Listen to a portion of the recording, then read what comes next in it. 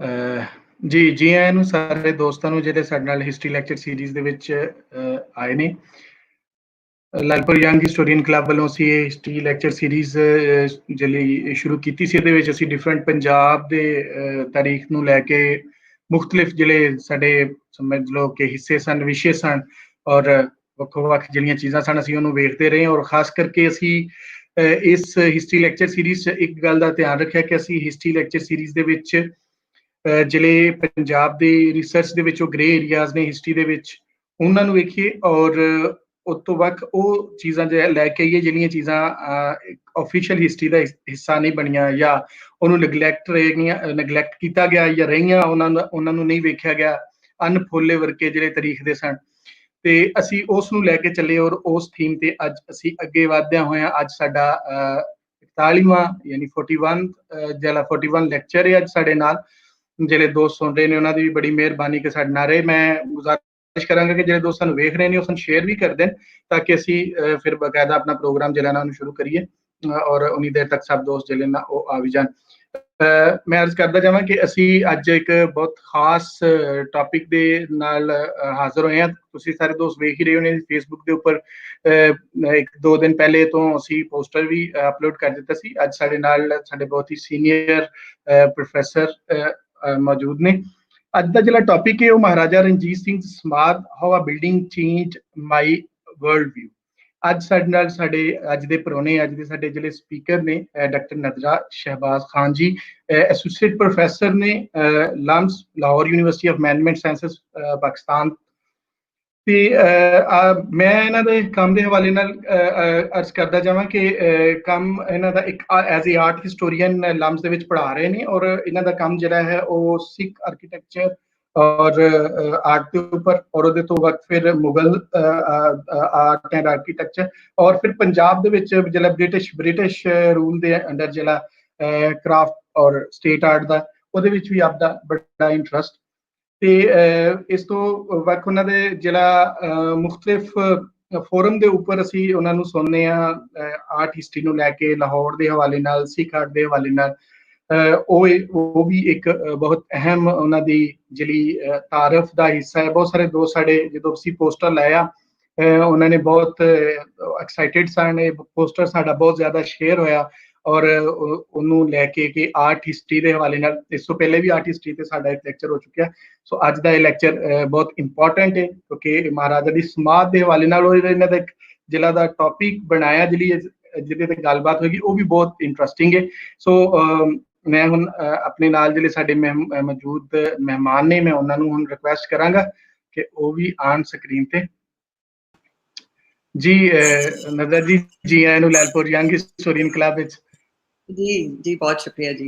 अस्सलाम वालेकुम ਜੀ ਵਾਲੇਕੁਮ ਸਲਾਮ। ਤੁਹਾਡਾ ਬਹੁਤ ਸ਼ੁਕਰੀਆ ਕਿ ਤੁਸੀਂ ਸਾਨੂੰ ਟਾਈਮ ਦਿੱਤਾ ਔਰ ਅੱਜ ਤੁਸੀਂ ਸਾਡਾ ਸਾਥ ਬਣੇ ਇੱਥੇ। ਵੈਸੇ ਤਾਂ ਅਸੀਂ ਲਾਲਪੁਰ ਰਹਿੰਦੇ ਹਾਂ ਤੇ ਲਾਲਪੁਰ ਲੋਕੀ ਘੱਟ ਆਉਂਦੇ ਨੇ, ਲਾਹੌਰੋਂ ਘੱਟ ਹੀ ਆਉਂਦੇ ਲਾਲ। ਹਾਂਜੀ, ਉਹੀ ਮੈਂ ਤੁਹਾਨੂੰ ਕਹਿਣਾ ਸੀ ਕਿ ਜਿੱਦਾਂ ਅਸੀਂ ਰਿਕੁਐਸਟ ਕੀਤੀ ਤੁਸੀਂ ਫੌਰੀ ਮੰਨਿਆ ਔਰ ਜਿਹੜਾ ਨਾ ਉਹ ਤੁਸੀਂ ਆਏ ਅੱਜ ਸਾਡੇ ਵੱਲ। ਤੁਸੀਂ ਬੜੀ ਮਿਹਰਬਾਨੀ ਤੁਹਾਡੀ ਇਸ ਗੱਲ ਤੇ ਵੀ। ਔਰ ਅਸੀਂ ਅੱਜ ਤੁਹਾਡਾ ਜਿਹੜਾ ਲੈਕਚਰ ਹੁਣੇ ਸੁਣਨੇ ਆ ਤੇ ਤੁਸੀਂ ਗੱਲਬਾਤ ਕਰੋਗੇ ਤੇ ਫਿਰ ਮਿਲਨੇ ਅਸੀਂ ਤੁਹਾਡੇ ਲੈਕਚਰ ਤੋਂ ਬਾਅਦ ਕੁਝ ਸਵਾਲ, ਕੁਝ ਕਮੈਂਟ। ਠੀਕ ਹੈ ਜੀ, ਬਹੁਤ ਸ਼ੁਕਰੀਆ ਜੀ। ਸਾਰੇ ਆਡੀਅנס ਨੂੰ अस्सलाम वालेकुम, ਸਤਿ ਸ੍ਰੀ ਅਕਾਲ, ਗੁੱਡ ਈਵਨਿੰਗ। ਤੋਹੀਦ ਤੁਹਾਡਾ ਬਹੁਤ ਸ਼ੁਕਰੀਆ। ਤੁਹਾਡੀ ਇਹ ਜਿਹੜਾ ਸਿਲਸਿਲਾ ਹੈ ਲਾਲਪੁਰ ਹਿਸਟੋਰੀਅਨਸ ਦਾ, ਇਹ ਇਸ ਟਾਈਮ ਦੇ ਵਿੱਚ ਜਿੱਥੇ ਸਭ ਲੋਕ ਘਰ ਬੈਠੇ ਨੇ, ਕਨਫਾਈਨਡ in our on places, spaces, ਤੇ ਉਹਦੇ ਵਿੱਚ ਇੱਕ ਲਰਨਿੰਗ ਦਾ ਜਿਹੜਾ ਐਲੀਮੈਂਟ ਆ ਗਿਆ ਹੈ through connecting with each other, ਇੱਕ ਦੂਜੇ ਦੇ ਨਾਲ ਗੱਲ ਕਰਨ ਦਾ, ਆਪਣਾ ਕੰਮ ਸ਼ੇਅਰ ਕਰਨ ਦਾ, ਇਹ ਬਹੁਤ ਕਮੈਂਡੇਬਲ ਹੈ। ਤੇ ਜੋ ਅੱਜ ਤੱਕ ਤੁਸੀਂ ਟਾਕਸ ਕਰਵਾ ਚੁੱਕੇ ਹੋ, ਇਹ ਜੇ 41ਵਾਂ ਹੈ ਤੇ ਜੇ ਪਿਛਲੇ 40 ਨੇ, ਮੈਂ ਆਈ ਐਡਮਿਟ ਕਿ ਮੈਂ ਸਾਰੇ ਨਹੀਂ ਦੇਖੇ, ਮਗਰ ਜਿੰਨੇ ਵੀ ਮੈਨੂੰ ਮੌਕਾ ਮਿਲਿਆ ਦੇਖਣ ਦਾ, ਮੈਂ ਬਹੁਤ ਕੁਝ ਸਿੱਖਿਆ ਉਹਦੇ ਵਿੱਚ। ਤੇ ਮੈਂ ਕੋਸ਼ਿਸ਼ ਕਰਾਂਗੀ ਕਿ ਅੱਜ ਦੀ ਗੱਲਬਾਤ ਦੇ ਵਿੱਚ ਮੈਂ ਵੀ ਕੁਝ I can add a little bit to this, ਮੈਂ ਥੋੜਾ ਜਿਹਾ ਆਪਣਾ ਵੀ ਹਿੱਸਾ ਪਾ ਦਿਆਂ। ਤੇ ਇਹ ਵੀ ਉਮੀਦ ਰੱਖਣੀ ਆ ਕਿ ਜੋ ਮੈਂ ਸ਼ੇਅਰ ਕਰਾਂਗੀ ਉਹਦੇ ਨਾਲ ਕੁਝ यंग हिस्टोरीਅनस नए आने वाले लोग इंस्पायर होंगे तो वो भी इस काम ਨੂੰ ਅੱਗੇ ਵਧਾਉਣਗੇ। ਸੋ ਅੱਜ ਦਾ ਟੌਪਿਕ ਹੈ ਜੀ ਮਹਾਰਾਜਾ ਰਣਜੀਤ ਸਿੰਘ ਦੀ ਸਮਾਧੀ ਤੇ ਮੈਂ ਸ਼ੇਅਰ ਕਰਨਾ ਚਾਹੁੰਦੀ ਸੀ ਕਿ ਇਹ ਜਿਹੜਾ ਟੌਪਿਕ ਹੈ ਮਹਾਰਾਜਾ ਰਣਜੀਤ ਸਿੰਘ ਦੀ ਸਮਾਧੀ, ਮੈਨੂੰ ਇਜਾਜ਼ਤ ਦਿਓ ਤੇ ਮੈਂ ਤੁਹਾਨੂੰ ਦਿਖਾ ਦਿਆਂ ਕਿ ਇਹ ਮੇਰੀ ਕਿਤਾਬ ਦਾ ਟਾਈਟਲ ਵੀ ਹੈ ਜਿਹੜੀ 2018 ਚ ਆਈ ਹੈ। ਬੜੇ ਲੰਬੇ ਅਰਸੇ ਦੇ ਬਾਅਦ ਇਹ ਮੇਰਾ PhD ਦਾ ਥੀਸਿਸ ਸੀ ਜਿਹੜਾ 2009 ਚ ਖਤਮ ਹੋ ਗਿਆ ਸੀ। ਫਿਰ 9 ਸਾਲ ਲੱਗੇ ਇਹਨੂੰ ਛਾਪਣ ਵਿੱਚ, ਬਿਕੋਜ਼ ਅਨਫੋਰਚੂਨੇਟਲੀ ਇੰਡੀਆ ਤੇ ਪਾਕਿਸਤਾਨ ਜਿਹੜੇ ਵੀ ਮੈਂ ਪਬਲਿਸ਼ਰਸ ਦੇ ਨਾਲ ਰਾਬਤਾ ਕੀਤਾ ਉਹ ਇਹਨੂੰ ਛਾਪਣ ਵਿੱਚ ਕੋਈ ਇੰਨੇ ਇੰਟਰਸਟਿਡ ਨਹੀਂ ਸੀ।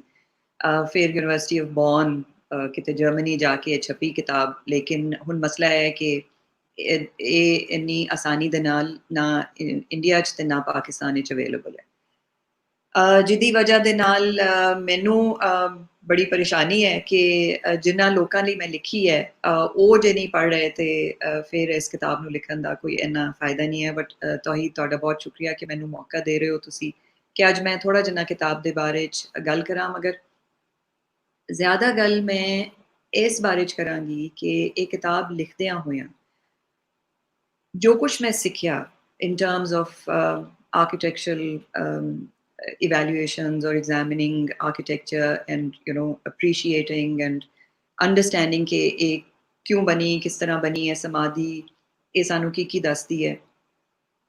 ਇਹਦੇ ਨਾਲ जो life long experiences, life changing experiences actually ਜਿਹੜੇ ਮੈਂ that I went through ਉਹ ਮੈਨੂੰ ਜ਼ਿਆਦਾ ਇੰਪੋਰਟੈਂਟ ਲੱਗਦੇ ਨੇ। ਤੇ ਮੈਂ ਸੋਚ ਰਹੀ ਸੀ ਕਿ ਮੈਂ ਥੋੜਾ ਜਿੰਨਾ ਉਹਦੇ ਉੱਤੇ ਵੀ ਗੱਲ ਕਰਾਂਗੀ ਕਿ ਇਹਦਾ ਜਿਹੜਾ ਟਾਕ ਦਾ ਟਾਈਟਲ ਵੀ ਮੈਂ ਇਸ ਲਈ ਰੱਖਿਆ ਸੀ ਕਿ how this building actually changed my world view, and world view is how ਤੁਸੀਂ ਦੁਨੀਆ ਨੂੰ ਕਿਸ ਤਰ੍ਹਾਂ ਦੇਖਦੇ ਹੋ, ਤੁਸੀਂ ਆਪਣੇ ਆਪ ਨੂੰ ਕਿਸ ਤਰ੍ਹਾਂ ਦੁਨੀਆ ਦਾ ਹਿੱਸਾ ਸਮਝਦੇ ਹੋਇਆ ਕੀ ਪਰਸੀਵ ਕਰਦੇ ਹੋ, ਲੋਕਾਂ ਨੂੰ ਕਿਸ ਤਰ੍ਹਾਂ ਸਮਝਦੇ ਹੋ। ਤੇ ਮੇਰੇ ਲਈ ਇਸ ਬਿਲਡਿੰਗ ਨੇ ਬਹੁਤ ਬੰਦ ਦਰਵਾਜ਼ੇ ਖੋਲੇ ਤੇ ਉਹ ਬੰਦ ਦਰਵਾਜ਼ਿਆਂ ਦੀ ਤੇ ਫਹਿਰਿਸਤ ਬਹੁਤ ਲੰਬੀ ਹੈ, ਮੈਂ ਸਭ ਦਾ ਜ਼ਿਕਰ ਸ਼ਾਇਦ ਨਹੀਂ ਕਰ ਸਕਾਂਗੀ, ਲੇਕਿਨ ਕੁਛ ਦਾ ਮੈਂ ਇੰਪੋਰਟੈਂਟ ਜਿਹੜੇ ਆਬਸਟੀਕਲ ਸੀ ਜਾਂ ਜਿਹੜੇ ਬਿਲਕੁਲ ਕਲੋਜ਼ ਡੋਰ ਸੀ, ਨੋ ਗੋ ਏਰੀਆ ਸੀ ਫਿਰ ਮੇਰੇ ਲਈ, ਉਹ ਕਿਸ ਤਰ੍ਹਾਂ ਮੇਰੇ ਲਈ ਖੁੱਲ ਗਏ ਔਰ ਕਿਸ ਤਰੀਕੇ ਦੇ ਨਾਲ ਮੇਰੀ ਆਪਣੀ ਨਜ਼ਰ ਵਿੱਚ ਦੁਨੀਆ ਦਾ ਰੰਗ ਬਦਲ ਗਿਆ। ਕਿਸ ਤਰੀਕੇ ਦੇ ਨਾਲ ਇੱਕ ਇਮਾਰਤ ਨੇ ਇਹ ਸਭ ਕੁਝ ਮੇਰੇ ਲਈ ਕੀਤਾ। ਤੇ ਇਹ ਮੈਂ ਸੋਚ ਰਹੀ ਸੀ ਕਿ ਇਸ ਬਾਰੇ ਦੇ ਵਿੱਚ ਵੀ ਗੱਲ ਕਰਨੀ ਬਹੁਤ ਜ਼ਰੂਰੀ ਹੈ, ਕਿਉਂਕਿ ਕਿਤਾਬ ਤੇ ਚਲੋ ਕਿਸੇ ਨਾ ਕਿਸੇ ਤਰੀਕੇ ਦੇ ਨਾਲ ਤੁਹਾਡੇ ਤੱਕ ਪਹੁੰਚ ਹੀ ਜਾਏਗੀ, ਮਗਰ ਮੇਰੇ ਜ਼ਾਤੀ ਐਕਸਪੀਰੀਐਂਸਸ ਇਸ ਰਸਤੇ ਤੇ ਚੱਲਣ ਦੀ ਇਬਤਦਾ ਕਿਸ ਤਰ੍ਹਾਂ ਹੋਈ, ਫਿਰ ਮੈਂ ਕਿੰਨਾ ਲੋਕਾਂ ਨੂੰ ਮਿਲੀ, ਉਹਨਾਂ ਨੇ ਮੇਰਾ ਨਾਲ ਉਹਨਾਂ ਦਾ ਵਰਤਾਓ ਕੀ ਸੀ ਤੇ ਉਹਦੇ ਨਾਲ ਮੇਰੀਆਂ ਬਹੁਤ ਪੁਰਾਣੀਆਂ ਪਰਸੈਪਸ਼ਨਸ ਅਬਾਊਟ ਸਰਟਨ ਪੀਪਲ ਉਹ ਕਿਸ ਤਰ੍ਹਾਂ ਤਬਦੀਲ ਹੋ ਗਈਆਂ। ਤੇ ਅੱਜ ਮੈਂ ਆਪਣੇ ਆਪ ਨੂੰ ਇੱਕ ਬਹੁਤ ਖੁਸ਼ਕਿਸਮਤ ਇਨਸਾਨ ਸਮਝਦੀ ਹਾਂ ਕਿ ਮੇਰੀ ਪੜ੍ਹਾਈ ਦੀ ਵਜ੍ਹਾ ਦੇ ਨਾਲ ਜਾਂ ਮੇਰੇ ਇੱਕ ਟੌਪਿਕ ਨੂੰ ਚੂਜ਼ ਕਰਨ ਦੀ ਵਜ੍ਹਾ ਦੇ ਨਾਲ ਮੇਰੇ ਲਈ ਮੇਰੇ ਦੋਸਤਾਂ ਦੀ ਤਾਦਾਦ ਕਿੰਨੀ बढ़ गई है। ਤੇ ਮੈਂ ਸੋਚ ਰਹੀ ਸੀ ਕਿ ਕਿਉਂਕਿ ਮੈਂ ਸਮਾਧੀ ਦਾ ਬਹੁਤ ਜ਼ਿਕਰ ਕਰਨਾ ਹੈ, ਕਿਤਾਬ ਵੀ ਸਮਾਧੀ ਦੇ ਬਾਰੇ 'ਚ ਹੈ, ਮੇਰਾ ਬੇਸਿਕ ਜਿਹੜਾ ਸਫ਼ਰ ਸੀ into art history and architectural history ਦੀ ਰਿਸਰਚ ਵਿੱਚ, ਉਹ ਸ਼ੁਰੂ ਵੀ ਇਹਦੇ ਨਾਲ ਹੀ ਹੋਇਆ ਤੇ ਹੁਣ ਵੀ ਮੈਂ ਜੋ ਕੰਮ ਕਰਨੀ ਹੈ ਉਹ ਸਮਹਾਓ ਇਹਦੇ ਨਾਲ ਕਿਤੇ ਨਾ ਕਿਤੇ ਆ ਕੇ ਜੁੜ ਜਾਂਦਾ ਹੈ। ਤੇ ਮੈਂ ਤੁਹਾਨੂੰ ਪਹਿਲੇ ਸ਼ੁਰੂ 'ਚ ਇਸ ਬਿਲਡਿੰਗ ਦੇ ਨਾਲ ਮੁਤਾਰਫ ਕਰਾ ਦਿਆਂਗੀ। ਮੈਂ ਤੁਹਾਨੂੰ ਕੁਛ ਇਮੇਜਿਸ ਦਿਖਾ ਦਿੰਦੀ ਹਾਂ ਤਾਂ ਕਿ ਤੁਹਾਨੂੰ ਅੰਦਾਜ਼ਾ ਹੋ ਜਾਏ ਕਿ ਜਿਸ ਇਮਾਰਤ ਦੇ ਉੱਤੇ ਮੈਂ ਰਿਸਰਚ ਕੀਤੀ ਹੈ ਉਹ ਕਿੰਨੀ ਖੂਬਸੂਰਤ ਹੈ, ਕਿਸ ਤਰ੍ਹਾਂ ਦੀ ਲੱਗਦੀ ਹੈ, ਕਿੱਥੇ ਹੈ, ਉਹਦੀ ਲੋਕੇਸ਼ਨ ਕੀ ਹੈ, ਉਹਦਾ ਬੇਸਿਕਲੀ ਜਨਰਲੀ ਥੋੜ੍ਹਾ ਜਿਹਾ ਪਲਾਨ ਕੀ ਹੈ, ਤੇ ਫਿਰ ਉਹਦੀ ਜਿਹੜੀ ਡੈਕੋਰੇਟਿਵ ਟੈਕਨੀਕਸ ਉਹਦੇ ਅੰਦਰ ਜਿਹੜੀਆਂ ਨੇ ਉਹ ਕਿਸ ਲੈਵਲ ਦੀਆਂ ਹੈ, ਉਹਨਾਂ ਦੀ ਕੁਆਲਿਟੀ ਐਸਥੈਟਿਕ ਕੁਆਲਿਟੀ ਕੀ ਹੈ, ਤੇ ਫਿਰ ਉਸ ਤੋਂ ਬਾਅਦ ਮੈਂ ਗੱਲ ਕਰਾਂਗੀ ਕਿ ਮੇਰੀ ਇਹ ਜਰਨੀ ਸ਼ੁਰੂ ਕਿਸ ਤਰ੍ਹਾਂ ਹੋਈ। ਮੈਂ ਆਪਣੇ ਜ਼ਿਹਨ ਵਿੱਚ ਕੀ ਆਈਡੀਆਜ਼ ਲੈ ਕੇ ਇਸ ਰਸਤੇ ਤੇ ਮੈਂ ਚੱਲਣਾ ਸ਼ੁਰੂ ਕੀਤਾ ਔਰ ਫਿਰ ਆਹਿਸਤਾ ਆਹਿਸਤਾ ਯੂ نو ਸਾਰੀ ਗੱਲ ਲੰਬੀ ਚੌੜੀ ਤੇ ਨਹੀਂ ਹੋ ਸਕੇਗੀ but you know just the salient features of ਕਿ ਆਹਿਸਤਾ ਆਹਿਸਤਾ ਫਿਰ ਮੇਰਾ ਜਿਹੜਾ ਜ਼ਿਹਨ ਸੀ ਉਹ ਤਬਦੀਲ ਕਿਸ ਤਰ੍ਹਾਂ ਹੋਇਆ। ਤੇ ਤੋਹੀਦ ਇਸ ਤਰ੍ਹਾਂ ਕਰਨੇ ਆ ਕਿ ਸਕਰੀਨ ਸ਼ੇਅਰ ਤੇ ਮੈਂ ਕੀਤੀ ਹੋਈ ਹੈ, ਜੇ ਤੁਸੀਂ ਸਲਾਈਡਸ ਪਲੀਜ਼ ਦਿਖਾ ਦਿਓ। ਅੱਛਾ ਜੀ, ਇਹ ਅਸੀਂ ਕੋਸ਼ਿਸ਼ ਕੀਤੀ ਹੈ ਇਹਨਾਂ ਨੂੰ ਮੈਕਸਿਮਾਈਜ਼ ਕਰਨ ਦੀ, ਲੇਕਿਨ ਉਹ ਹੋ ਨਹੀਂ ਰਿਹਾ, ਸੋ ਆਈ ਗੈਸ ਇਸੇ ਤਰ੍ਹਾਂ ਹੀ ਚੱਲਣਾ ਪਏਗਾ। ਇਹ ਤੁਹਾਡੇ ਸਾਹਮਣੇ ਜਿਹੜੀ ਮਿਨੀਏਚਰ ਪੇਂਟਿੰਗ ਹੈ, ਇਹ ਵਿਕਟੋਰੀਅਨ ਐਲਬਰਟ ਮਿਊਜ਼ੀਅਮ ਦੀ ਕਲੈਕਸ਼ਨ ਵਿੱਚ ਹੈ। ਇਹ ਮਹਾਰਾਜਾ ਰਣਜੀਤ ਸਿੰਘ ਦਾ ਇਕੁਐਸਟਰੀਅਨ ਪੋਰਟਰੇਟ ਹੈ ਤੇ ਤੋਹੀਦ ਇਸ ਤੋਂ ਅੱਗੇ ਚੱਲਨੇ ਆ। ਤੇ ਮਹਾਰਾਜਾ ਦਾ ਸਭ ਨੂੰ ਜਨਰਲੀ ਤੇ ਪਤਾ ਹੀ ਹੋਏਗਾ, ਜੇ ਨਹੀਂ ਪਤਾ ਤੇ ਮੈਂ ਥੋੜਾ ਜਿਹਾ ਇੰਟਰੋਡਕਸ਼ਨ ਕਰਾ ਦੇਣੀ ਆ ਕਿ ਮਹਾਰਾਜਾ ਰਣਜੀਤ ਸਿੰਘ ਨੇ ਤਕਰੀਬਨ 18 ਜਾਂ 19 ਸਾਲ ਦੀ ਉਮਰ ਵਿੱਚ ਲਾਹੌਰ ਤੇ ਆਪਣੀ ਅਥਾਰਟੀ ਐਸਟੈਬਲਿਸ਼ ਕੀਤੀ। ਇਹ ਟਾਈਮ ਸੀ 1799 ਦਾ ਤੇ ਉਸ ਤੋਂ ਬਾਅਦ ਫਿਰ 40 ਸਾਲ ਤੱਕ ਮਹਾਰਾਜਾ ਰੂਲ ਦ ਪੰਜਾਬ। ਲਾਹੌਰ ਤੋਂ ਬਾਅਦ ਉਹਨਾਂ ਨੇ ਅੰਮ੍ਰਿਤਸਰ, ਫਿਰ ਉਸ ਤੋਂ ਬਾਅਦ ਇੱਧਰ ਉੱਧਰ ਦੇ ਸਾਰੇ ਇਲਾਕੇ ਫਤਹ ਕੀਤੇ, ਕੰਸੋਲੀਡੇਟ ਕੀਤੀ ਆਪਣੀ ਅਥਾਰਟੀ ਤੇ ਆਪਣੀ ਪਾਵਰ, ਆਪਣਾ ਰੂਲ। ਤੇ ਉਸ ਤੋਂ ਬਾਅਦ ਹੀ ਯੂ نو ਉਹ ਇੱਕ ਪਹਿਲਾ ਪਾਵਰਫੁਲ ਲੋਕਲ ਆਦਮੀ ਜਿਹੜਾ ਸੀ ਪੰਜਾਬ ਦਾ ਆਪਣਾ, ਉਹ ਇਸ ਇਲਾਕੇ ਦਾ ਮਹਾਰਾਜਾ ਬਣ ਗਿਆ। 1839 ਦੇ ਵਿੱਚ ਇਹਨਾਂ ਦਾ ਇੰਤਕਾਲ ਹੋ ਗਿਆ 27 ਜੂਨ ਨੂੰ। ਤੇ ਇਹਨਾਂ ਦੇ ਇੰਤਕਾਲ ਦੇ ਬਾਅਦ, ਅੱਛਾ ਇਸ ਤੋਂ ਪਹਿਲੇ ਥੋੜੀ ਜਿੰਨੀ ਇਹ ਗੱਲ ਜ਼ਰੂਰੀ ਹੈ ਕਿ ਜਿੰਨਾ ਅਰਸਾ 40 ਸਾਲ ਜਿਹੜਾ ਮਹਾਰਾਜਾ ਨੇ ਹਕੂਮਤ ਕੀਤੀ, ਇਹ ਲਾਹੌਰ ਫੋਰਟ ਦੇ ਅੰਦਰ ਰਿਹਾਇਸ਼ ਪਜ਼ੀਰ ਰਹੇ। ਲਾਹੌਰ ਫੋਰਟ ਮੁਗਲਾਂ ਦਾ ਬਣਾਇਆ ਹੋਇਆ ਸੀ, ਲਾਹੌਰ ਦੇ ਵਿੱਚ ਅਕਬਰ ਨੇ ਸ਼ੁਰੂ ਕੀਤਾ ਸੀ। ਉਸ ਤੋਂ ਬਾਅਦ ਜਹਾਂਗੀਰ ਨੇ ਐਡੀਸ਼ਨਸ ਕੀਤੀਆਂ, ਸ਼ਾਹਜਹਾਨ ਨੇ ਐਡੀਸ਼ਨਸ ਕੀਤੀਆਂ, ਦੀਵਾਨੇ ਆਮ ਬਣਾਇਆ, ਮੁਸੰਮਨ ਬੁਰਜ ਬਣਾਇਆ, ਹੋਰ ਬਿਲਡਿੰਗਸ ਬਣਾਈਆਂ। ਆਲਮਗੀਰ ਨੇ ਵੀ ਕੰਟਰੀਬਿਊਟ ਕੀਤਾ। ਆਲਮਗੀਰੀ ਦਰਵਾਜ਼ਾ ਜਿਹੜਾ ਹੈ, ਜਿਹੜਾ ਬਾਦਸ਼ਾਹੀ ਮਸਜਿਦ ਆਲਮਗੀਰ ਦੀ ਬਣਾਈ ਹੋਈ ਹੈ, ਉਹਦੇ ਸਾਹਮਣੇ ਓਰੀਐਂਟ ਕਰਕੇ ਬਣਾਇਆ ਗਿਆ ਫੋਰਟ ਦਾ ਦਰਵਾਜ਼ਾ, ਉਹਨੂੰ ਆਲਮਗੀਰੀ ਦਰਵਾਜ਼ਾ ਕਹਿੰਦੇ ਨੇ। ਮਹਾਰਾਜਾ ਨੇ ਲਾਹੌਰ ਆਉਣ ਤੋਂ ਬਾਅਦ ਜਿਹੜਾ ਮੁਸੰਮਨ ਬੁਰਜ ਸੀ ਉਹਦੇ ਅੰਦਰ ਰਿਹਾਇਸ਼ ਇਖਤਿਆਰ ਕੀਤੀ। ਤੇ ਕਲੇ ਦੇ ਵਿੱਚ ਦੀਵਾਨੇ ਆਮ ਤੇ ਦੀਵਾਨੇ ਖਾਸ ਦੋ ਬਿਲਡਿੰਗਸ ਐਸੀਆਂ ਆਲਰੇਡੀ ਮੌਜੂਦ ਸੀਗੀਆਂ ਜਿਹੜੀਆਂ ਐਡਮਿਨਿਸਟ੍ਰੇਟਿਵ ਪਰਪਸਿਸ ਲਈ ਸ਼ਾਹਜਹਾਨ ਨੇ ਇਸਤੇਮਾਲ ਕੀਤੀਆਂ ਹੋਈਆਂ ਸੀ।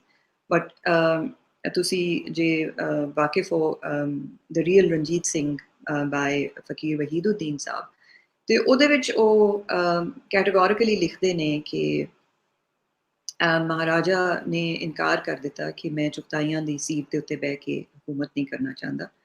ਤੇ ਉਹਨਾਂ ਨੇ ਮੁਸੰਮਨ ਬੁਰਜ ਜਿਹੜਾ ਆਪਣੀ ਰਿਹਾਇਸ਼ ਦਾ ਇੱਕ ਉਹ ਪੂਰਾ ਕੁਆਡਰੈਂਗਲ ਸੀ ਤੇ ਆਕਟੈਗਨਲ ਐਕਚੁਅਲੀ ਸ਼ੇਪ, ਇਸ ਲਈ ਉਹਨੂੰ ਮੁਸੰਮਨ ਕਹਿੰਦੇ ਨੇ, 8 ਸਾਈਡਡ। ਤੇ ਉਹਦੇ ਵਿੱਚ ਇੱਕ ਸਹਿਨ ਦੇ ਵਿੱਚ ਦੀਵਾਰ ਕਰਕੇ ਤੇ ਇੱਕ ਆਪਣੇ ਲਈ ਕਚਹਿਰੀ, ਕੋਰਟ ਹੋਲਡ ਕਰਨ ਲਈ ਇੱਕ ਕਚਹਿਰੀ ਉਹਨੂੰ ਕਹਿੰਦੇ ਸੀ, ਉਹ ਸਟਰਕਚਰ ਬਣਾਇਆ।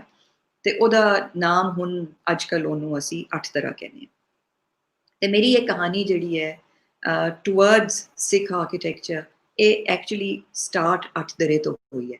ਤੇ ਅੱਗੇ 8 ਦਰੇ ਦੀ ਤਸਵੀਰ ਵੀ ਆਏਗੀ, ਫਿਰ ਮੈਂ ਤੁਹਾਨੂੰ ਦੱਸਾਂਗੀ ਕਿ ਉਹ ਕੀ ਮੌਕਾ ਸੀ, ਕੀ ਟਾਈਮ ਸੀ, ਤੇ ਕਿੱਥੋਂ ਮੈਂ ਸ਼ੁਰੂ ਹੋਈ ਔਰ ਕਿ ਪ੍ਰੈਮਿਸ ਕੀ ਸੀ ਔਰ ਆਈਡੀਆ ਮੇਰੇ ਜ਼ਿਹਨ ਵਿੱਚ ਕੀ ਆਇਆ, ਤੇ ਉੱਥੋਂ ਚਲਦੇ ਚਲਦੇ ਫਿਰ ਅਲਟੀਮੇਟਲੀ ਮੈਂ ਕਿੱਥੇ ਪਹੁੰਚੀ।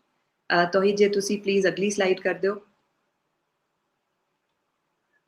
ਜੀ ਸਲਾਈਡ ਤੁਸੀਂ ਕਰੋਗੇ, ਇਧਰੋਂ ਮੈਂ ਸਿਰਫ ਇਹਨੂੰ ਸ਼ੋ ਕਰਾਂਗਾ। ਅੱਛਾ ਜੀ, ਲੈਟ ਮੀ ਸੀ, ਰਾਈਟ। ਅੱਛਾ, ਇਹ ਮੈਕਸਿਮਾਈਜ਼ ਕਰਕੇ ਤੇ ਨਹੀਂ ਨਜ਼ਰ ਆਉਂਦੀ, ਰਾਈਟ? ਇਹ ਅਸੀਂ ਟਰਾਈ ਕਰਕੇ ਦੇਖ ਲਿਆ। ਯੈਸ ਮੈਕਸਿਮਾਈਜ਼ ਕਰਕੇ। ਜੇ ਮੈਂ ਕਰਕੇ ਦੇਖਾਂ ਇੱਕ ਦਫਾ, ਮੇਬੀ ਇਟ ਵਰਕਸ। ਸ਼ੈਲ ਆਈ? अच्छा, देखो कुछ नजर आ रहा है कि नहीं? ब्लैंक है बिल्कुल। अच्छा, चलो ਅਸੀਂ ਵਾਪਸ ਜਾਣੇ ਫਿਰ। ਅੱਛਾ ਜੀ, ਇਹ ਜਿਹੜਾ ਹੈ ਇਹ ਬਾਦਸ਼ਾਹੀ ਮਸਜਿਦ ਦੇ 3 ਗੁੰਬਦ ਤੁਹਾਨੂੰ ਨਜ਼ਰ ਆ ਰਹੇ ਨੇ। ਇਹ ਆਲਮਗੀਰੀ ਦਰਵਾਜ਼ਾ ਹੈ ਜਿਹਦਾ ਮੈਂ ਜ਼ਿਕਰ ਕੀਤਾ। ਇਹ ਉਹ ਸ਼ੀਸ਼ ਮਹਿਲ ਵਾਲਾ ਮੁਸਮਨ ਬੁਰਜ ਦਾ ਅੰਦਰ ਦਾ ਇਲਾਕਾ ਹੈ ਜਿੱਥੇ ਮਹਾਰਾਜਾ ਦੀ ਰਿਹਾਇਸ਼ ਸੀ। ਐਕਚੁਅਲੀ ਬਿਲਕੁਲ ਐਗਜ਼ੈਕਟਲੀ ਇਹ ਮੇਰਾ ਕਰਸਰ ਜਿੱਥੇ ਹੈ, ਇਹ ਸ਼ੀਸ਼ ਮਹਿਲ ਦੇ ਅਪਾਰਟਮੈਂਟਸ ਨੇ। ਤੇ ਇਸ ਦਰਮਿਆਨ ਜਿਹੜਾ ਤੁਹਾਨੂੰ ਵਾਈਟ ਨਜ਼ਰ ਆ ਰਿਹਾ ਹੈ, ਵਾਈਟ ਇਸ ਲਈ ਨਜ਼ਰ ਆ ਰਿਹਾ ਹੈ ਕਿਉਂਕਿ ਇਹ ਸਾਰਾ ਵਾਈਟ ਮਾਰਬਲ ਹੈ, ਸੰਗੇ ਮਰਮਰ ਦਾ ਫਰਸ਼ ਹੈ। ਤੇ ਇਹ ਜਿਹੜੀ ਦੀਵਾਰ ਇੱਥੇ ਨਜ਼ਰ ਆ ਰਹੀ ਹੈ ਨਾ, ਇਹਦੇ ਨਾਲ ਫੇਸਿੰਗ ਦੀ ਆਪੋਜ਼ਿਟ ਸਾਈਡ ਅਟਤਰਾ ਹੈ। ਤੇ ਇਧਰ ਆ ਜਾਓ ਜੇ ਬਿਲਕੁਲ ਇਹਦੇ ਸਾਹਮਣੇ, ਤੇ ਇਹ ਜਿਹੜਾ ਤੁਹਾਨੂੰ ਸਟਰਕਚਰ ਨਜ਼ਰ ਆ ਰਿਹਾ ਹੈ, ਇੱਕ ਸੈਂਟਰ ਵਿੱਚ ਵੱਡਾ ਇੱਕ ਗੁੰਬਦ ਹੈ ਤੇ ਉਹਦੇ ਪਿੱਛੇ 2 ਹੋਰ ਗੁੰਬਦ ਨੇ। ਇਹ ਮਹਾਰਾਜਾ ਦੀ ਸਮਾਧੀ ਹੈ। ਤੇ ਕਹਾਣੀ ਕੁਛ ਇਸ ਤਰ੍ਹਾਂ ਹੈ ਕਿ ਜਦੋਂ ਮਹਾਰਾਜਾ ਇੱਥੇ ਰਹਿੰਦੇ ਸੀ ਜਾਂ ਮੁਗਲਾਂ ਦੇ ਦੌਰ ਵਿੱਚ ਵੀ ਤੇ ਉਸ ਤੋਂ ਬਾਅਦ ਤੱਕ ਵੀ, ਰਾਵੀ ਜਿਹੜਾ ਸੀ ਨਾ ਉਹ ਇਸ ਸਾਈਡ ਤੋਂ ਫਲੋ ਕਰਦਾ ਸੀ। ਇਹ ਫੋਰਟ ਦੀ ਇੱਥੇ ਇਹ ਨਾਰਦਰਨ ਸਾਈਡ ਹੈ ਤੇ ਇਹ ਨਾਰਦਰਨ ਸਾਈਡ ਦੇ ਜਿਹੜੀ ਬਾਉਂਡਰੀ ਵਾਲ ਵੀ ਹੈ ਜਿਹੜੀ ਇਸ ਤਸਵੀਰ ਵਿੱਚ ਨਹੀਂ ਨਜ਼ਰ ਆ ਰਹੀ, ਤੇ ਰਾਵੀ ਇੱਥੇ ਫਲੋ ਕਰਦਾ ਸੀ। ਮਹਾਰਾਜਾ ਦੀ ਡੈਥ ਤੋਂ ਬਾਅਦ ਉਹਨਾਂ ਦੀ ਜਿਹੜੀ ਚਿਤਾ ਸੀ ਉਹ ਇੱਥੇ ਹੀ ਜਲਾਈ ਗਈ ਕਿਤੇ, ਤੇ ਫਿਰ ਇਹ ਸਪੌਟ ਜਿਹੜਾ ਸੀ ਇਹ ਚੂਜ਼ ਕੀਤਾ ਗਿਆ ਕਿਉਂਕਿ ਇਹ ਜਿਹੜਾ ਇਹਦੇ ਬਿਲਕੁਲ ਸਾਹਮਣੇ ਜਿਹੜਾ ਇਹ ਛੋਟਾ ਤੁਹਾਨੂੰ ਸਟਰਕਚਰ ਇੱਕ ਨਜ਼ਰ ਆ ਰਿਹਾ ਹੈ, ਇਹ ਗੁਰੂ ਅਰਜਨ ਦੇਵ ਜੀ ਦੀ ਸ਼ਹੀਦੀ ਅਸਥਾਨ ਹੈ ਜਿਹੜਾ ਮਹਾਰਾਜਾ ਨੇ ਆਪ ਕੰਸਟਰਕਟ ਕਰਾਇਆ ਸੀ। ਸੋ ਉਹਦੇ ਬਿਲਕੁਲ ਸਾਹਮਣੇ ਦਾ ਸਪੇਸ ਜਿਹੜਾ ਦੀ ਸਪੇਸ ਨੂੰ ਸਿਲੈਕਟ ਕੀਤਾ ਗਿਆ ਕ੍ਰੀਮੇਸ਼ਨ ਗਰਾਊਂਡ ਦੇ ਬਿਲਕੁਲ ਕਰੀਬ, ਜਿਹੜੀ ਰੈਗੂਲਰ ਕ੍ਰੀਮੇਸ਼ਨ ਗਰਾਊਂਡ ਸੀਗੀਆਂ ਸ਼ਹਿਰ ਦੇ ਪੈਰੀਫਰੀ ਤੇ ਉੱਥੇ ਨਹੀਂ ਲੈ ਕੇ ਗਏ ਇਹਨਾਂ ਦੀ ਚਿਤਾ ਨੂੰ, ਇੱਥੇ ਜਲਾਇਆ ਗਿਆ। ਤੇ ਉਹ ਵੀ ਪੂਰਾ ਇੱਕ ਜਿਹੜਾ ਪ੍ਰੋਸੈਸ ਹੈ ਐਂਡ ਪੂਰੇ ਰਿਚੁਅਲਸ ਨੇ ਉਹ ਜੇ ਤੁਸੀਂ ਚਾਹੋ ਤੇ ਮੇਰੀ ਕਿਤਾਬ ਵਿੱਚ ਤੁਹਾਨੂੰ ਉਹਦੀ ਵੀ ਇਨਫੋਰਮੇਸ਼ਨ ਮਿਲ ਜਾਏਗੀ। ਇਹ ਕਰਨ ਸੋ ਇਹ ਤਸਵੀਰ ਦਿਖਾਉਣ ਦਾ ਮੇਰਾ ਇੱਕ ਮਕਸਦ ਹੋਰ ਵੀ ਹੈ। ਉਹ ਮਕਸਦ ਇਹ ਹੈ ਕਿ ਤੁਸੀਂ ਇਹਦੀ ਲੋਕੇਸ਼ਨ ਦੇਖੋ। ਲਾਹੌਰ ਸ਼ਹਿਰ ਦੀ ਜਿਹੜੀ ਮੇਨ ਆਰਟਰੀ ਹੈ, ਉੱਥੇ ਇਹ ਇਨਕਲੋਜ਼ਡ ਹੈ ਬਾਈ ਵੈਰੀ ਇੰਪੋਰਟੈਂਟ ਮੁਗਲ ਮੋਨੂਮੈਂਟਸ। ਇੱਕ ਸਾਹਮਣੇ ਫੋਰਟ ਹੈ ਜਿਹੜਾ ਉਹਨਾਂ ਦਾ ਫੋਰਟੀਫਾਈਡ ਪੈਲੇਸ ਵੀ ਹੈ, ਐਡਮਿਨਿਸਟ੍ਰੇਟਿਵ ਬਿਲਡਿੰਗਸ ਵੀ ਨੇ ਉਹਦੇ ਵਿੱਚ। ਫਿਰ ਇੱਥੇ ਮਸਜਿਦ ਵੀ ਹੈ, ਬਾਦਸ਼ਾਹੀ ਮਸਜਿਦ, ਜੋ ਲਾਹੌਰ ਦੀ ਸਭ ਤੋਂ ਵੱਡੀ ਮਸਜਿਦ ਸੀ ਜਦੋਂ ਇਹ ਤਾਮੀਰ ਹੋਈ 1671-72 ਵਿੱਚ। ਤੇ ਸਮਾਧੀ ਬਿਲਕੁਲ ਉਹਦੇ ਨਾਲ ਖੜੀ ਹੈ। ਸਮਾਧੀ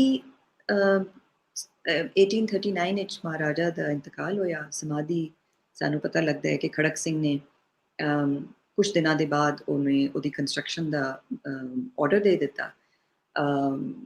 ਪੰਡਿਤ ਮਧੂਸੂਦਨ ਸੀ, ਉਹਨਾਂ ਨੂੰ ਕਿਹਾ ਕਿ ਜੀ ਇੱਕ ਆਸਪੀਸ਼ੀਅਸ ਮੂਮੈਂਟ ਦੇਖੋ। ਉਹਨਾਂ ਨੇ ਦੇਖ ਕੇ ਤੇ ਬਹਰਹਾਲ ਉਹ ਕੰਸਟਰਕਸ਼ਨ ਸ਼ੁਰੂ ਹੋਈ।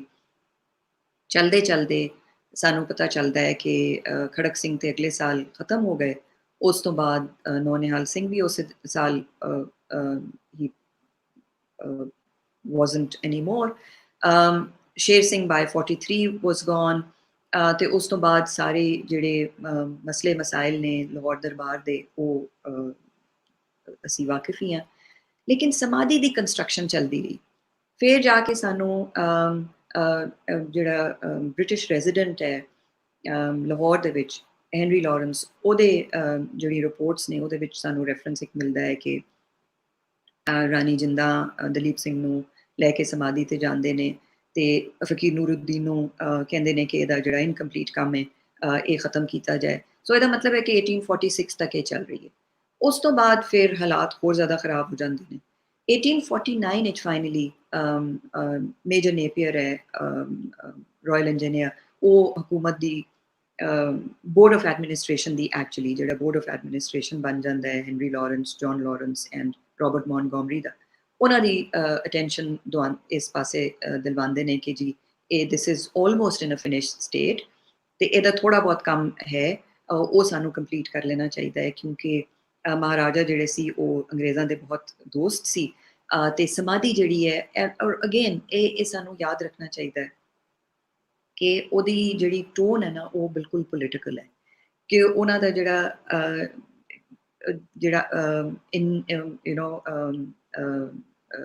ਆਬਜੈਕਟਿਵ ਹੈ ਉਹ ਹੈ ਕਿ ਇਹ ਬਿਲਕੁਲ ਲਾਹੌਰ ਦੀ ਐਂਟਰੈਂਸ ਦੇ ਉੱਤੇ ਖੜੀ ਹੋਈ ਹੈ, ਇਨਕੰਪਲੀਟ ਹਾਲਤ ਵਿੱਚ ਖੜੀ ਹੈ ਥੋੜੀ ਬਹੁਤ, ਤੇ ਲੋਕਾਂ ਦਾ ਦਿਲ ਜਿੱਤਣ ਲਈ ਇਹ ਬਹੁਤ ਜ਼ਰੂਰੀ ਹੈ ਕਿ ਬ੍ਰਿਟਿਸ਼ ਗਵਰਨਮੈਂਟ ਜਿਹੜੀ ਹੈ ਉਹ ਇਹਨੂੰ ਕੰਪਲੀਟ ਕਰਾ ਲਵੇ, ਤੇ ਉਹਦੀ ਕੰਪਲੀਸ਼ਨ ਦੀ ਜਿਹੜੀਆਂ ਡਿਟੇਲਸ ਨੇ ਉਹ ਕਿਤਾਬ ਵਿੱਚ ਮੌਜੂਦ ਨੇ। ਕੋਈ ਬਹੁਤ ਜ਼ਿਆਦਾ ਕੰਮ ਨਹੀਂ ਸੀ ਰਹਿੰਦਾ, ਪੇਂਟਿੰਗਸ ਦਾ ਕੰਪਲੀਟ ਕੰਮ ਹੋ ਚੁੱਕਿਆ ਹੋਇਆ ਸੀ, ਬਿਕੋਜ਼ ਉਹ ਇੱਕ ਰੁਪਏ ਤੇ ਇੱਕ ਪੈਸਾ ਆਉਣਾ ਸਭ ਕੁਝ ਉਹਨਾਂ ਨੇ ਡਿਟੇਲ ਵਿੱਚ ਜਿਹੜਾ ਐਕਸਪੈਂਡੀਚਰ ਇਹਦੇ ਤੇ ਉਹਨਾਂ ਨੂੰ ਪੈਸੇ ਚਾਹੀਦੇ ਸੀ, ਉਹਨਾਂ ਨੇ ਪੂਰਾ ਡਿਟੇਲ ਵਿੱਚ ਹਿਸਾਬ ਕਿਤਾਬ ਦਿੱਤਾ ਹੈ। ਤੇ ਉਹਦੇ ਵਿੱਚ ਸਾਨੂੰ ਪਤਾ ਲੱਗਦਾ ਹੈ ਕਿ ਆਲੇ ਦੁਆਲੇ ਦਾ ਏਰੀਆ ਸਾਫ਼ ਕਰਵਾਉਣਾ ਸੀ, ਉਹਦੇ ਪੈਸੇ ਸੀ, ਕੂਆਂ ਖੁਦਵਾਇਆ, ਸ਼ੀਸ਼ੇ ਦਾ ਕੰਮ, ਇੱਕ ਸੀਲਿੰਗ ਕੰਪਲੀਟ ਸੀ, ਇੱਕ ਅੱਧੀ ਸੀ, ਤੇ ਸ਼ੀਸ਼ੇ ਦਾ ਕੰਮ ਇਹਨਾਂ ਆਇਨਾਕਾਰੀ ਜਿਹੜੀ ਹੈ ਉਹ ਕਰਵਾਈ। ਸੋ ਮੇਰਾ ਕਹਿਣ ਦਾ ਮਕਸਦ ਇਹ ਹੈ ਕਿ ਤੁਹਾਡੇ ਸਾਹਮਣੇ ਇਹਦੀ ਲੋਕੇਸ਼ਨ ਮੌਜੂਦ ਹੈ। ਬਾਈ 1849 ਇਟ ਵਾਸ ਆਲਮੋਸਟ ਕੰਪਲੀਟ, ਜਿਸ ਤਰ੍ਹਾਂ ਮੇਜਰ ਨੇਪੀਅਰ ਦੇ ਖਤੋ ਕਿਤਾਬਤ ਦੇ ਨਾਲ ਸਾਨੂੰ ਪਤਾ ਲੱਗਦਾ ਹੈ। ਮਗਰ ਉਸ ਤੋਂ ਬਾਅਦ ਜਿਹੜਾ ਥੋੜੇ ਬਹੁਤ ਪੈਸੇ ਇਹਦੇ ਲਈ ਚਾਹੀਦੇ ਸੀ, ਉਹ ਇੱਕ ਡਿਬੇਟ ਸ਼ੁਰੂ ਹੋ ਗਈ ਕਿ ਜੀ ਦਲੀਪ ਸਿੰਘ ਜਿਹੜੇ ਨੇ ਉਹ ਆਪਣੇ ਸਟਾਈਪੈਂਡ ਵਿੱਚੋਂ ਆਪਣੇ ਵਾਲਿਦ ਦੀ ਸਮਾਧੀ ਨੂੰ ਕੰਪਲੀਟ ਕਰਵਾਉਣ, ਕਿਉਂ ਗਵਰਨਮੈਂਟ ਕਿਉਂ ਦੇਵੇ ਪੈਸੇ। ਉਹ ਖੈਰ ਮਾਮਲਾ ਚੱਲਦਾ ਰਿਹਾ।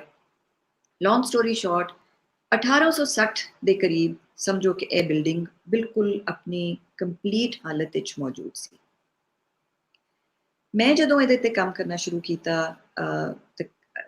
2003 ਵਿੱਚ ਮੈਂ ਡਿਸਾਈਡ ਕੀਤਾ ਕਿ ਮੈਂ ਇਹਦੇ ਤੇ ਕੰਮ ਕਰਨਾ ਹੈ। 2004 ਤੋਂ ਮੈਂ ਸਮਾਨ ਲੱਭਣਾ ਸ਼ੁਰੂ ਕੀਤਾ, ਤੇ ਉਸ ਤਾਰੀਖ ਤੱਕ ਇਹਦੇ ਉੱਤੇ ਕੋਈ ਮੋਨੋਗ੍ਰਾਫ, ਕੋਈ ਡਿਟੇਲਡ ਆਰਟੀਕਲ, ਕੋਈ ਸਟੱਡੀ ਨਹੀਂ ਸੀ।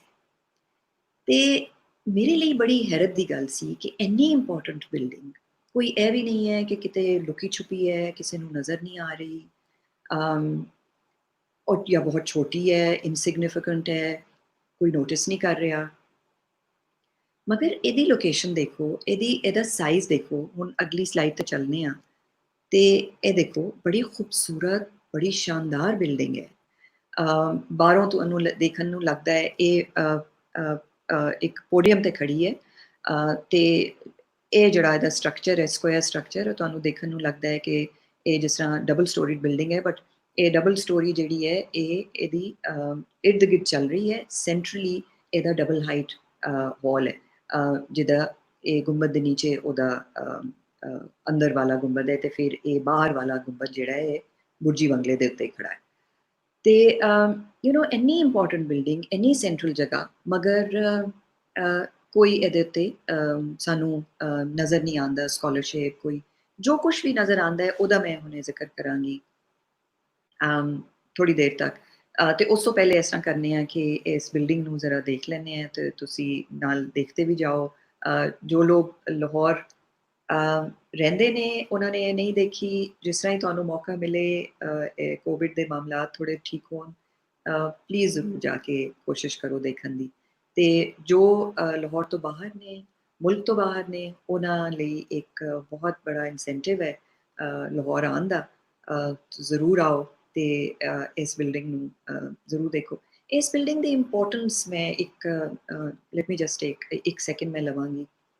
ਇਹ ਬਹੁਤ ਇੰਪੋਰਟੈਂਟ ਬਿਲਡਿੰਗ ਹੈ, ਆਲਦੋ ਕਿ ਇਹਦੇ ਇੰਪੋਰਟੈਂਟ ਐਸਪੈਕਟਸ ਬਹੁਤ ਸਾਰੇ ਨੇ, ਲੇਕਿਨ ਇੱਕ ਜਿਹੜਾ ਪਹਿਲਾ ਇੰਪੋਰਟੈਂਟ ਐਸਪੈਕਟ ਹੈ ਉਹ ਇਹ ਹੈ ਕਿ ਇਹ ਟ੍ਰੈਡੀਸ਼ਨਲ ਲੋਕਲ ਆਰਕੀਟੈਕਚਰਲ ਪ੍ਰੈਕਟਿਸਿਸ ਦਾ ਸਟੇਟ ਫੰਡਡ, ਯਾਨੀ ਸਟੇਟ ਫੰਡਡ ਦਾ ਮਤਲਬ ਇਹ ਹੋਏਗਾ ਨਾ ਜੀ ਕਿ ਜਿੰਨੇ ਵੀ ਬੈਸਟ ਕਾਰੀਗਰ ਹੋਣਗੇ ਉਹਨਾਂ ਨੂੰ ਇੰਪਲੋਏ ਕੀਤਾ ਜਾਏਗਾ, ਤੇ ਤੁਹਾਨੂੰ ਉਸ ਜ਼ਮਾਨੇ ਦਾ ਜਿਹੜੀ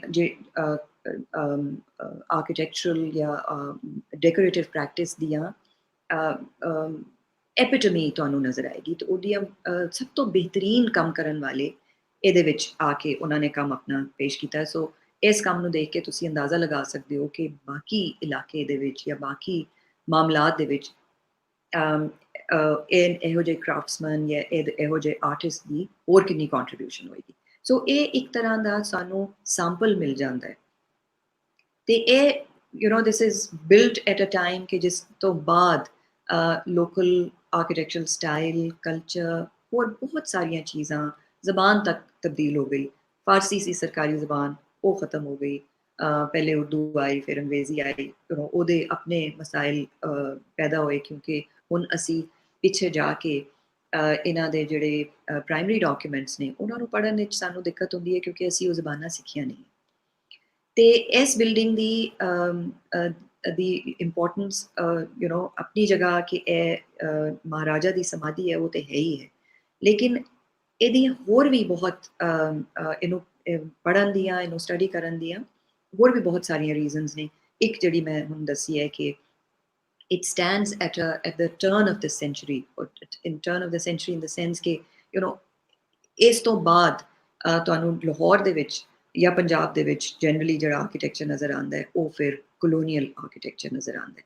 ਤੇ ਇਸ ਕਿਸਮ ਦੀਆਂ ਬਿਲਡਿੰਗਸ ਦਾ ਬਣਨਾ ਖਤਮ ਹੋ ਜਾਂਦਾ ਹੈ। ਸ਼ੇਰ ਸਿੰਘ ਦਾ ਮਕਬਰਾ ਜਾਂ ਸਮਾਧੀ ਜਿਹੜੀ ਹੈ ਉਹ ਬਣਾਈ ਗਈ, ਲੇਕਿਨ ਉਹ ਇਸ ਦੇ ਮੁਕਾਬਲੇ 'ਚ ਬਹੁਤ ਛੋਟੀ ਹੈ, ਉਹਦੇ ਹਾਲਾਤ ਵੀ ਉਹਦੀ ਕੋਈ ਇੰਨੀ ਕੇਅਰ ਨਹੀਂ ਕੀਤੀ ਗਈ, ਸੋ ਇਹਦੇ ਨਾਲ ਉਹਦਾ ਵੀ ਕੰਪੈਰੀਜ਼ਨ ਨਹੀਂ ਬਣਦਾ। ਇਹ ਜਿਹੜੀ ਹੈ ਇੱਕ ਤਰ੍ਹਾਂ ਦਾ ਹਾਈ ਪੁਆਇੰਟ ਹੈ of Sikh art and architecture. So ਇਹਦੀ ਸਟੱਡੀ ਕਿੰਨੀ ਜ਼ਰੂਰੀ ਸੀ, ਤੇ ਮੇਰਾ ਸਵਾਲ ਜਦੋਂ ਮੈਂ ਕੰਮ ਸ਼ੁਰੂ ਕੀਤਾ ਇਹ ਸੀ ਕਿ ਇਹਦੇ ਉੱਤੇ ਕੰਮ ਕਿਉਂ ਨਹੀਂ ਕੀਤਾ ਗਿਆ। ਤੇ ਇਸ ਗੱਲ ਦੇ ਉੱਤੇ ਵੀ ਥੋੜ੍ਹੀ ਦੇਰ ਤੱਕ ਆ ਜਾਂਦੇ ਹਾਂ। ਤੇ ਮੈਂ ਤੁਹਾਨੂੰ ਇੰਟਰੋਡਿਊਸ ਕਰਾ ਰਹੀ ਹਾਂ। ਇਹ ਜਿਹੜੀ ਤਸਵੀਰ ਤੁਸੀਂ ਦੇਖ ਰਹੇ ਹੋ ਹੁਣ, ਇਹ ਸਮਾਧੀ ਹੈ, ਪਿੱਛੇ ਬਾਦਸ਼ਾਹੀ ਮਸਜਿਦ ਹੈ। ਇਹ ਸ਼ੀਸ਼ ਮਹਿਲ ਵਾਲਾ ਜਿਹੜਾ ਇਲਾਕਾ ਹੈ ਨਾ, ਜਿਹੜੇ ਮੁਸਮਨ ਬੁਰਜ ਹੈ, ਇਹ ਉੱਥੋਂ ਲਈ ਗਈ ਹੈ। ਤੇ ਤੁਹਾਨੂੰ ਇਹ ਐਂਗਲ ਨਜ਼ਰ ਆ ਰਿਹਾ ਹੈ। ਇਹ ਨੀਚੇ ਇਹ ਜਿਹੜਾ ਈਸਟਰਨ ਸਾਈਡ ਹੈ, ਇੱਥੇ ਇਹ ਸੈਂਟਰ ਵਿੱਚ ਜਿਹੜਾ ਮੇਰਾ ਕਰਸਰ ਜਿੱਥੇ ਘੁੰਮ ਰਿਹਾ ਨਾ, ਉਹ ਇਹ ਚੀਜ਼ ਹੈ। ਹੁਣ ਉਹ ਇਸ ਤਰ੍ਹਾਂ ਨਜ਼ਰ ਆ ਰਹੀ ਹੈ। ਇਹ ਬਲੈਕ ਐਂਡ ਵਾਈਟ ਤਸਵੀਰ ਹੈ ਤੇ ਉਹ ਡਿਟੇਲਸ ਜਿਹੜੀਆਂ ਰੰਗਾਂ ਦੀਆਂ ਉਹ ਨਹੀਂ ਪਤਾ ਲੱਗ ਰਹੀਆਂ। ਇਹ ਤਸਵੀਰ ਜਿਹੜੀ ਹੈ ਤੁਹਾਨੂੰ ਦੱਸ ਰਹੀ ਹੈ ਕਿ ਇਹਦਾ ਜਿਹੜਾ ਐਂਟਰੈਂਸ ਹੈ, ਗੇਟਵੇ ਟੂ ਦ ਸਮਾਧੀ ਜਿਹੜਾ ਹੈ ਜਾਂ ਪੋਰਟਲ ਇਹਦਾ ਮੇਨ ਜਿਹੜਾ ਹੈ ਉਹ ਇਸ ਸ਼ਕਲ ਦਾ ਹੈ। ਤੇ ਇਹ ਜਿਹੜਾ ਸੈਂਟਰ ਵਾਲਾ ਹਿੱਸਾ ਹੈ, ਇਹ ਦਰਵਾਜ਼ੇ ਤੋਂ ਚੜ੍ਹ ਕੇ ਅਸੀਂ ਅੰਦਰ ਜਾਂਦੇ ਹਾਂ, ਸੱਜੇ ਹੱਥ ਮੁੜਨੇ ਹਾਂ ਤੇ ਸੀੜੀਆਂ ਆਉਂਦੀਆਂ। ਉਹ ਸੀੜੀਆਂ ਦੀ ਲੈਂਡਿੰਗ ਇੱਥੇ ਹੈ ਤੇ ਉਸ ਤੋਂ ਬਾਅਦ ਫਿਰ ਤੁਸੀਂ ਇਹ ਛੋਟਾ ਜਿਹਾ ਸਹਿਨ ਹੈ, ਇਹ ਕ੍ਰਾਸ ਕਰਕੇ ਤੇ ਤੁਸੀਂ ਸਮਾਧੀ ਦੇ ਅੰਦਰ ਦਾਖਲ ਹੁੰਦੇ ਹੋ। ਇਹ ਜਿਹੜਾ ਦਰਵਾਜ਼ਾ ਹੈ ਸਮਾਧੀ ਦਾ, ਜਿਹੜਾ ਸੈਂਟਰਲ ਹਿੱਸਾ ਜਿਹੜਾ ਹੈ ਉਹ ਲਾਲ ਪੱਥਰ ਦੇ ਨਾਲ ਦਾ ਵਿਨੇਅਰ ਹੈ ਉਹਦਾ, ਤੇ ਬਾਕੀ ਸੀਮੈਂਟਡ ਹੈ। ਉਹਨੂੰ ਹੁਣ ਯੈਲੋ ਕਲਰ ਦੀ ਕਲਈ ਕੀਤੀ ਹੋਈ ਹੈ। ਉਹਦੇ ਉੱਤੇ ਇਹ ਬਹੁਤ ਖੂਬਸੂਰਤ ਇੱਕ ਪਲਾਕ ਹੈ। ਇਹ ਪਲਾਕ ਮੈਨੂੰ ਮਿਲੀ ਕੋਈ ਮੇਰਾ ਖਿਆਲ ਹੈ 2005 ਵਿੱਚ ਗਾਲਿਬਨ, if I am not wrong. ਇੱਕ ਬੜਾ ਜ਼ੋਰਦਾਰ ਕਿਸਮ ਦਾ ਜ਼ਲਜ਼ਲਾ ਆਇਆ ਸੀ। ਪਹਿਲੇ ਜਦੋਂ ਮੈਂ ਜਾਂਦੀ ਸੀ ਤੇ ਪੁਰਾਣੀ ਤਸਵੀਰ ਜੇ ਤੁਸੀਂ ਦੇਖ ਰਹੇ ਹੋ ਤਾਂ ਇਹਦੇ ਉੱਤੇ ਇੱਕ ਇਹ ਮੈਟਲ ਦਾ ਬੋਰਡ ਲੱਗਿਆ ਹੋਇਆ ਸੀ, ਔਰ ਇਹ ਮੈਟਲ ਦਾ ਬੋਰਡ ਪਾਰਟੀਸ਼ਨ ਤੋਂ ਪਹਿਲੇ ਦਾ ਲੱਗਿਆ ਹੋਇਆ ਸੀ ਕਿਉਂਕਿ ਇਹਦੇ ਵਿੱਚ ਗੁਰਮੁਖੀ ਵੀ ਦੇ ਵਿੱਚ ਵੀ ਟੈਕਸਟ ਲਿਖਿਆ ਹੋਇਆ ਸੀ, ਉਰਦੂ ਵੀ, ਅੰਗਰੇਜ਼ੀ ਵੀ। ਤੇ ਇਹ ਸਮਹਾਉ ਇੱਥੇ ਜਿਹੜਾ ਕਿਲ ਸੀ ਉਹਦੇ ਨਾਲ ਇਹ ਫਿਕਸ ਸੀ, ਤੇ ਜਿਹਦੀ ਵਜ੍ਹਾ ਦੇ ਨਾਲ ਇਹ ਪ੍ਰੋਬਬਲੀ ਪਲਾਕ ਜਿਹੜੀ ਸੀ ਇਹ ਬਚ ਗਈ ਸੀ ਕਿਸੇ ਵੀ ਕਿਸਮ ਦੀ ਵੈਂਡਲਿਜ਼ਮ ਕੋਲੋਂ। ਤੇ ਉਹ ਜ਼ਲਜ਼ਲੇ ਦੇ ਥੋੜੇ ਦਿਨ ਦੇ ਬਾਅਦ ਜਦੋਂ ਮੈਂ ਇੱਥੇ ਗਈ ਸਮਾਧੀ ਤੇ ਜਿਹੜੇ ਕੇਅਰ ਟੇਕਰ ਸੀ ਉਹਨਾਂ ਨੇ ਮੈਨੂੰ ਕਿਹਾ कि आपको मैं एक बहुत ज़रूरी और बड़ी इम्पोर्टेंट चीज़ दिखाता हूँ। And he was so right कि उन्होंने ਜਦੋਂ ਮੈਨੂੰ ਇਹ ਦਿਖਾਈ ਤੇ I had never seen it before. ਕਿਸੇ ਨੂੰ ਇਹਦੇ ਬਾਰੇ ਚ ਇੰਨਾ ਪਤਾ ਨਹੀਂ ਸੀ, ਲੇਕਿਨ ਫਿਰ ਜਦੋਂ ਮੈਂ ਨੂਰ ਅਹਿਮਦ ਚਿਸ਼ਤੀ ਤੇ ਕਨਈਆ ਲਾਲ ਦੀਆਂ ਕਿਤਾਬਾਂ ਦੇਖੀਆਂ ਤੇ ਉਹਨਾਂ ਨੇ ਇਸ ਪਲਾਕ ਦਾ ਜ਼ਿਕਰ ਕੀਤਾ ਹੋਇਆ ਸੀ। ਤੇ ਸੋ ਦਿਸ ਇਜ਼ ਸਮਥਿੰਗ ਦੈਟ ਜਿਹੜੀ ਹੁਣ ਤੁਹਾਨੂੰ ਜਦੋਂ ਤੁਸੀਂ ਜਾਣਦੇ ਹੋ ਤੇ ਇਹਨੂੰ ਉਸ ਦਿਨ ਦੇ ਬਾਅਦ ਇਹਨਾਂ ਨੇ ਕਵਰ ਨਹੀਂ ਕੀਤਾ। ਹੁਣ ਇਹ ਓਪਨ ਹੈ ਜਿਹੜਾ ਇੱਥੇ ਤੁਹਾਨੂੰ ਨਜ਼ਰ ਆਇਆ। ਦਰਵਾਜ਼ੇ ਦਾ ਬਿਲਕੁਲ ਉਤਲਾ ਵਾਲਾ ਜਿਹੜਾ ਸੈਕਸ਼ਨ ਹੈ ਉੱਥੇ ਹੈ। ਅੱਛਾ ਜੀ, ਸੋ ਪੌੜੀਆਂ ਚੜ੍ਹ ਕੇ ਜਦੋਂ ਤੁਸੀਂ ਉੱਤੇ ਜਾਂਦੇ ਹੋ ਤੇ ਇਹ ਸਮਾਧੀ ਦਾ ਈਸਟਰਨ ਐਂਟਰੈਂਸ ਹੈ। ਸਮਾਧੀ ਸਕੁਆਇਰ ਹੈ, ਉਹਦੇ ਚਾਰੋਂ ਤਰਫ ਇੱਕ ਇੱਕ ਐਂਟਰੈਂਸ ਹੈ। ਇਹ ਉਹਦੀ ਈਸਟਰਨ ਐਂਟਰੈਂਸ ਹੈ। ਮੈਂ ਫਕੀਰ ਇਜਾਜ਼ੁਦੀਨ ਸਾਹਿਬ ਦੀ ਕਿਤਾਬ ਮੈਂ ਇੱਕ ਦਿਨ ਦੇਖ ਰਹੀ ਸੀ ਤੇ ਉਹਦੇ ਵਿੱਚ ਇਹ ਬਲੈਕ ਐਂਡ ਵਾਈਟ ਤਸਵੀਰ ਸੀ। ਮੈਨੂੰ ਆਦਤ ਹੋ ਗਈ ਸੀ ਉਸ ਜ਼ਮਾਨੇ ਦੇ ਵਿੱਚ ਮੈਗਨੀਫਾਈਂਗ ਗਲਾਸ ਦੇ ਨਾਲ ਹਰ ਤਸਵੀਰ ਨੂੰ ਦੇਖਣ ਦੀ, ਕਿਉਂਕਿ ਅੱਗੇ ਪੇਂਟਿੰਗਸ ਆਉਣਗੀਆਂ ਜਿਹੜੀਆਂ ਸਮਾਧੀ ਦੇ ਅੰਦਰ ਨੇ, ਤੇ ਉਹ ਫਿਰ ਮੈਂ ਤੁਹਾਨੂੰ ਥੋੜ੍ਹਾ ਜਿਹਾ ਹੋਰ ਦੱਸਾਂਗੀ ਕਿ ਮੈਂ ਬਿਲਕੁਲ ਫੈਮਿਲੀਅਰ ਨਹੀਂ ਸੀ ਉਹਨਾਂ ਕੈਰੈਕਟਰਸ ਦੇ ਨਾਲ, ਤੇ ਡਾਕਟਰ ਗੋਸਵਾਮੀ ਨੇ ਮੈਨੂੰ ਉਹਨਾਂ ਦੇ ਟਾਈਟਲਸ ਦੇ ਵਿੱਚ ਮੇਰੀ ਬੜੀ ਹੈਲਪ ਕੀਤੀ, ਬਟ ਉਹ ਬਾਕੀ ਉਹਨਾਂ ਦੀ ਕਹਾਣੀ ਸਮਝਣੀ, ਉਹ ਸਭ ਕੁਝ ਮੈਂ ਰੋਜ਼-ਰੋਜ਼ ਉਹਨਾਂ ਨੂੰ ਤੰਗ ਵੀ ਨਹੀਂ ਸੀ ਕਰ ਸਕਦੀ, ਤੇ ਫਿਰ ਮੈਂ ਮੈਗਨੀਫਾਈਂਗ ਗਲਾਸ ਲੈ ਕੇ ਬੈਠੀ ਰਹਿੰਦੀ ਸੀ ਕਿ ਅੱਛਾ ਦੇਖਾਂ ਇਹਦੇ ਵਿੱਚ ਹੋਰ ਕੀ ਨਜ਼ਰ ਆਏਗਾ, ਹੋਰ ਕੀ ਚੀਜ਼ ਹੈ ਜਿਹੜੀ ਮੈਂ ਲੱਭ ਸਕਦੀ ਹਾਂ, ਜਾਂ ਜਿਹੜੀ ਮੀਨਿੰਗਫੁਲ ਹੋਏਗੀ, ਜਿਹੜੀ ਮੈਨੂੰ which will add more information to my existing very limited knowledge. ਅੱਛਾ ਜੀ, ਇਹ ਤਸਵੀਰ ਮੈਂ ਦੇਖੀ ਤੇ ਇਹ ਸਮਾਧੀ ਦਾ ਨਾਰਦਰਨ ਸਾਈਡ ਦਿਖਾ ਰਹੀ ਹੈ, ਸਾਡੇ ਸਾਹਮਣੇ ਈਸਟਰਨ ਸਾਈਡ ਹੈ। ਜਦੋਂ ਮੈਂ ਇਹਨੂੰ ਬਹੁਤ ਗੌਰ ਦੇ ਨਾਲ ਦੇਖਿਆ ਤੇ ਮੈਨੂੰ ਨਜ਼ਰ ਆਇਆ ਕਿ ਜਿਹੜਾ ਸੈਂਟਰਲ ਮੇਨ ਐਂਟਰੈਂਸ ਹੈ ਨਾਰਦਰਨ ਸਾਈਡ ਦਾ, ਉਹਦੇ ਸਾਈਡਸ ਵਾਲੀ ਜਿਹੜੀਆਂ ਇਹ ਬਲਾਈਂਡ ਨੀਸ਼ਸ ਜਿਹੜੀਆਂ ਨੇ ਇਹ ਵਾਲੀਆਂ, ਇਹਦੇ ਉੱਤੇ ਕੋਈ ਫਿਗਰਸ ਬਣੇ ਹੋਏ ਨੇ, ਔਰ ਉਹ ਫਿਗਰਸ ਇਸ ਤਰ੍ਹਾਂ ਲੱਗ ਰਹੇ ਨੇ ਕਿ ਜਿਸ ਤਰ੍ਹਾਂ ਉਹ larger than life size, because ਇਹਦਾ ਐਂਟਰੈਂਸ ਜਿਹੜੀ ਨੀਸ਼ ਦਾ ਸਾਈਜ਼ ਕਾਫੀ ਵੱਡਾ ਹੈ। ਤੇ ਹੁਣ ਤੇ ਮੈਨੂੰ ਕੁਝ ਨਹੀਂ ਨਜ਼ਰ ਆ ਰਿਹਾ ਇਹਦੇ ਉੱਤੇ, ਤੇ ਸਾਰੀ ਵਾਈਟ ਚੂਨਾ ਫਿਰਿਆ ਹੋਇਆ ਸੀ। ਸੋ ਮੈਂ ਫਿਰ ਇਵੈਕਿਊ ਟਰਸਟ ਵਾਲਿਆਂ ਦੇ ਕੋਲ ਗਈ, ਮੈਂ ਉਹਨਾਂ ਨੂੰ ਰਿਕੁਐਸਟ ਕੀਤੀ। ਉਹਨਾਂ ਨੂੰ ਉਦੋਂ ਤੱਕ ਪਤਾ ਚੱਲ ਗਿਆ ਸੀ, ਮੈਂ ਹਰ ਥੋੜ੍ਹੇ ਦਿਨ ਦੇ ਬਾਅਦ ਫੇਰਾ ਲਗਾਉਂਦੀ ਸੀ ਕਿਸੇ ਕੰਮ ਦੇ ਬਹਾਨੇ, ਕੋਈ ਪੁੱਛਣ ਦੇ, ਕੋਈ ਟਰਾਈਂਗ ਟੂ ਇਨਫੋਰਮੇਸ਼ਨ ਇਕੱਠੀ ਕਰਨ ਦੀ ਕੋਸ਼ਿਸ਼ ਕਰ ਰਹੀ ਸੀ, ਜਿਹੜੀ ਮੈਨੂੰ ਕਿਤੋਂ ਮਿਲ ਨਹੀਂ ਸੀ ਰਹੀ, ਕਿਉਂਕਿ ਇਹਦੇ 'ਤੇ ਕੋਈ ਕੰਮ ਹੋਇਆ ਨਹੀਂ ਸੀ ਹੋਇਆ। ਤੇ ਲੇਕਿਨ ਸਭ ਲੋਕ ਬਹੁਤ ਕੋਆਪਰੇਟ ਕਰਦੇ ਸੀ, ਦੇ ਵਰ ਵੈਰੀ ਹੈਲਪਫੁਲ। ਤੇ ਖੈਰ ਮੈਂ ਉਹਨਾਂ ਨੂੰ ਜਾ ਕੇ ਦੱਸਿਆ ਕਿ ਜੀ ਮੇਰੇ ਅੰਦਾਜ਼ੇ ਦੇ ਮੁਤਾਬਿਕ ਇਹ ਜਿਹੜਾ ਸਾਰਾ ਵਾਈਟ ਵਾਸ਼ਡ ਹੈ, ਇਹਦੇ ਨੀਚੇ ਪੇਂਟਿੰਗਸ ਹੈ ਨੇ, ਤੇ ਮੈਨੂੰ ਆਪਣੇ ਥੀਸਿਸ ਲਈ ਬਹੁਤ ਮੇਰੇ ਲਈ ਇੰਪੋਰਟੈਂਟ ਹੈ, ਜ਼ਰੂਰੀ ਹੈ ਕਿ ਮੈਂ ਦੇਖ ਸਕਾਂ ਕਿ ਉਹਨਾਂ ਦੀ ਸ਼ਕਲ ਕੀ ਹੈ, ਕੀ ਬਣਿਆ ਹੋਇਆ ਹੈ, ਤੇ ਜੇ ਤੁਸੀਂ ਮੈਨੂੰ ਇਜਾਜ਼ਤ ਦੇ ਦਿਓ। ਤੇ ਇਹ ਜਨਵਰੀ ਦਾ ਮਹੀਨਾ ਸੀ, ਸਖਤ ਸਰਦੀ ਸੀ। ਖੈਰ ਉਹਨਾਂ ਨੇ ਕਿਹਾ ਕਿ ਅੱਛਾ ਜੀ ਠੀਕ ਹੈ, ਉਹਨਾਂ ਨੇ ਪਰਮਿਸ਼ਨਸ ਵਗੈਰਾ ਆਪਣੇ ਹਾਇਰ ਅਪਸ ਤੋਂ ਲਈਆਂ, ਤੇ ਉਹਨਾਂ ਦੇ 2-3 ਆਫਿਸਰਸ ਆ ਗਏ ਇੱਥੇ, ਮੈਂ ਵੀ ਚਲੀ ਗਈ।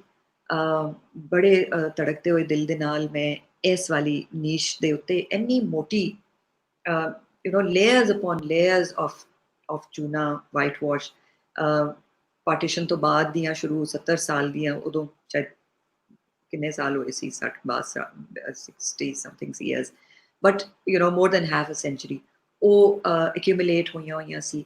ਤੇ ਮੈਂ ਉਹ ਬੜਾ ਆਪਣੇ ਥੋੜ੍ਹਾ ਜਿੰਨਾ ਹਿੰਮਤ ਕਰਕੇ, ਮੈਨੂੰ ਡਰ ਵੀ ਲੱਗ ਰਿਹਾ ਸੀ ਕਿ ਮੈਂ ਨੀਚੇ ਵਾਲੀ ਪੇਂਟਿੰਗਸ ਨੂੰ ਖਰਾਬ ਨਾ ਕਰਾਂ, ਲੇਕਿਨ ਫਰੈਸਕੋਸ ਦਾ ਤੁਸੀਂ ਲੋਕ ਵਾਕਿਫ ਹੀ ਹੋਵੋਗੇ ਕਿ ਉਹ ਬਰਨਿਸ਼ ਕਰਨ ਦੇ ਨਾਲ ਇੱਕ ਹਲਕੀ ਜਿੰਨੀ ਗਲੇਜ਼ ਆ ਜਾਂਦੀ ਹੈ, ਤੇ ਵਾਈਟ ਵਾਸ਼ ਦਾ ਫਾਇਦਾ ਇਹ ਹੈ ਕਿ ਇਹ ਉਹਦੇ ਨਾਲ ਚਿਪਕਦੀ ਨਹੀਂ। So there was some, a very thin space in between the fresco and the whitewash layers. ਤੇ ਉਹ ਮੈਂ ਆਹਿਸਤਾ ਉਹਨੂੰ ਹਲਕਾ ਨੌਕ ਕਰਕੇ ਮੈਂ ਇੱਕ ਜਗ੍ਹਾ ਤੋਂ ਜੋ ਉਤਾਰਿਆ, ਤੇ ਅੰਦਰੋਂ ਕਲਰ, ਬ੍ਰਾਈਟ ਕਲਰ ਨਜ਼ਰ ਆਇਆ, ਤੇ ਮੇਰਾ ਮੈਂ ਸ਼ੁਕਰ ਕੀਤਾ ਅੱਲਾ ਦਾ ਕਿ ਮੈਂ ਇਹਦੇ ਨੀਚੇ ਐਕਚੁਅਲੀ ਹੈ ਕੁਝ। ਸੋ ਜੋ ਮੈਨੂੰ ਖਤਰਾ ਸੀ ਕਿ ਜੇ ਨਾ ਨਿਕਲਿਆ ਤੇ ਫਿਰ ਕੀ ਹੋਏਗਾ, ਬੜੀ ਸੁੱਕੀ ਹੋਏਗੀ, ਸਭ ਲੋਕ ਆਏ ਹੋਏ ਨੇ, ਤੇ ਮੈਂ ਇੰਨੀ ਮੁਸ਼ਕਿਲ ਦੇ ਨਾਲ ਉਹਨਾਂ ਦੇ ਕੋਲੋਂ ਇਜਾਜ਼ਤ ਲੈ ਕੇ, ਬਹਰਹਾਲ ਇਹ ਫਿਰ ਬਿਟ ਬਾਏ ਬਿਟ ਬੜੀ ਇਹਤਿਆਤ ਦੇ ਨਾਲ ਇਹ ਸਾਰਾ ਵਾਈਟ ਵਾਸ਼ ਉਤਾਰਿਆ। ਈਸਟਰਨ ਸਾਈਡ ਦੇ ਉੱਤੇ ਇਹ 2 ਫਿਗਰਸ ਨਜ਼ਰ ਆਏ। ਇਹ ਦੁਆਰਾਪਾਲਾਸ ਨੇ, ਇਹ ਬਹੁਤ ਪੁਰਾਣੀ ਸਬ ਕੰਟੀਨੈਂਟ ਦੀ ਟ੍ਰੈਡੀਸ਼ਨ ਹੈ। ਤੁਸੀਂ Buddhist temple architecture, cave temples ਦੇਖੋ, ਉੱਥੇ ਵੀ ਤੁਹਾਨੂੰ ਦੁਆਰਾਪਾਲਾਸ ਨਜ਼ਰ ਆਉਂਦੇ ਨੇ। ਤੇ ਇਹ ਇੱਕ ਯੈਟ ਅਨਦਰ ਪੁਆਇੰਟ ਜਿਹਨੇ ਮੈਨੂੰ ਇਹ ਅਹਿਸਾਸ ਦਿਲਾਇਆ ਕਿ ਇਹ ਬਿਲਡਿੰਗ ਕਿਸ ਕਦਰ ਇੰਪੋਰਟੈਂਟ ਹੈ, ਕਿ ਇਹਦੇ ਵਿੱਚ ਪੁਰਾਣੀਆਂ ਕਿੰਨੀਆਂ ਟ੍ਰੈਡੀਸ਼ਨਸ ਮਿਲ ਕੇ ਮੈਨੀਫੈਸਟ ਹੋਈਆਂ। ਇਹ ਤੇ ਹਾਲੀ ਇਬਤਦਾ ਸੀ, ਬਿਗਿਨਿੰਗ ਸੀ। ਹੁਣੇ ਅਸੀਂ ਅੰਦਰ ਜਾਵਾਂਗੇ ਤੇ ਫਿਰ ਮੈਂ ਤੁਹਾਨੂੰ ਹੋਰ ਵੀ ਦਿਖਾਵਾਂਗੀ। ਇਹ ਜਿਹੜਾ ਇਹ ਆਰਚਵੇ ਹੈ, ਇਹ ਮਾਰਬਲ ਦੀ ਹੈ, ਲੇਕਿਨ ਇਹਦੇ ਉੱਤੇ ਇਮਲਸ਼ਨ ਗਾਲਿਬਨ, ਮੈਂ ਜੇ ਗਲਤ ਨਹੀਂ ਕਰੀ, ਜਿਹੜਾ ਪਲਾਸਟਿਕ ਇਮਲਸ਼ਨ ਗਾਲਿਬਨ ਜਿਹੜਾ ਉਹਦੇ ਨਾਲ ਚਿਪਕ ਗਿਆ, ਇਹਨੂੰ ਹੁਣ ਉਤਾਰਨਾ ਉਹ ਹੁਣ ਮੇਰੇ ਬਸ ਦਾ ਕੰਮ ਨਹੀਂ ਸੀ, ਨਾ ਮੇਰੀ ਐਕਸਪਰਟੀਜ਼ ਸੀ, ਤੇ ਉਹ ਫਿਰ ਮੈਂ ਛੱਡ ਦਿੱਤਾ। ਲੇਕਿਨ ਬਹਰਹਾਲ ਈਸਟਰਨ ਫਸਾਡ ਦੇ ਉੱਤੇ ਵੀ ਇਹ 2 ਦੁਆਰਾਪਾਲਾ ਸੀ, ਇਹ ਜਿਹੜਾ ਨਾਰਦਰਨ ਫਸਾਡ ਹੈ ਜਿਹੜਾ ਇੱਥੇ ਨਜ਼ਰ ਆ ਰਿਹਾ ਹੈ ਬਲੈਕ ਐਂਡ ਵਾਈਟ ਤਸਵੀਰ ਦੇ ਵਿੱਚ, ਇੱਥੇ ਵੀ ਮੈਨੂੰ ਫਿਗਰਸ ਨਜ਼ਰ ਆਏ, ਲੇਕਿਨ ਉਹਨਾਂ ਦੀ ਹਾਲਤ ਇਸ ਤੋਂ ਜ਼ਿਆਦਾ ਮੱਧਮ ਹੋਈ ਸੀ, ਖਰਾਬ ਹੋਈ ਸੀ। ਸਦਰਨ ਸਾਈਡ ਦੇ ਉੱਤੇ ਮੈਨੂੰ ਕੁਛ ਨਹੀਂ ਮਿਲਿਆ। ਮੈਂ ਨਹੀਂ ਜਾਣਦੀ ਕਿ ਉਸ ਸਾਈਡ ਤੇ ਇਨੀਸ਼ੀਅਲੀ ਪੇਂਟ ਕੀਤਾ ਵੀ ਗਿਆ ਸੀ ਕੁਛ ਕਿ ਨਹੀਂ ਕੀਤਾ ਗਿਆ ਸੀ, ਬਟ ਉਸ ਐਂਟਰੈਂਸ ਨੂੰ ਜਿਹੜੀਆਂ ਨੀਸ਼ਸ ਫਲੈਂਕ ਕਰ ਰਹੀਆਂ ਉਹਦੇ ਉੱਤੇ ਕੁਛ ਨਹੀਂ ਬਣਿਆ ਹੋਇਆ ਸੀ। ਜਿਹੜਾ ਵੈਸਟਰਨ ਸਾਈਡ ਹੈ ਉੱਥੇ ਹਿਊਮਨ ਫਿਗਰਸ ਦੀ ਜਗ੍ਹਾ ਉਹ ਜਿਹਨੂੰ ਟਰੀ ਆਫ ਲਾਈਫ ਕਹਿੰਦੇ ਨੇ ਨਾ, ਉਹ ਰੋਜ਼ ਬੁਸ਼ ਦੀ ਤਰ੍ਹਾਂ ਦੀਆਂ ਇਮੇजेस ਬਣੀਆਂ ਹੋਈ ਸੀ। ਤੇ ਮੈਂ ਖੈਰ ਇਹਨੂੰ ਉਹ ਵਾਈਟ ਵਾਸ਼ ਰਿਮੂਵ ਕੀਤਾ, ਸਭ ਤਸਵੀਰਾਂ ਖਿੱਚੀਆਂ, ਤੇ ਫਿਰ ਕੋਈ ਪੋਸੀਬਿਲਿਟੀ ਨਹੀਂ ਸੀ ਉਸ ਵੇਲੇ ਇਵੈਕਿਊ ਟਰਸਟ ਪ੍ਰਾਪਰਟੀ ਬੋਰਡ ਵਾਲਿਆਂ ਦੇ ਕੋਲ, ਜਾਂ ਮੇਰੀ ਕੋਈ ਇੰਨੀ ਐਕਸਪਰਟੀਜ਼ ਜਾਂ ਕੋਈ ਕੰਟੈਕਟਸ ਐਸੇ ਨਹੀਂ ਸੀ ਕਿ ਅਸੀਂ ਇਹਨਾਂ ਨੂੰ ਰਿਸਟੋਰ ਕਰ ਸਕੀਏ ਅਤੇ ਇਹਨਾਂ ਦੀ ਓਰੀਜਨਲ ਫਾਰਮ ਵਿੱਚ, ਬਿਕੋਜ਼ ਇਹਨਾਂ ਦੇ ਫੇਸਿਸ ਜਿਹੜੇ ਸੀ ਨਾ ਉਹ ਥੋੜੇ ਗਾਊਜਡ ਆਊਟ ਸੀ, ਤੇ ਬਾਕੀ ਜਿਹੜੇ the rest of the body was pretty much there. ਇਹਦੀ ਪੂਰੀ ਡਿਟੇਲ, ਜਿਹੜੇ ਕਾਸਟਿਊਮਸ ਇਹਨਾਂ ਨੇ ਪਾਏ ਹੋਏ ਨੇ, ਇਹ ਬਿਲਕੁਲ ਇਸ ਤਰ੍ਹਾਂ ਲੱਗਦੇ ਨੇ ਕੰਟੈਂਪਰਰੀ। ਸੋ ਦੁਆਰਾਪਾਲਾ ਦਾ ਕਨਸੈਪਟ ਯਕੀਨਨ ਬਹੁਤ ਪੁਰਾਣਾ ਹੈ, ਲੇਕਿਨ ਜਿਸ ਤਰੀਕੇ ਦੇ ਨਾਲ ਉਸ ਕਨਸੈਪਟ ਨੂੰ ਇੱਥੇ ਪੇਸ਼ ਕੀਤਾ ਗਿਆ ਹੈ ਉਹ ਬਿਲਕੁਲ ਉਸ ਟਾਈਮ ਦੇ ਹਵਾਲੇ ਦੇ ਨਾਲ। ਇਹ ਸਿੱਖ ਸਰਦਾਰ ਲੱਗ ਰਹੇ ਨੇ, ਇਹ ਮਹਾਰਾਜਾ ਦੇ ਕੋਟੀਅਰਸ ਲੱਗਦੇ ਨੇ, ਬਹੁਤ ਖੂਬਸੂਰਤ ਵਧੀਆ ਇਹਨਾਂ ਨੇ ਆਪਣੇ ਲਿਬਾਸ ਪਾਏ ਹੋਏ ਨੇ, ਜਿਊਲਰੀ ਪਾਈ ਹੋਈ ਹੈ। ਤੁਸੀਂ ਸੋਹਨ ਲਾਲ ਸੂਰੀ ਜਿਹੜੇ ਮਹਾਰਾਜਾ ਦੇ ਕੋਰਟ ਕ੍ਰੋਨਿਕਲਰ ਨੇ, ਉਮਦਤ ਉਤ ਤਵਾਰੀਖ ਉਹਨਾਂ ਦੇ ਕ੍ਰੋਨਿਕਲਸ ਦਾ ਨਾਂ ਹੈ, ਫਾਰਸੀ 'ਚ ਹੈ, ਜਿਹੜਾ ਸੂਰੀ ਦੇ ਗ੍ਰੇਟ ਗ੍ਰੈਂਡਸਨ ਵਿਦਿਆ ਸਾਗਰ ਸੂਰੀ ਨੇ ਉਹਨਾਂ ਦੀ ਟ੍ਰਾਂਸਲੇਸ਼ਨ ਅੰਗਰੇਜ਼ੀ 'ਚ ਕੀਤੀ ਸੀ, ਤੇ ਗੁਰੂ ਨਾਨਕ ਦੇਵ ਯੂਨੀਵਰਸਿਟੀ ਨੇ ਉਹਨੂੰ ਪਬਲਿਸ਼ ਵੀ ਕੀਤਾ ਹੋਇਆ। ਤੇ ਉਹਦੇ ਵਿੱਚ ਵੀ ਜੇ ਤੁਸੀਂ ਕੰਟੈਂਪਰਰੀ ਹਾਲਾਤ ਪੜ੍ਹੋ ਤੇ ਤੁਹਾਨੂੰ ਨਜ਼ਰ ਆਉਂਦਾ ਹੈ ਕਿ ਮਹਾਰਾਜਾ ਵਾਸ ਸੋ ਫੌਂਡ ਕਿ ਉਹਨਾਂ ਦੇ ਜਿਹੜੇ ਕੋਟੀਅਰਸ ਨੇ ਉਹ ਉਹ ਹਰ ਵਕਤ ਆਪਣੀ ਬਿਹਤਰੀਨ ਵਰਦੀ ਪਾ ਕੇ ਦਰਬਾਰ ਵਿੱਚ ਆਇਆ ਕਰਨ ਤੇ ਜ਼ੇਵਰਾਤ ਪਾ ਕੇ ਆਇਆ ਕਰਨ, ਸਪੈਸ਼ਲੀ ਜਦੋਂ ਮਹਾਰਾਜਾ ਦੇ ਕੋਲ ਬ੍ਰਿਟਿਸ਼ ਆਫਿਸਰਸ ਵਗੈਰਾ ਵਿਜ਼ਿਟ ਕਰਦੇ ਸੀ ਜਾਂ ਕੋਈ ਹੋਰ ਯੂਰੋਪੀਅਨਸ ਆਉਂਦੇ ਸੀ, ਤੇ ਉਹ ਬਹੁਤ ਖੁਸ਼ ਹੁੰਦੇ ਸੀ ਕਿ ਉਹਨਾਂ ਦੇ ਜਿਹੜੇ ਕੋਟੀਅਰਸ ਨੇ ਉਹ ਫੁੱਲ ਰਿਗੇਲੀਆ ਦੇ ਵਿੱਚ ਦਰਬਾਰ ਵਿੱਚ ਹਾਜ਼ਰ ਹੁੰਦੇ ਨੇ। ਤੇ ਸਾਨੂੰ ਇੱਥੇ ਉਹ ਝਲਕ ਨਜ਼ਰ ਆਉਂਦੀ ਹੈ ਕਿ ਕਿਸ ਤਰੀਕੇ ਦੇ ਨਾਲ ਇਹ ਜਿਸ ਤਰ੍ਹਾਂ life long eternal guards standing Maharaja di respected at the facade on at least two sides, the eastern ਤੇ the northern facade ਤੇ ਅੱਗੇ ਚੱਲਦੇ ਆ। ਇਹ ਉਹਦਾ ਐਂਟਰੈਂਸ ਹੈ, ਇਹ ਵਾਲੀ ਜਿਹੜੀ ਇਹਦੀ ਚੁਗਾਟ ਹੈ ਨਾ, ਇਹ ਵਾਈਟ ਮਾਰਬਲ ਦੀ ਹੈ, ਤੇ ਇਹਦੀ ਤੁਸੀਂ ਦੇਖੋ ਇਹਦਾ ਜਿਹੜਾ ਇਨਲੇ ਵਰਕ ਹੈ, ਪੀਏਟਰਾ ਡਿਊਰਾ ਵੀ ਕਹਿੰਦੇ ਇਹਨੂੰ, ਪਰਚੀਨਕਾਰੀ ਸਾਡੀ ਆਪਣੀ ਟਰਮ ਹੈ, ਤੇ ਇਹ ਪਰਚੀਨਕਾਰੀ ਕਿਸ ਕਦਰ ਨਫੀਸ ਹੈ, ਕਿਸ ਕਦਰ ਖੂਬਸੂਰਤ ਹੈ। ਇਹ ਜਿਹੜੇ ਫੁੱਲ ਨੇ ਬਣੇ ਹੋਏ ਡਿਫਰੈਂਟ ਕਿਸਮ ਦੇ, ਫਿਰ ਇਹ ਜਿਹੜੇ ਟਰਾਈਲੋਬਡ ਪੱਤੇ ਨੇ, ਇਹਨਾਂ ਦਾ ਬਾਰਡਰ ਇੱਕ ਉਸ ਜ਼ਮਾਨੇ ਦਾ 19th ਸੈਂਚੁਰੀ, ਕਮ ਅਜ਼ ਕਮ ਇਹ ਜਿਹੜਾ ਸਿੱਖ ਪੀਰੀਅਡ ਵਿੱਚ ਜਿੰਨਾ ਵੀ ਸਾਨੂੰ ਪੇਂਟਿੰਗਸ ਨਜ਼ਰ ਆਉਂਦੀਆਂ ਜਾਂ ਆਰਕੀਟੈਕਚਰਲ ornament ਨਜ਼ਰ ਆਉਂਦੀ ਹੈ, ਉਹਦੇ ਵਿੱਚ ਇਹ ਸਾਨੂੰ ਇਹ ਬਾਰਡਰਸ ਨਜ਼ਰ ਆਉਂਦੇ ਨੇ। ਇਹ ਸ਼ੈਵਰੋਨ ਪੈਟਰਨ ਜਿਹੜਾ ਹੈ ਇਹ ਬੜਾ ਪੁਰਾਣਾ ਚੱਲ ਰਿਹਾ ਹੈ, ਇਹ ਸਾਨੂੰ ਮੁਗਲਾਂ ਦੇ ਜ਼ਮਾਨੇ 'ਚ ਵੀ ਨਜ਼ਰ ਆਉਂਦਾ ਹੈ, ਲੇਕਿਨ ਇਹਦੀ ਜਿਹੜੀ ਇੱਕ ਸਰਟਨ ਸ਼ੇਪ ਹੁਣ ਇੱਥੇ ਬਣ ਰਹੀ ਹੈ, ਜਿਹੜੀ ਫਾਰਮੇਸ਼ਨ ਬਣ ਰਹੀ ਹੈ, ਉਹ ਟਿਪੀਕਲ 19th ਸੈਂਚੁਰੀ ਹੈ। ਤੇ ਇਸ ਇਹ ਵਾਈਟ ਮਾਰਬਲ ਦੀ ਇਨਲੇ ਦੇ ਬਾਰੇ 'ਚ ਵੀ ਮੈਂ ਬਹੁਤ ਜਗ੍ਹਾ ਪੜ੍ਹਿਆ ਕਿ ਜੀ ਇਹ ਜਿਹੜਾ ਹੈ ਇਹ ਤੇ ਸਿੱਖ ਪੀਰੀਅਡ ਦਾ ਨਹੀਂ ਹੈਗਾ, ਇਹ ਕਿਸੇ ਮੁਗਲ ਮੋਨੂਮੈਂਟ ਤੋਂ ਉਤਾਰ ਕੇ ਤੇ ਇੱਥੇ ਲਗਾਇਆ ਗਿਆ। ਤੇ ਇਸ ਗੱਲ ਨੂੰ ਵੀ ਮੈਂ ਥੋੜਾ ਜਿਹਾ ਹੋਰ ਅੱਗੇ ਵਧਾਵਾਂਗੀ, ਤੇ ਮੈਂ ਪਹਿਲੇ ਚਾਹਾਂਗੀ ਕਿ ਜ਼ਰਾ ਜਲਦੀ ਅਸੀਂ, ਕਿਉਂਕਿ ਟਾਈਮ ਦਾ ਮੈਨੂੰ ਅੰਦਾਜ਼ਾ ਹੈ ਕਿ ਉਹ ਬਹੁਤ ਜਲਦੀ ਖਤਮ ਹੋ ਜਾਂਦਾ ਹੈ ਜਦੋਂ ਤੁਸੀਂ ਇਹੋ ਜਿਹੀਆਂ ਇਮੇजेस ਦੇਖੋ ਤੇ ਫੈਸੀਨੇਟਿੰਗ। ਅੱਛਾ ਜੀ, ਇਹ ਤੁਸੀਂ ਉਸ ਦਰਵਾਜ਼ੇ ਤੋਂ ਅੰਦਰ ਦਾਖਲ ਹੋਏ ਤੇ ਇਹ ਸਾਹਮਣੇ ਜਿਹੜਾ ਹੈ ਇਹ ਤੁਹਾਨੂੰ ਇੱਕ ਵਾਈਟ ਮਾਰਬਲ ਦੇ ਪਿਲਰਸ, ਬੇਸ, ਕੈਪੀਟਲਸ, ਆਰਚੇਸ, 3 ਐਂਟਰੈਂਸਸ ਇੱਕ ਸਾਈਡ ਤੇ ਨੇ, ਚੌਕੋਰ ਹੈ ਜਿਸ ਤਰ੍ਹਾਂ ਮੈਂ ਦੱਸਿਆ ਸੀ, ਤੇ ਇਹ ਬਾਰਾਦਰੀ ਇੱਕ ਤਰ੍ਹਾਂ ਦੀ ਬਣ ਜਾਂਦੀ ਹੈ। ਇਹ ਜਿਹੜਾ ਇਹਦੇ ਨਾਲ ਇਹਨੂੰ ਸਪੋਰਟ ਕਰਨ ਲਈ ਇਹ ਕਨਈਆ ਲਾਲ ਆਪਣੀ ਕਿਤਾਬ ਵਿੱਚ ਲਿਖਦੇ ਨੇ ਕਿ ਇਹ ਉਸ ਵਕਤ ਗੁੰਬਦ ਦਾ ਵਜ਼ਨ ਦੀ ਵਜ੍ਹਾ ਦੇ ਨਾਲ ਇਹ ਸਿੰਗਲ ਸੀ ਜਿਹੜਾ ਓਰੀਜਨਲ ਬਣਿਆ ਸੀ, ਜਿਹਦੇ ਇਰਦ ਗਿਰਦ ਹੁਣ ਕਲੈਂਪ ਵੀ ਲੱਗੇ ਹੋਏ ਨੇ, ਤੇ ਇਹਦਾ ਇਹ ਸਹਾਰ ਨਹੀਂ ਸੀ ਸਕ ਰਿਹਾ ਗੁੰਬਦ ਦਾ ਬੋਝ, ਤੇ ਇਹਨਾਂ ਨੂੰ ਬਿਕੋਜ਼ ਉਹ ਇੰਜੀਨੀਅਰ ਸੀ ਕਨਈਆ ਲਾਲ, ਤੇ ਇਹਨਾਂ ਨੂੰ ਡਾਇਰੈਕਸ਼ਨਸ ਮਿਲੀਆਂ ਕਿ ਇਸ ਸਮਾਧੀ ਨੂੰ ਪ੍ਰੀਜ਼ਰਵ ਕਰਨਾ ਹੈ, ਤੇ ਇਹਨੂੰ ਤੁਸੀਂ ਕਿਸੇ ਤਰੀਕੇ ਦੇ ਨਾਲ ਕੰਜ਼ਰਵ ਕਰਨ ਦੀ ਕੋਸ਼ਿਸ਼ ਕਰੋ। ਤੇ ਫਿਰ ਇਹਦੇ ਨਾਲ ਵਾਲਾ ਜਿਹੜਾ ਇੱਕ ਪਿਲਰ ਹੈ, ਜਿਹੜਾ ਹੁਣ ਸਾਨੂੰ ਪੇਅਰ ਦੀ ਸ਼ਕਲ ਵਿੱਚ ਨਜ਼ਰ ਆਉਂਦੇ ਨੇ, ਇਹ ਕਨਈਆ ਲਾਲ ਦੀ ਸੁਪਰਵਿਜ਼ਨ ਵਿੱਚ ਇੱਥੇ ਬਣਿਆ। ਇਹ ਛੱਤਾਂ ਨੇ ਜੀ, ਤੇ ਜਿਹੜੇ ਇਹਦੇ ਜਿਸ ਤਰ੍ਹਾਂ ਇਹ ਤੁਹਾਨੂੰ ਪਿਛਲੀ ਤਸਵੀਰ ਵਿੱਚ ਨਜ਼ਰ ਆ ਰਿਹਾ ਹੈ ਕਿ ਕਾਰਨਰ ਵਿੱਚ ਸਕੁਆਇਰ ਸਪੇਸਿਸ ਨੇ, ਤੇ ਦਰਮਿਆਨ ਵਿੱਚ ਉਹ ਸਕੁਆਇਰ ਸਪੇਸਿਸ ਜਿਹੜੀਆਂ ਨੇ ਉਹ ਓਬਲੋਂਗ ਪੈਸੇजेस ਦੇ ਨਾਲ ਕਨੈਕਟਡ ਨੇ, ਤੇ ਇਹ ਦੋ ਤਰ੍ਹਾਂ ਦਾ ਸਾਨੂੰ ਆਇਨਾਕਾਰੀ ਦਾ ਕੰਮ ਇੱਥੇ ਮਿਲਦਾ ਹੈ। ਜਿਹੜੀ ਓਬਲੋਂਗ ਸਪੇਸਿਸ ਨੇ ਉੱਥੇ ਇਹ ਸਿਲਵਰ ਵਾਈਟ ਆਇਨਾਕਾਰੀ ਹੈ, ਤੇ ਜਿਹੜਾ ਕਾਰਨਰਸ ਦੇ ਉੱਤੇ ਥੋੜਾ ਥੋੜਾ ਕਲਰ ਵੀ ਹੈ, ਉਹ ਫਰੂਟ ਡਿਸ਼ਸ ਬਣੀਆਂ ਹੋਈਆਂ, ਬਹੁਤ ਖੂਬਸੂਰਤ ਹੈ। ਤੇ ਜਿਹੜੇ ਸਕੁਆਇਰਸ ਨੇ ਚਾਰੋਂ ਕੋਨਿਆਂ ਦੇ ਉੱਤੇ, ਉਹਨਾਂ ਦੀ ਇਹ ਮੇਰੀ ਕਿਤਾਬ ਦੀ ਜਿਹੜੇ ਟਾਈਟਲ ਹੈ ਉਹ ਵੀ ਇੱਥੋਂ ਹੀ ਮੈਂ ਲਿਆ ਹੈ।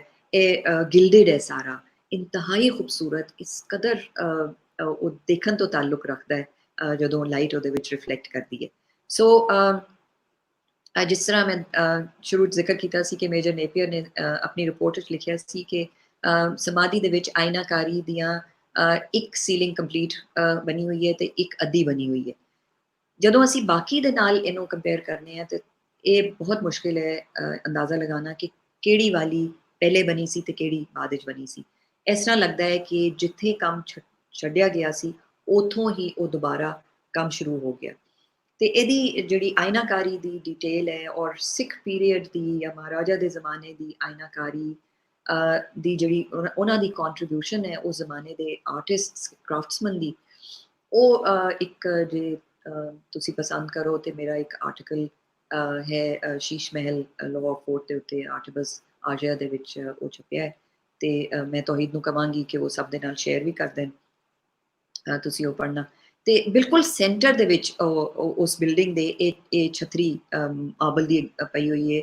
ਉਹਦੇ ਉੱਤੇ ਓਰੀਜਨਲ ਜੇ ਤੁਸੀਂ ਦੇਖੋ ਪੁਰਾਣੀ ਇਹ ਤਸਵੀਰ ਡਾਕਟਰ ਸ਼ੌਕਤ ਮਹਿਮੂਦ ਮੇਰੇ ਪ੍ਰੋਫੈਸਰ ਨੇ, ਉਹਨਾਂ ਨੇ ਮੈਨੂੰ ਇਹ ਦਿੱਤੀ ਸੀ, was very kind in sharing this ਇਹ ਤਸਵੀਰ।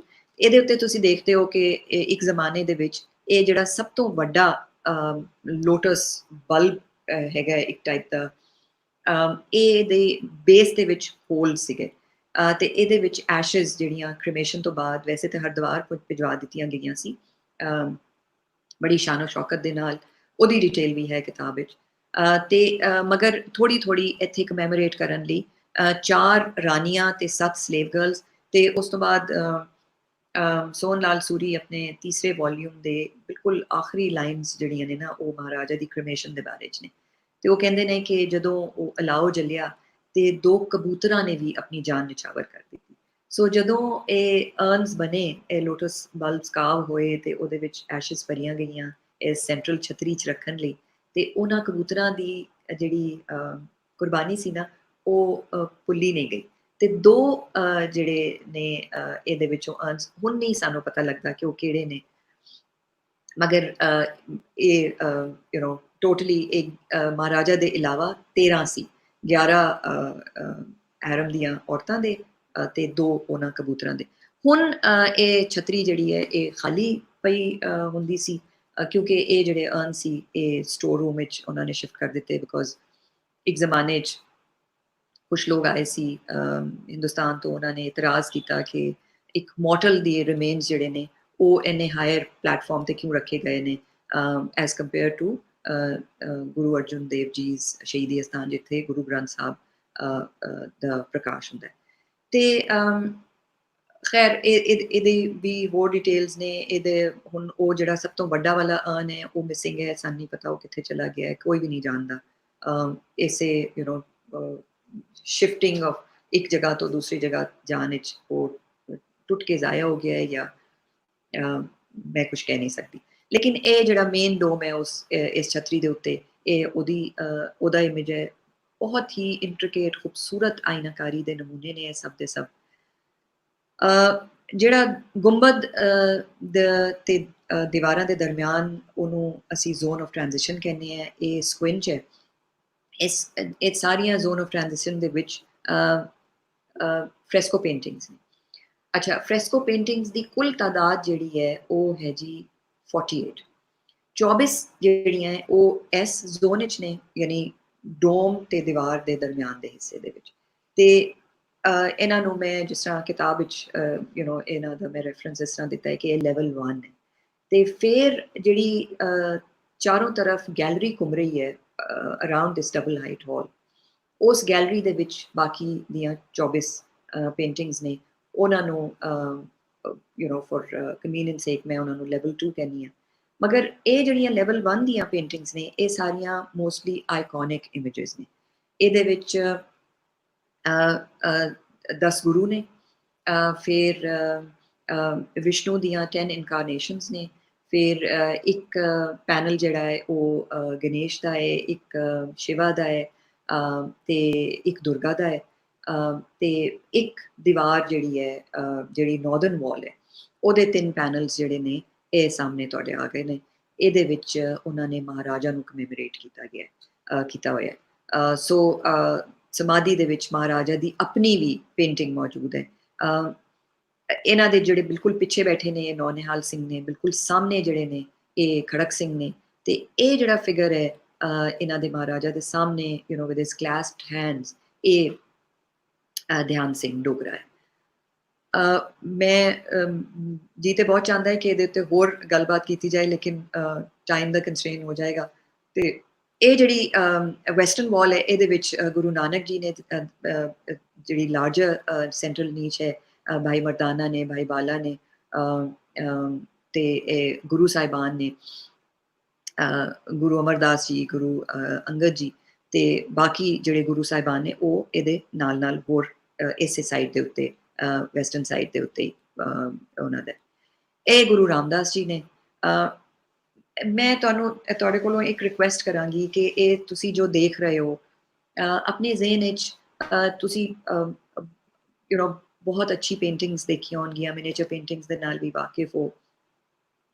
ਜ਼ਰਾ ਆਪਣੇ ਜ਼ਿਹਨ ਦੇ ਵਿੱਚ ਨਾਲ ਦੇ ਨਾਲ ਇਹਨਾਂ ਦੀ ਜਿਹੜੀ ਕ੍ਰਾਫਟਸਮੈਨਸ਼ਿਪ ਦੀ ਜਾਂ ਜਿਹੜੀ ਐਸਥੈਟਿਕ ਕੈਪੇਬਿਲਿਟੀਜ਼ ਆਰਟਿਸਟ ਦੀਆਂ ਜਿਹੜੀਆਂ ਨੇ ਨਾ, ਉਹਨਾਂ ਦੇ ਉੱਤੇ ਵੀ ਥੋੜ੍ਹਾ ਜਿਹਾ ਆਪਣਾ ਧਿਆਨ ਰੱਖੋ, ਕਿਉਂਕਿ ਇਹ ਪੁਆਇੰਟ ਫਿਰ ਮੈਂ ਉਸ ਪਾਸੇ ਜਾਵਾਂਗੀ ਕਿ ਇੰਨਾ ਖੂਬਸੂਰਤ ਕੰਮ, ਇੰਨੀ ਸੈਂਟਰਲ ਲੋਕੇਸ਼ਨ ਤੇ any lack of attention. Why? So this is ਇਹਦਾ ਜਿਹੜਾ ਸੈਂਟਰਲ ਹਿੱਸਾ ਹੈ ਇਹ ਕਮ ਅਜ਼ ਕਮ this is one of the really well preserved areas ਹੈ। ਹੁਣ ਮੋਇਸਚਰ ਉੱਤੇ, ਕਿਉਂਕਿ ਜ਼ੋਨ ਆਫ ਟ੍ਰਾਂਜੀਸ਼ਨ ਹੈ ਉੱਤੇ ਮੋਇਸਚਰ ਦੀ ਵਜ੍ਹਾ ਦੇ ਨਾਲ ਇਹਦੇ ਪੇਂਟ ਜਿਹੜਾ ਹੈ ਨਾ ਉਹ ਫਲੇਕ ਹੋ ਰਿਹਾ, ਤੇ ਪਤਾ ਨਹੀਂ ਹੁਣ ਕਦੋਂ ਤੱਕ ਇਹ ਰਹੇਗਾ ਜਾਂ ਇਹਦੀ ਕੋਈ ਪੋਸੀਬਿਲਿਟੀ ਸਾਡੇ ਕੋਲ ਹੋ ਸਕਦੀ ਹੈ ਜਾਂ ਨਹੀਂ। ਇਹ ਜਿਹੜੀ ਹੈ ਉਹ ਵਿਸ਼ਨੂਜ਼ ਇਨਕਾਰਨੇਸ਼ਨਸ, ਤੇ ਇਹ ਉਹਦਾ ਹੈ ਕਿ ਚਰਨਿੰਗ ਆਫ ਦੀ ਓਸ਼ਨ, ਇਹ ਉਹ ਪੇਂਟਿੰਗ ਹੈ। ਇੰਨੀ ਖੂਬਸੂਰਤੀ ਦੇ ਨਾਲ ਇਹ ਜੇ ਤੁਸੀਂ ਦੇਖੋ ਕਿ ਆਨੰਤਾ ਦੀ ਜਿਹੜਾ ਹੈਡ ਸਾਈਡ ਹੈ ਉਹ ਜਿਹੜਾ ਉਹ ਆਸੂਰਾਜ਼ ਨੂੰ ਪੜਾਇਆ ਗਿਆ ਹੈ, ਤੇ ਬਾਕੀ ਜਿਹੜੇ ਡੀਟੀਜ਼ ਨੇ ਉਹਨਾਂ ਨੇ ਉਹ ਦੁਮ ਪਕੜੀ ਹੋਈ ਹੈ।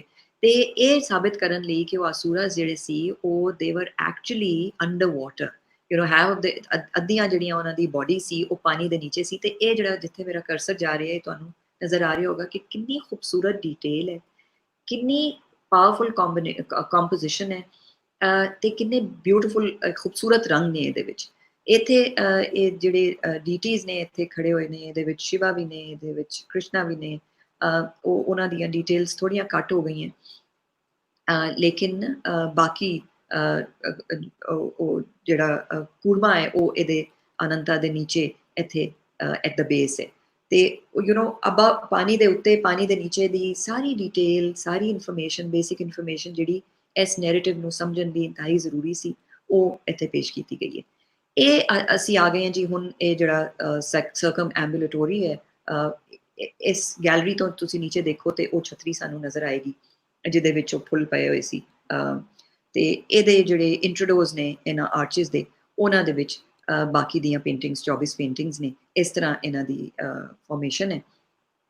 ਤੇ ਕੁਛ ਇਹ ਪੇਂਟਿੰਗਸ ਮੈਂ ਤੁਹਾਨੂੰ ਦਿਖਾ ਦਿੰਦੀ ਹਾਂ ਤੇ ਫਿਰ ਅੱਗੇ ਚੱਲਦੇ ਹਾਂ। ਇਹ ਜੀ ਮਹਾਭਾਰਤ ਤੋਂ ਹੈ। ਪਾਂਡਵਾਸ ਐਂਡ ਕੌਰਵਾਸ, ਇਹ ਫਾਈਨਲ ਐਗਜ਼ਾਈਲ ਦੇ ਵਿੱਚ ਉਹ ਜਾ ਰਹੇ ਨੇ ਤੇ ਇਹ ਕੋਟ ਹੈ ਤੇ ਇਹਦੀ ਵੀ ਡਿਟੇਲਸ ਜਿਹੜੀਆਂ ਤੁਸੀਂ ਦੇਖੋ ਤੇ ਬਹੁਤ ਹੀ ਖੂਬਸੂਰਤ ਨੇ। ਇਹ ਜਿਹੜੀ ਹੈ ਇਹ ਸੁਦਾਮਾ ਦੀ ਕਹਾਣੀ ਹੈ। ਰੁਕਮਣੀ ਇਸ ਵੇਲੇ ਕ੍ਰਿਸ਼ਨਾ ਦਾ ਹੱਥ ਫੜ ਕੇ ਕਹਿ ਰਹੇ ਨੇ ਕਿ ਜੀ ਸੁਦਾਮਾ ਜਿਹੜੇ ਉਹ ਸੁੱਕੇ ਚਾਵਲਾਂ ਦਾ ਨਜ਼ਰਾਨਾ ਲੈ ਕੇ ਆਏ ਨੇ, ਉਹ ਤੁਸੀਂ ਇਕੱਲੇ ਕਿਸ ਤਰ੍ਹਾਂ ਖਾ ਰਹੇ ਹੋ, ਮੈਨੂੰ ਮੇਰਾ ਹਿੱਸਾ ਕਿੱਥੇ। ਸੋ ਇਹ ਦੋਸਤੀ ਦੀ ਹਿਊਮਿਲਿਟੀ ਦੀ ਐਸੀ ਖੂਬਸੂਰਤ ਮਿਸਾਲ ਹੈ ਇਸ ਕਹਾਣੀ ਦੇ ਵਿੱਚ। ਔਰ ਸਪੈਸ਼ਲੀ ਇਸ ਪੈਨਲ ਦੇ ਵਿੱਚ ਜਿਹੜੀ ਹੁਣ ਸਾਡੀ ਉਹ ਪੁਰਾਣੀ ਵੋਕੈਬਲਰੀ ਖਤਮ ਹੋ ਗਈ ਹੈ, ਸਾਨੂੰ ਪਤਾ ਹੀ ਨਹੀਂ ਲੱਗਦਾ ਕਿ ਇਹ ਕੀ ਕੈਰੈਕਟਰਸ ਨੇ, ਇਹ ਕੀ ਕਰ ਰਹੇ ਨੇ, ਇਹਨਾਂ ਦਾ ਮਕਸਦ ਕੀ ਸੀ, ਇਹਦੇ ਇਹਦਾ ਕੰਟੈਕਸਟ ਕੀ ਸੀ, ਅਸੀਂ ਇਹਦੇ ਵਿੱਚੋਂ ਕੀ ਸਿੱਖ ਸਕਦੇ ਹਾਂ। ਸੋ ਸਮਾਧੀ ਦੀ ਸਟੱਡੀ ਦੇ ਨਾਲ ਨਾਲ ਇਹ ਸਭ ਕੁਛ ਮੇਰੇ ਲਈ ਆਸਾਨ ਤੇ ਨਹੀਂ ਸੀ, ਲੇਕਿਨ ਮੈਨੂੰ ਇਹ ਖੁਸ਼ੀ ਹੈ ਕਿ ਮੈਂ ਇਹ ਸਭ ਕੁਛ ਸਿੱਖ ਸਕੀ ਸਭ ਦੋਸਤਾਂ, ਸਭ ਮੇਰੇ ਉਸਤਾਦ ਸਾਹਿਬਾਨ ਦੀ ਮਦਦ ਦੇ ਨਾਲ। ਤੇ ਅੱਜ ਮੈਂ ਆਈਡੈਂਟੀਫਾਈ ਕਰ ਸਕਦੀ ਹਾਂ ਕਿ ਅੱਛਾ ਇਸ ਕਹਾਣੀ ਦੇ ਵਿੱਚ ਇਹ ਹੋ ਰਿਹਾ ਹੈ, ਇਹਦਾ ਸਟੋਰੀ ਦਾ ਕੀ ਮੋਰਲ ਹੈ। ਇਹ ਸਟੋਰੀ ਸਾਡੇ ਉੱਤੇ ਅੱਜ ਦੀ ਸਿਚੁਏਸ਼ਨ ਵਿੱਚ ਮੇਰੀ ਆਪਣੀ ਜਿਸ ਵੀ ਮੈਂ ਜਿੱਥੇ ਵੀ ਹਾਂ, ਮੈਨੂੰ ਇਹ ਕਿਸ ਤਰ੍ਹਾਂ ਇਫੈਕਟ ਕਰਦੀ ਹੈ ਤੇ ਮੈਨੂੰ ਇਹਨੂੰ ਸਿੱਖ ਕੇ ਕੀ ਕਰਨਾ ਚਾਹੀਦਾ। ਇਹ ਰੁਕਮਣੀ ਦੀ ਕਹਾਣੀ ਹੈ, ਜਿੱਥੇ ਉਹ ਬ੍ਰਹਮਨ ਪੰਡਿਤ ਨੂੰ ਆਪਣੇ ਅਪਾਰਟਮੈਂਟ ਵਿੱਚ ਬੁਲਾ ਕੇ ਖਤ ਲਿਖ ਰਹੇ ਨੇ। ਸੋ ਵਿਮਨ ਲਿਟਰੇਸੀ ਵੀ ਇਹਦੇ ਨਾਲ ਨਜ਼ਰ ਆ ਰਹੀ ਹੈ। ਇਹ ਜਿਹੜਾ ਅਪਾਰਟਮੈਂਟ ਹੈ ਬਿਲਕੁਲ ਟੌਪ ਫਲੋਰ ਦੇ ਉੱਤੇ ਹੈ, ਤੇ ਇਹਦੇ ਨਾਲ ਸਾਨੂੰ ਇਹ ਵੀ ਨਜ਼ਰ ਆ ਰਿਹਾ ਹੈ ਕਿ ਔਰਤਾਂ ਦੇ ਜਿਹੜਾ ਜ਼ਨਾਨਾ ਅਪਾਰਟਮੈਂਟ ਸੀ ਉਹ ਕਿੰਨੇ ਸੈਕਲੂਡਡ ਸੀ। ਸੋ ਬਹੁਤ ਖੂਬਸੂਰਤ ਔਰ ਬਹੁਤ ਇੰਪੋਰਟੈਂਟ ਪੀਸਿਸ ਆਫ ਇਨਫੋਰਮੇਸ਼ਨ ਜੋੜ ਕੇ ਇੱਕ ਪੇਂਟਿੰਗ ਦੇ ਅੰਦਰ ਪੇਸ਼ ਕੀਤੇ ਗਏ ਨੇ। ਹੁਣ ਪੜ੍ਹਨ ਵਾਲੇ ਦੀ ਅੱਖ ਚਾਹੀਦੀ ਹੈ ਜਿਹੜਾ ਇਹਨਾਂ ਨੂੰ ਦੇਖ ਸਕੇ ਤੇ ਉਹਦੇ ਕੋਲੋਂ ਇੰਨੇ ਪਲੀਜ਼ਿੰਗ ਇਮੇਜਸ ਨੂੰ ਇੰਜੋਏ ਕਰ ਸਕੇ। ਅੱਛਾ ਜੀ, ਹੁਣ ਇਹ ਅਠਦਰਾ ਆ ਗਿਆ ਤੇ ਮੇਰੀ ਜਿਹੜੀ ਜਰਨੀ ਹੈ ਉਹ ਇੱਥੋਂ ਸ਼ੁਰੂ ਹੋਈ ਹੈ। ਤੇ ਮੈਂ 1 ਮਿੰਟ ਲਵਾਂਗੀ ਸਿਰਫ, ਜੇ ਤੁਸੀਂ ਇਜਾਜ਼ਤ ਦਿਓ ਤੌਹੀਦ ਨੂੰ ਪੁੱਛਣ ਲਈ ਕਿ ਮੇਰੇ ਕੋਲ ਟਾਈਮ ਕਿੰਨਾ ਹੈ, ਤਾਂ ਕਿ ਮੈਂ ਉਸ ਦੇ ਹਿਸਾਬ ਦੇ ਨਾਲ ਆਪਣੀ ਕਹਾਣੀ ਜਲਦੀ ਲਪੇਟਦੇ ਹਾਂ, ਵਰਨਾ ਐਜ਼ ਪ੍ਰੋਫੈਸਰਸ ਤੁਹਾਨੂੰ ਪਤਾ ਹੈ ਕਿ ਕਹਾਣੀ ਬਹੁਤ ਲੰਬੀ ਹੈ। ਜੀ ਤੁਸੀਂ ਆਪਣੀ ਕਹਾਣੀ ਆਪਣੀ ਤਸੱਲੀ ਨਾਲ ਕਰੋ ਤਾਂ ਕਿ ਲੈਕਚਰ ਜਿਹੜਾ ਨਾ ਉਹ ਠੀਕ ਤਰੀਕੇ ਨਾਲ ਆ ਜਾਏ। ਸਾਡੇ ਕੋਲ ਟਾਈਮ ਅਜੇ 15-20 ਮਿੰਟ ਹੈ ਨੇ, ਤੁਸੀਂ ਆਰਾਮ ਨਾਲ ਕਰ ਅੱਛਾ ਜੀ, ਲਓ। ਨਹੀਂ ਮੈਂ question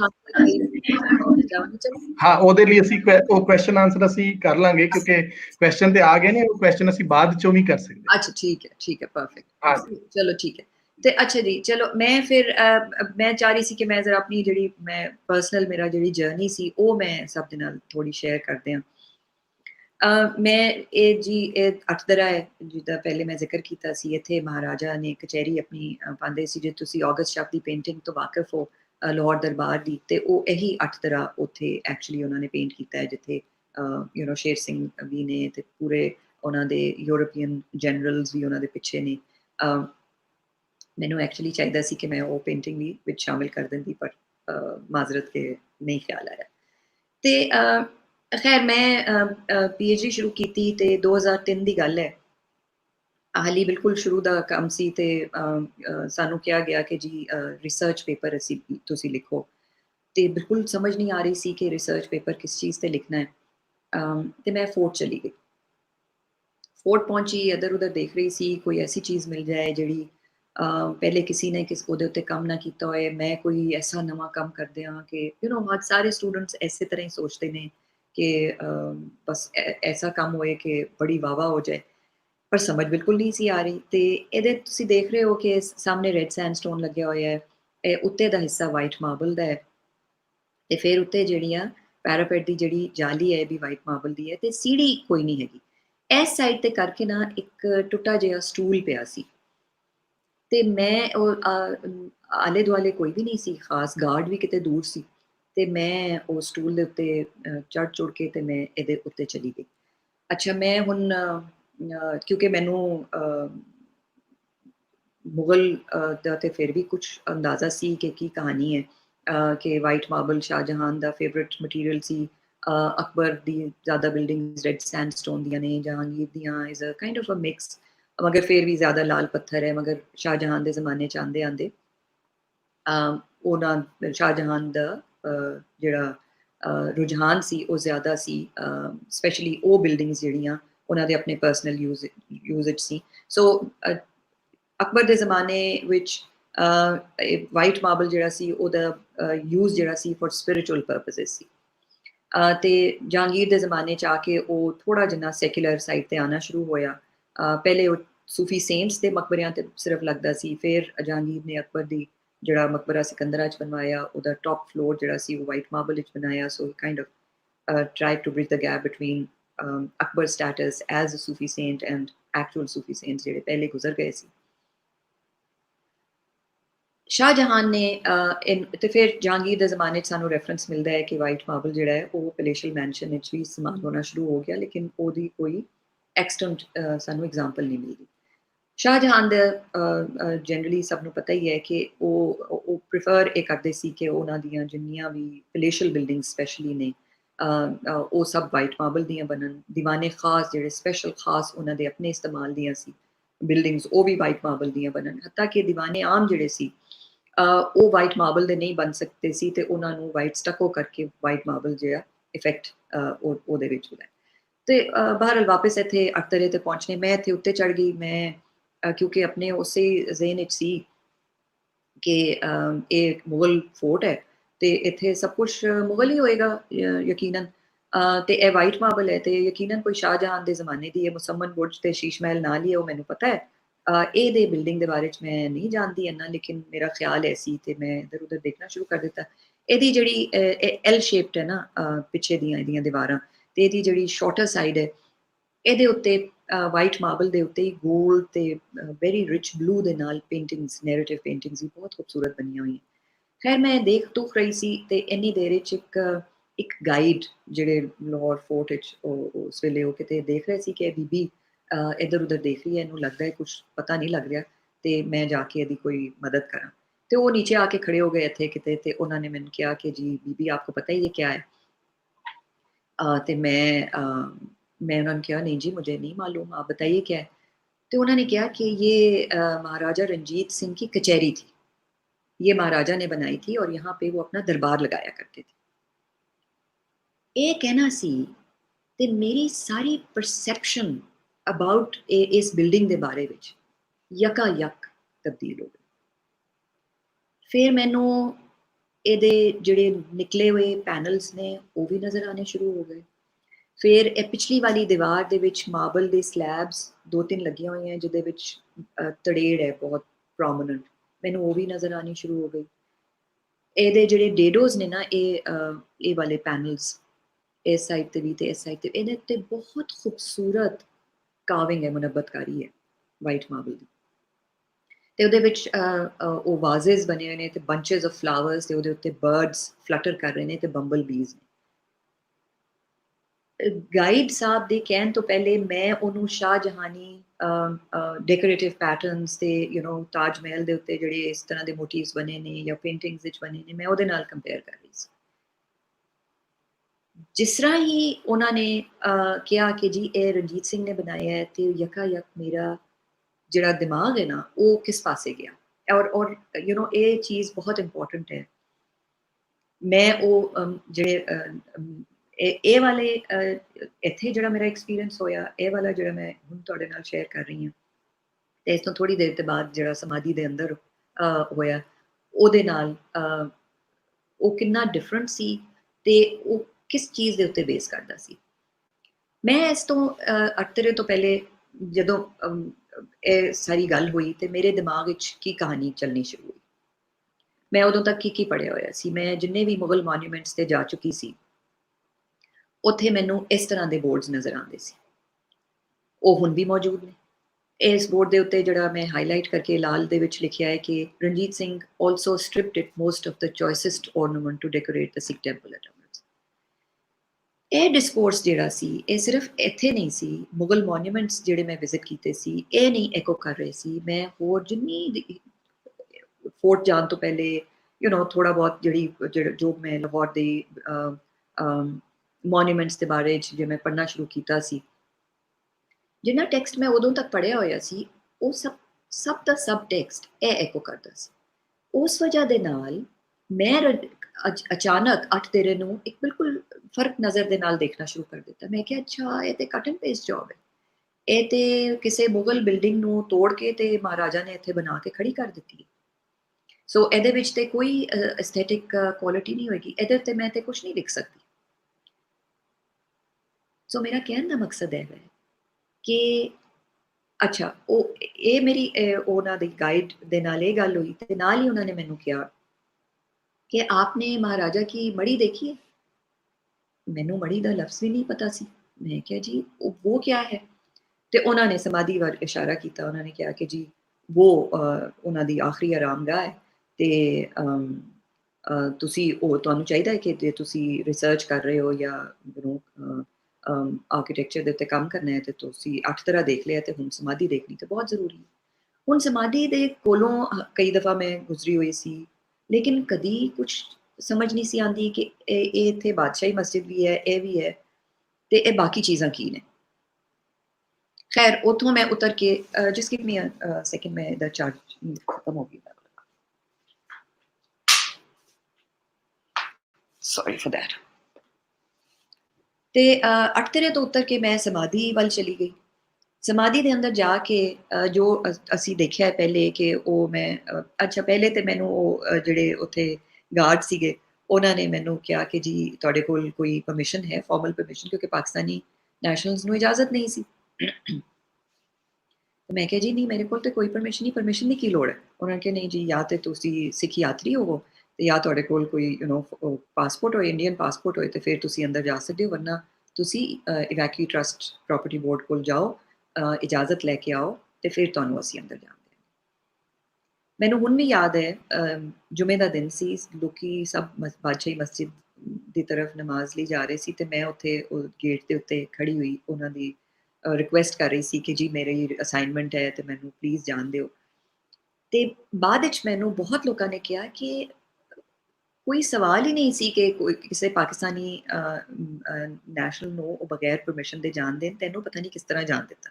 but that was a miracle, that was the moment ਜਿੱਥੋਂ ਇਹ ਸਾਰੀ ਕਹਾਣੀ ਜਿਹੜੀ ਹੈ ਉਹ ਤਬਦੀਲ ਹੋਣੀ ਸੀ ਮੇਰੇ ਲਈ। ਤੇ ਮੇਰੀ ਆਪਣੀਆਂ ਪਰਸੈਪਸ਼ਨਸ, ਮੇਰੀ ਆਪਣੀ ਆਇੰਦਾ ਆਉਣ ਵਾਲੀ ਜ਼ਿੰਦਗੀ, ਬਹੁਤ ਸਾਰੀਆਂ ਚੀਜ਼ਾਂ ਉਸ ਖਾਸ ਲਮਹੇ ਦੇ ਅਰਾਊਂਡ ਸੀਗੀਆਂ। ਉਹਨਾਂ ਨੇ ਮੈਨੂੰ ਅੰਦਰ ਜਾਣ ਦਿੱਤਾ, ਮੈਂ ਅੰਦਰ ਗਈ। ਸਮਾਧੀ ਦੇ ਜਿੱਥੇ ਅਸੀਂ ਉਹ ਦੇਖੀ ਹੈ ਇੰਟੀਰੀਅਰ ਸਮਾਧੀ ਦੇ ਵਿੱਚ ਵਾਈਟ ਮਾਰਬਲ ਦੇ ਆਰਚੇਸ, ਮੈਂ ਉੱਥੇ ਖੜੀ ਹੋਈ। ਦੁਬਾਰਾ ਮੇਰੇ ਜ਼ਿਹਨ ਵਿੱਚ ਇਹੀ ਸਾਰੀਆਂ ਚੀਜ਼ਾਂ ਐਕੋ ਕਰਨ ਲੱਗ ਗਈਆਂ। ਤੇ ਇਹ ਐਕੋਜ਼ ਕਿੱਥੋਂ ਆਈਆਂ ਨੇ ਇਸ ਸਲਾਈਡ ਤੋਂ ਬਾਅਦ ਮੈਂ ਉਹਦੇ ਉੱਤੇ ਗੱਲ ਕਰਾਂਗੀ, but let me just finish ਕਿ ਉੱਥੇ ਖੜੇ ਹੋ ਕੇ ਮੈਂ ਆਪਣੇ ਤੌਰ ਤੇ ਇਹ ਫੈਸਲਾ ਕੀਤਾ ਕਿ ਮੈਂ ਇਸ ਬਿਲਡਿੰਗ ਦੇ ਉੱਤੇ PhD ਕਰਾਂਗੀ। ਲੇਕਿਨ ਮੈਂ ਕਿਉਂ ਕਰਾਂਗੀ PhD? ਮੈਂ PhD ਇਸ ਲਈ ਕਰਾਂਗੀ ਕਿਉਂਕਿ ਇਹ ਤੇ ਐਸਟੈਬਲਿਸ਼ਡ ਫੈਕਟ ਹੈ ਕਿ ਜਿੰਨੀਆਂ ਵੀ ਸਿੱਖ ਬਿਲਡਿੰਗਸ ਨੇ ਉਹ ਤੇ ਕੱਟ ਐਂਡ ਪੇਸਟ ਜੌਬ ਨੇ। ਤੇ ਉਹ ਨੂਰ ਜਹਾਂ ਦਾ ਮਕਬਰਾ ਮੈਂ ਵਿਜ਼ਿਟ ਕੀਤਾ ਹੋਇਆ ਸੀ। ਮੇਰੀ ਵਾਲਦਾ ਨੂੰ ਬਹੁਤ ਸ਼ੌਕ ਸੀ ਹਿਸਟੋਰੀਕਲ ਮੋਨੂਮੈਂਟਸ ਤੇ ਜਾਣ ਦਾ। ਜਹਾਂਗੀਰ ਦਾ ਮਕਬਰਾ, ਆਸਿਫ ਖਾਨ ਦਾ, ਸ਼ਾਲਾਮਾਰ ਬਾਗ ਦੇ ਜਿਹੜੇ ਪਵੇਲੀਅਨ ਸੀ ਜਿਹੜੇ ਵਾਈਟ ਮਾਰਬਲ ਦੇ ਹੋਣੇ ਚਾਹੀਦੇ ਸੀ ਤੇ ਹੁਣ ਉਹ ਨਹੀਂ ਸੀ। ਸੋ ਉਹ ਪਜ਼ਲ ਦੇ ਪੀਸਿਸ ਆਪੇ ਹੀ ਆਪਣੇ ਤੌਰ ਤੇ ਉਹ ਮੇਰੇ ਦਿਮਾਗ ਵਿੱਚ ਬੈਠਣੇ ਸ਼ੁਰੂ ਹੋ ਗਏ ਔਰ ਜਿਹੜੀ ਕਲੀਅਰ ਪਿਕਚਰ ਮੇਰੇ ਸਾਹਮਣੇ ਨਜ਼ਰ ਆਈ ਉਹ ਬਿਲਕੁਲ ਇਹ ਜਿਹੜੀ ਸਲਾਈਡ ਤੁਹਾਡੇ ਸਾਹਮਣੇ ਇਸ ਤੋਂ ਕਤਅਨ ਕੋਈ ਫਰਕ ਨਹੀਂ ਸੀ। ਤੇ ਮੈਂ ਇਹ ਇਰਾਦਾ ਕੀਤਾ ਕਿ ਮੈਂ ਹੁਣ ਇਹ ਪਤਾ ਕਰਾਂਗੀ ਕਿ ਇਹ ਫਲਾਨਾ ਹਿੱਸਾ ਜਿਹੜਾ ਮਾਰਬਲ ਦਾ ਇੱਥੇ ਲੱਗਿਆ ਹੋਇਆ ਇਹ ਕਿਹੜੇ ਬਿਲਡਿੰਗ ਤੋਂ, ਮੁਗਲ ਮੋਨੂਮੈਂਟ ਤੋਂ ਉਤਰ ਕੇ ਆਇਆ ਤੇ ਇਹ ਮੇਰਾ PhD ਦਾ ਟੌਪਿਕ।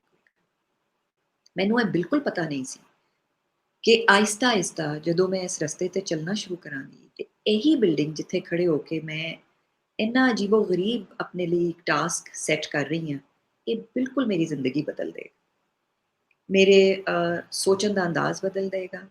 मैं ਜਿਹੜੀ ਆਪਣੀ ਦੁਨੀਆ ਬਿਲਕੁਲ ਛੋਟੀ ਜਿੰਨੀ ਕਾਵ ਕੀਤੀ ਹੋਈ ਹੈ, ਜਿਹਦੇ ਵਿੱਚ ਯੂ نو ਮੇਰਾ ਕੀ ਹੈ ਤੇ ਕਿਸੇ ਹੋਰ ਦਾ ਕੀ ਹੈ, ਅਦਰਿੰਗ ਕਿਸ ਚੀਜ਼ ਨੂੰ ਕਹਿੰਦੇ ਨੇ, ਉਹ ਕਿਸ ਤਰ੍ਹਾਂ ਹੁੰਦੀ ਹੈ, ਬਾਉਂਡਰੀਜ਼ ਨੂੰ ਖੋਲ੍ਹਿਆ ਕਿਸ ਤਰ੍ਹਾਂ ਜਾਂਦਾ ਹੈ, ਇਨਕਲੂਸਿਵਿਟੀ ਕੀ ਹੁੰਦੀ ਹੈ, ਉਹਦੇ ਕੀ ਫਾਇਦੇ ਨੇ, ਉਹਦਾ ਕੀ ਉਹਦੀ ਲਜ਼ਤ ਹੈ, ਇਹ ਸਭ ਕੁਝ ਮੈਨੂੰ ਨਹੀਂ ਪਤਾ ਸੀ ਉਸ ਵਕਤ। ਮੈਂ ਸਿਰਫ ਕੀ ਦੇਖ ਰਹੀ ਸੀ, ਇਸ ਤਰ੍ਹਾਂ ਦੀਆਂ ਕਿਤਾਬਾਂ। ਇਹਦੀ ਬੜੀ ਇੱਕ ਇੰਟਰਸਟਿੰਗ ਕਹਾਣੀ ਹੈ, ਜਿਹੜਾ ਥੋੜ੍ਹੀ ਟਾਈਮ ਕੰਜ਼ਿਊਮਿੰਗ ਵੀ ਹੈ। ਮੈਂ ਜਲਦੀ ਕੋਸ਼ਿਸ਼ ਕਰਨੀ ਹੈ ਕਿ ਇਹਨੂੰ ਲਪੇਟ ਦਿਆਂ, ਲੇਕਿਨ ਇਹ ਜ਼ਰੂਰੀ ਵੀ ਹੈ।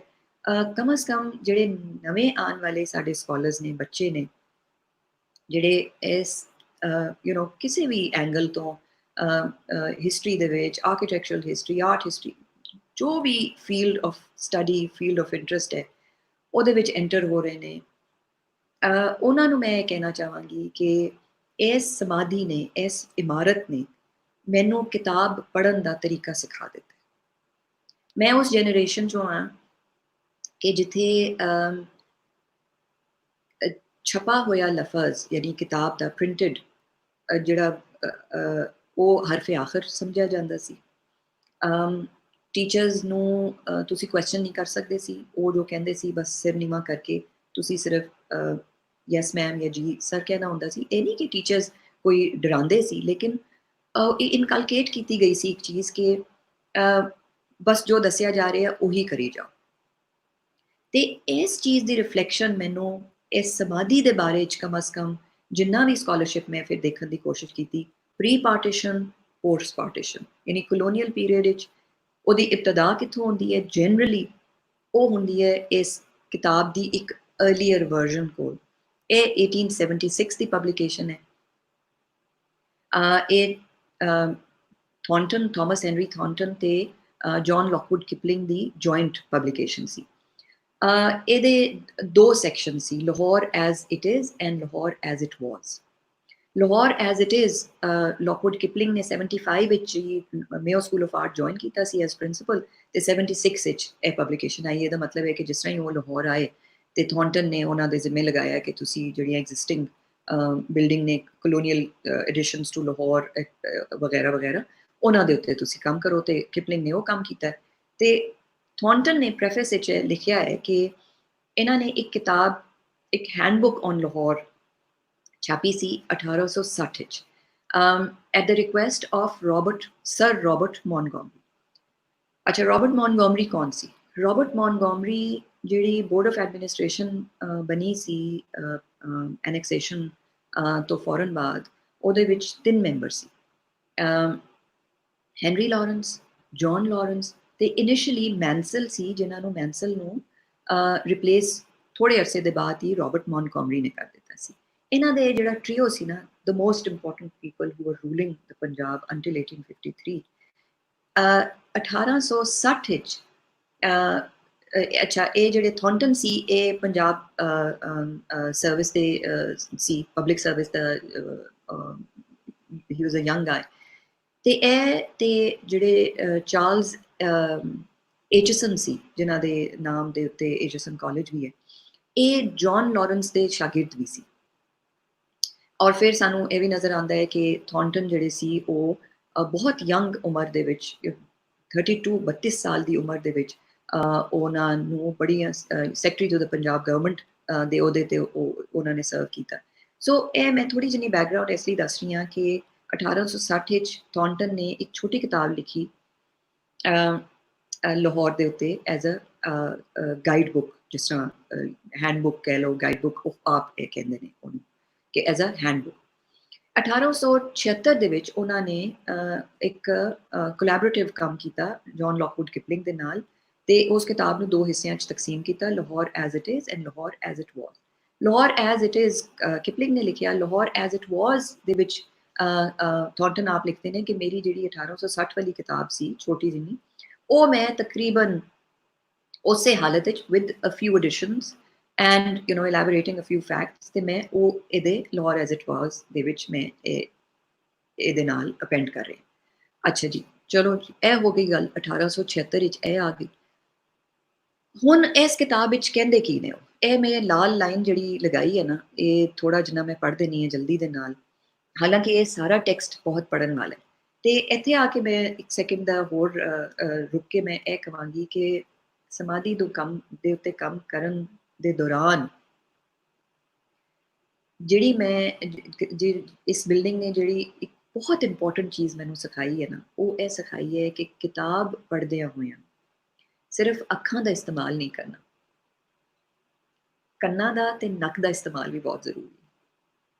ਕੰਨਾਂ ਦਾ ਇਸਤੇਮਾਲ ਇਸ ਲਈ ਜ਼ਰੂਰੀ ਹੈ ਕਿ ਤੁਸੀਂ ਉਹ ਸੁਣ ਸਕੋ ਆਥਰ ਦੀ ਟੋਨ, ਕਿਸ ਲਹਿਜੇ ਦੇ ਵਿੱਚ ਉਹ ਗੱਲ ਕਰ ਰਿਹਾ ਹੈ। ਤੇ ਨੱਕ ਦਾ ਇਸਤੇਮਾਲ ਇਸ ਲਈ ਜ਼ਰੂਰੀ ਹੈ ਕਿ ਤਾਸੁਬ ਦੀ ਬੋ ਜਿੱਥੇ ਵੀ ਆਏ ਨਾ, ਉੱਥੇ ਹੀ ਰੈੱਡ ਅਲਰਟ ਦਾ ਸਾਇਰਨ ਵਜਾ ਦਿਓ ਤੇ ਫਿਰ ਦੇਖੋ ਕਿ ਇਹ ਤੁਸੀਂ ਮੰਨੀ ਹੈ ਗੱਲ ਕਿ ਨਹੀਂ ਮੰਨੀ ਹੈ। ਇਸ ਤੋਂ ਪਹਿਲੇ ਮੈਨੂੰ ਆਦਤ ਨਹੀਂ ਸੀ ਇਸ ਤਰ੍ਹਾਂ ਕਿਤਾਬ ਨੂੰ ਪੜ੍ਹਨ ਦੀ। ਮੈਂ ਕਿਤਾਬ ਨੂੰ ਪੜ੍ਹਦੀ ਸੀ ਕਿ ਇਹ ਅਲਟੀਮੇਟ ਟਰੂਥ ਹੈ, ਇਹਨੂੰ ਹੀ ਮੈਂ ਲੈ ਕੇ ਅੱਗੇ ਚੱਲਦਾ ਹੈ, ਇਹਨੂੰ ਮੈਂ ਕੁਐਸਚਨ ਨਹੀਂ ਕਰ ਸਕਦੀ। ਮਗਰ ਇਹ ਸਾਰੇ ਟੈਕਸਟ, ਇਸ ਤਰ੍ਹਾਂ ਦੇ ਟੈਕਸਟ ਨੂੰ ਪੜ੍ਹਨ ਤੋਂ ਬਾਅਦ ਹੁਣ ਮੈਨੂੰ ਸਮਝ ਆਉਂਦੀ ਹੈ ਕਿ ਐਕਚੁਅਲੀ ਕਿਤਾਬ ਨੂੰ ਪੜ੍ਹਨਾ ਕਿਸ ਤਰ੍ਹਾਂ ਚਾਹੀਦਾ ਹੈ। ਇਹ ਹੁਣ ਪੜ੍ਹਨੀ ਹੈ ਇੱਕ ਲਾਈਨ, ਇਹ 1860 ਤੋਂ ਇਹ ਚੱਲ ਰਿਹਾ ਕਿੱਸਾ, ਹੁਣ 1876 ਵਾਲੀ ਪਬਲੀਕੇਸ਼ਨ ਵਿੱਚ ਵੀ ਉਹੀ ਗੱਲ ਚੱਲ ਰਹੀ ਹੈ। ਉਹ ਕਹਿੰਦੇ ਨੇ ਜੀ ਕਿ Ranjit Singh unlettered and unpolished as he was had an idea that architecture was a good thing.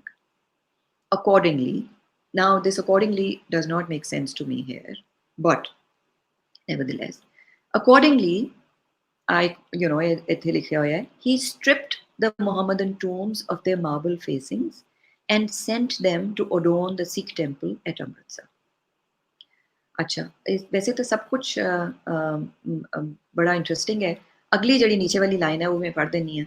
One of the latest specimens of Sikh architecture is the mausoleum of Ranjit Singh himself, his son and grandson.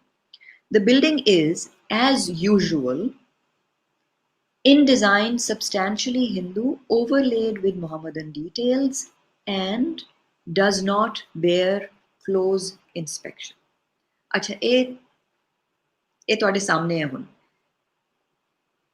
ਇੱਥੇ ਵੀ ਦੇਖ ਲੈਂਦੇ ਹਾਂ। ਹੁਣ ਇੱਥੇ ਕੀ ਲਿਖਿਆ ਹੋਇਆ, the walls of the chambers, ਇਹ ਹਵੇਲੀਆਂ ਦੀ ਗੱਲ ਹੋ ਰਹੀ ਹੈ।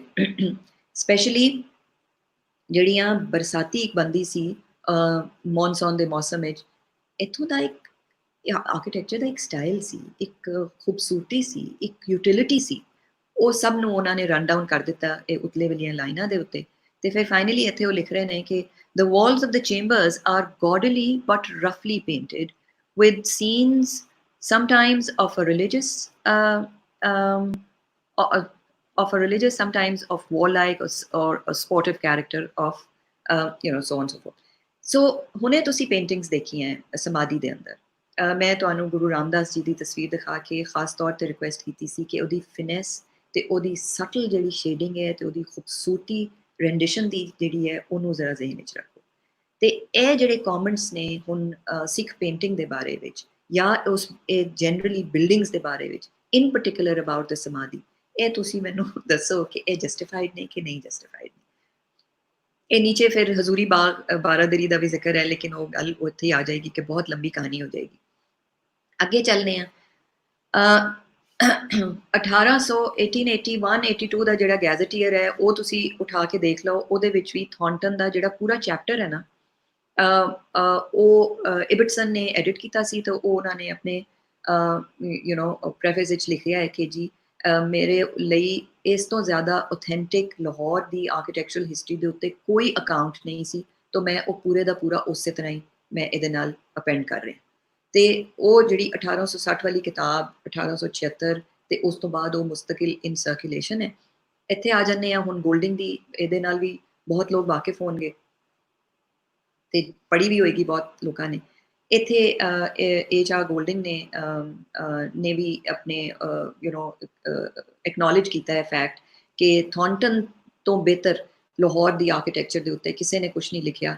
ਤੇ ਮੈਂ ਮੈਨੂੰ ਕੀ ਜ਼ਰੂਰਤ ਹੈ ਕਿ ਲਾਹੌਰ ਐਜ਼ ਇਟ ਵਾਜ਼ ਜਿਹੜਾ ਹਿਸਟੋਰੀਕਲ ਪੀਰੀਅਡ ਹੈ ਜਿਹਦੇ ਉੱਤੇ ਇੰਨਾ ਆਥੈਂਟਿਕ ਇਨਫੋਰਮੇਸ਼ਨ ਆਲਰੇਡੀ ਮੌਜੂਦ ਹੈ, ਤੇ ਮੈਂ ਉਹ ਪੂਰੇ ਦਾ ਪੂਰਾ ਚੈਪਟਰ ਆਪਣੀ ਕਿਤਾਬ ਦੇ ਨਾਲ ਅਪੈਂਡ ਕਰ ਰਿਹਾ।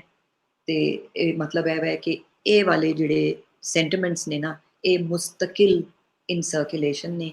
ਇਹ ਡਿਸਕੋਰਸ ਜਿਹੜਾ ਹੈ ਇਹ ਇੱਕ ਸਰਟਨ ਇੱਕ ਖਾਸ ਤਰ੍ਹਾਂ ਦਾ ਸਿੱਖ ਆਰਕੀਟੈਕਚਰ ਨੂੰ ਇੱਕ ਪਰਸੋਨਾ ਦੇ ਰਿਹਾ ਹੈ। ਇੱਕ ਖਾਸ ਤਰ੍ਹਾਂ ਦੀ ਉਹਦੀ ਸ਼ਕਲ ਬਣਾ ਰਿਹਾ ਹੈ, ਤੇ ਜਿਹਦਾ ਮਤਲਬ ਇਹ ਹੈ ਕਿ ਇਹ ਆਰਕੀਟੈਕਚਰ ਜਿਹੜਾ ਹੈ ਇਹ ਕਿਸੇ ਕਾਬਿਲ ਨਹੀਂ ਹੈ, ਇਹਨੂੰ ਸਕੋਲਰਲੀ ਇਨਵੈਸਟੀਗੇਸ਼ਨ ਦੀ ਤੇ ਇਹਦੀ ਤੇ ਜ਼ਰੂਰਤ ਹੀ ਨਹੀਂ ਹੈਗੀ, ਕਿਉਂਕਿ ਇਹ ਤੇ ਸਾਰਾ ਤੋੜ ਤਾੜ ਕੇ ਤੇ ਰੀਅਸੈਂਬਲ ਕਰਕੇ ਬਣਾਇਆ ਗਿਆ। ਇਹਦੇ ਵਿੱਚ ਹੋਰ ਤਾਂ ਕੁਝ ਵੀ ਨਹੀਂ ਹੈਗਾ। ਫਿਰ ਇਹ ਇੱਕ ਹੋਰ ਕਿਤਾਬ ਮੈਨੂੰ ਮਿਲ ਗਈ। ਉਹ ਸ਼ੁਰੂ 'ਚ ਮੈਨੂੰ ਸਮਝ ਨਹੀਂ ਆਉਂਦੀ ਸੀ ਕਿ ਐਕਚੁਅਲੀ ਇੱਕੋ ਹੀ ਕਿਤਾਬ ਦੀ ਸਾਰੀ, ਤੇ ਮੈਂ ਪੜ੍ਹ ਕੇ ਇੰਨੀ ਕਨਫਿਊਜ਼ ਰਹੀ ਕਾਫੀ ਅਰਸਾ ਕਿ ਹਰ ਬੰਦਾ ਇੱਕੋ ਹੀ ਗੱਲ ਕਿਸ ਤਰ੍ਹਾਂ ਕਰ ਸਕਦਾ ਹੈ। ਉਹ ਬਾਅਦ ਵਿੱਚ ਪਤਾ ਲੱਗਿਆ ਕਿ ਐਕਚੁਅਲੀ ਇੱਕੋ ਹੀ ਬੰਦਾ ਉਹੀ ਗੱਲ ਕਰ ਰਿਹਾ ਤੇ ਬਾਕੀ ਉਹਨੂੰ ਸਭ ਇੰਡੋਰਸ ਕਰੀ ਜਾ ਰਹੇ ਨੇ ਤੇ ਉਹਨੂੰ ਵਧਾ ਰਹੇ ਨੇ। ਤੇ ਉਹ ਇਸ ਤਰ੍ਹਾਂ ਲੱਗਦਾ ਹੈ ਕਿ ਹਰ ਪਾਸਿਓਂ ਜਿੱਥੋਂ ਵੀ ਤੁਸੀਂ ਸਮਾਧੀ ਦੇ ਬਾਰੇ 'ਚ ਜਾਂ ਸਿੱਖ ਆਰਕੀਟੈਕਚਰ ਦੇ ਬਾਰੇ 'ਚ ਪੜ੍ਹਨ ਦੀ ਕੋਸ਼ਿਸ਼ ਕਰਦੇ ਹੋ, ਕੋਈ ਨਵੀਂ ਚੀਜ਼ ਸਿੱਖਣ ਦੀ ਕੋਸ਼ਿਸ਼ ਕਰਦੇ ਹੋ, ਉਹ ਪੁਰਾਣੀਆਂ ਐਕੋਜ਼ ਜਿਹੜੀਆਂ ਉਹ ਦੀ ਉਹ ਵਾਪਸ ਆ ਕੇ ਤੁਹਾਨੂੰ ਹੌਂਟ ਕਰਦੀਆਂ। ਤੇ ਇਹ ਜਿਹੜੀ ਕਿਤਾਬ ਇਹ ਡਾਕਟਰ ਅਨੀਸ ਨਾਗੀ ਸਾਹਿਬ ਨੂੰ ਇਹ 1860 ਵਾਲਾ ਪ੍ਰਿੰਟ ਕਿਤੇ ਮਿਲ ਗਿਆ, ਲੇਕਿਨ ਉਹਦਾ ਟਾਈਟਲ ਮਿਸਿੰਗ ਸੀ ਤੇ ਉਹਨਾਂ ਨੂੰ ਪਤਾ ਨਹੀਂ ਸੀ ਕਿ ਥੌਂਟਨ ਨੇ ਲਿਖੀ ਹੋਈ ਹੈ, ਤੇ ਉਹਨਾਂ ਨੇ ਆਪਣੇ ਪ੍ਰੈਫੇਸ ਦੇ ਨਾਲ ਇਹਨੂੰ ਦੁਬਾਰਾ ਛਾਪਿਆ ਤੇ ਉਹ ਗੱਲ ਤੇ ਉੱਥੇ ਹੀ ਆ ਗਈ ਕਿ ਉਹੀ ਗੱਲ ਬਾਰ-ਬਾਰ ਹੋਈ ਜਾ ਰਹੀ ਸੀ, ਤੇ ਲੋਕਾਂ ਦੇ ਜਿਹੜੇ ਜ਼ਿਹਨ ਸੀ ਉਹ ਇੱਕ ਖਾਸ ਤਰੀਕੇ ਦੇ ਨਾਲ ਮੋਲਡ ਹੋ ਰਹੇ ਸੀ।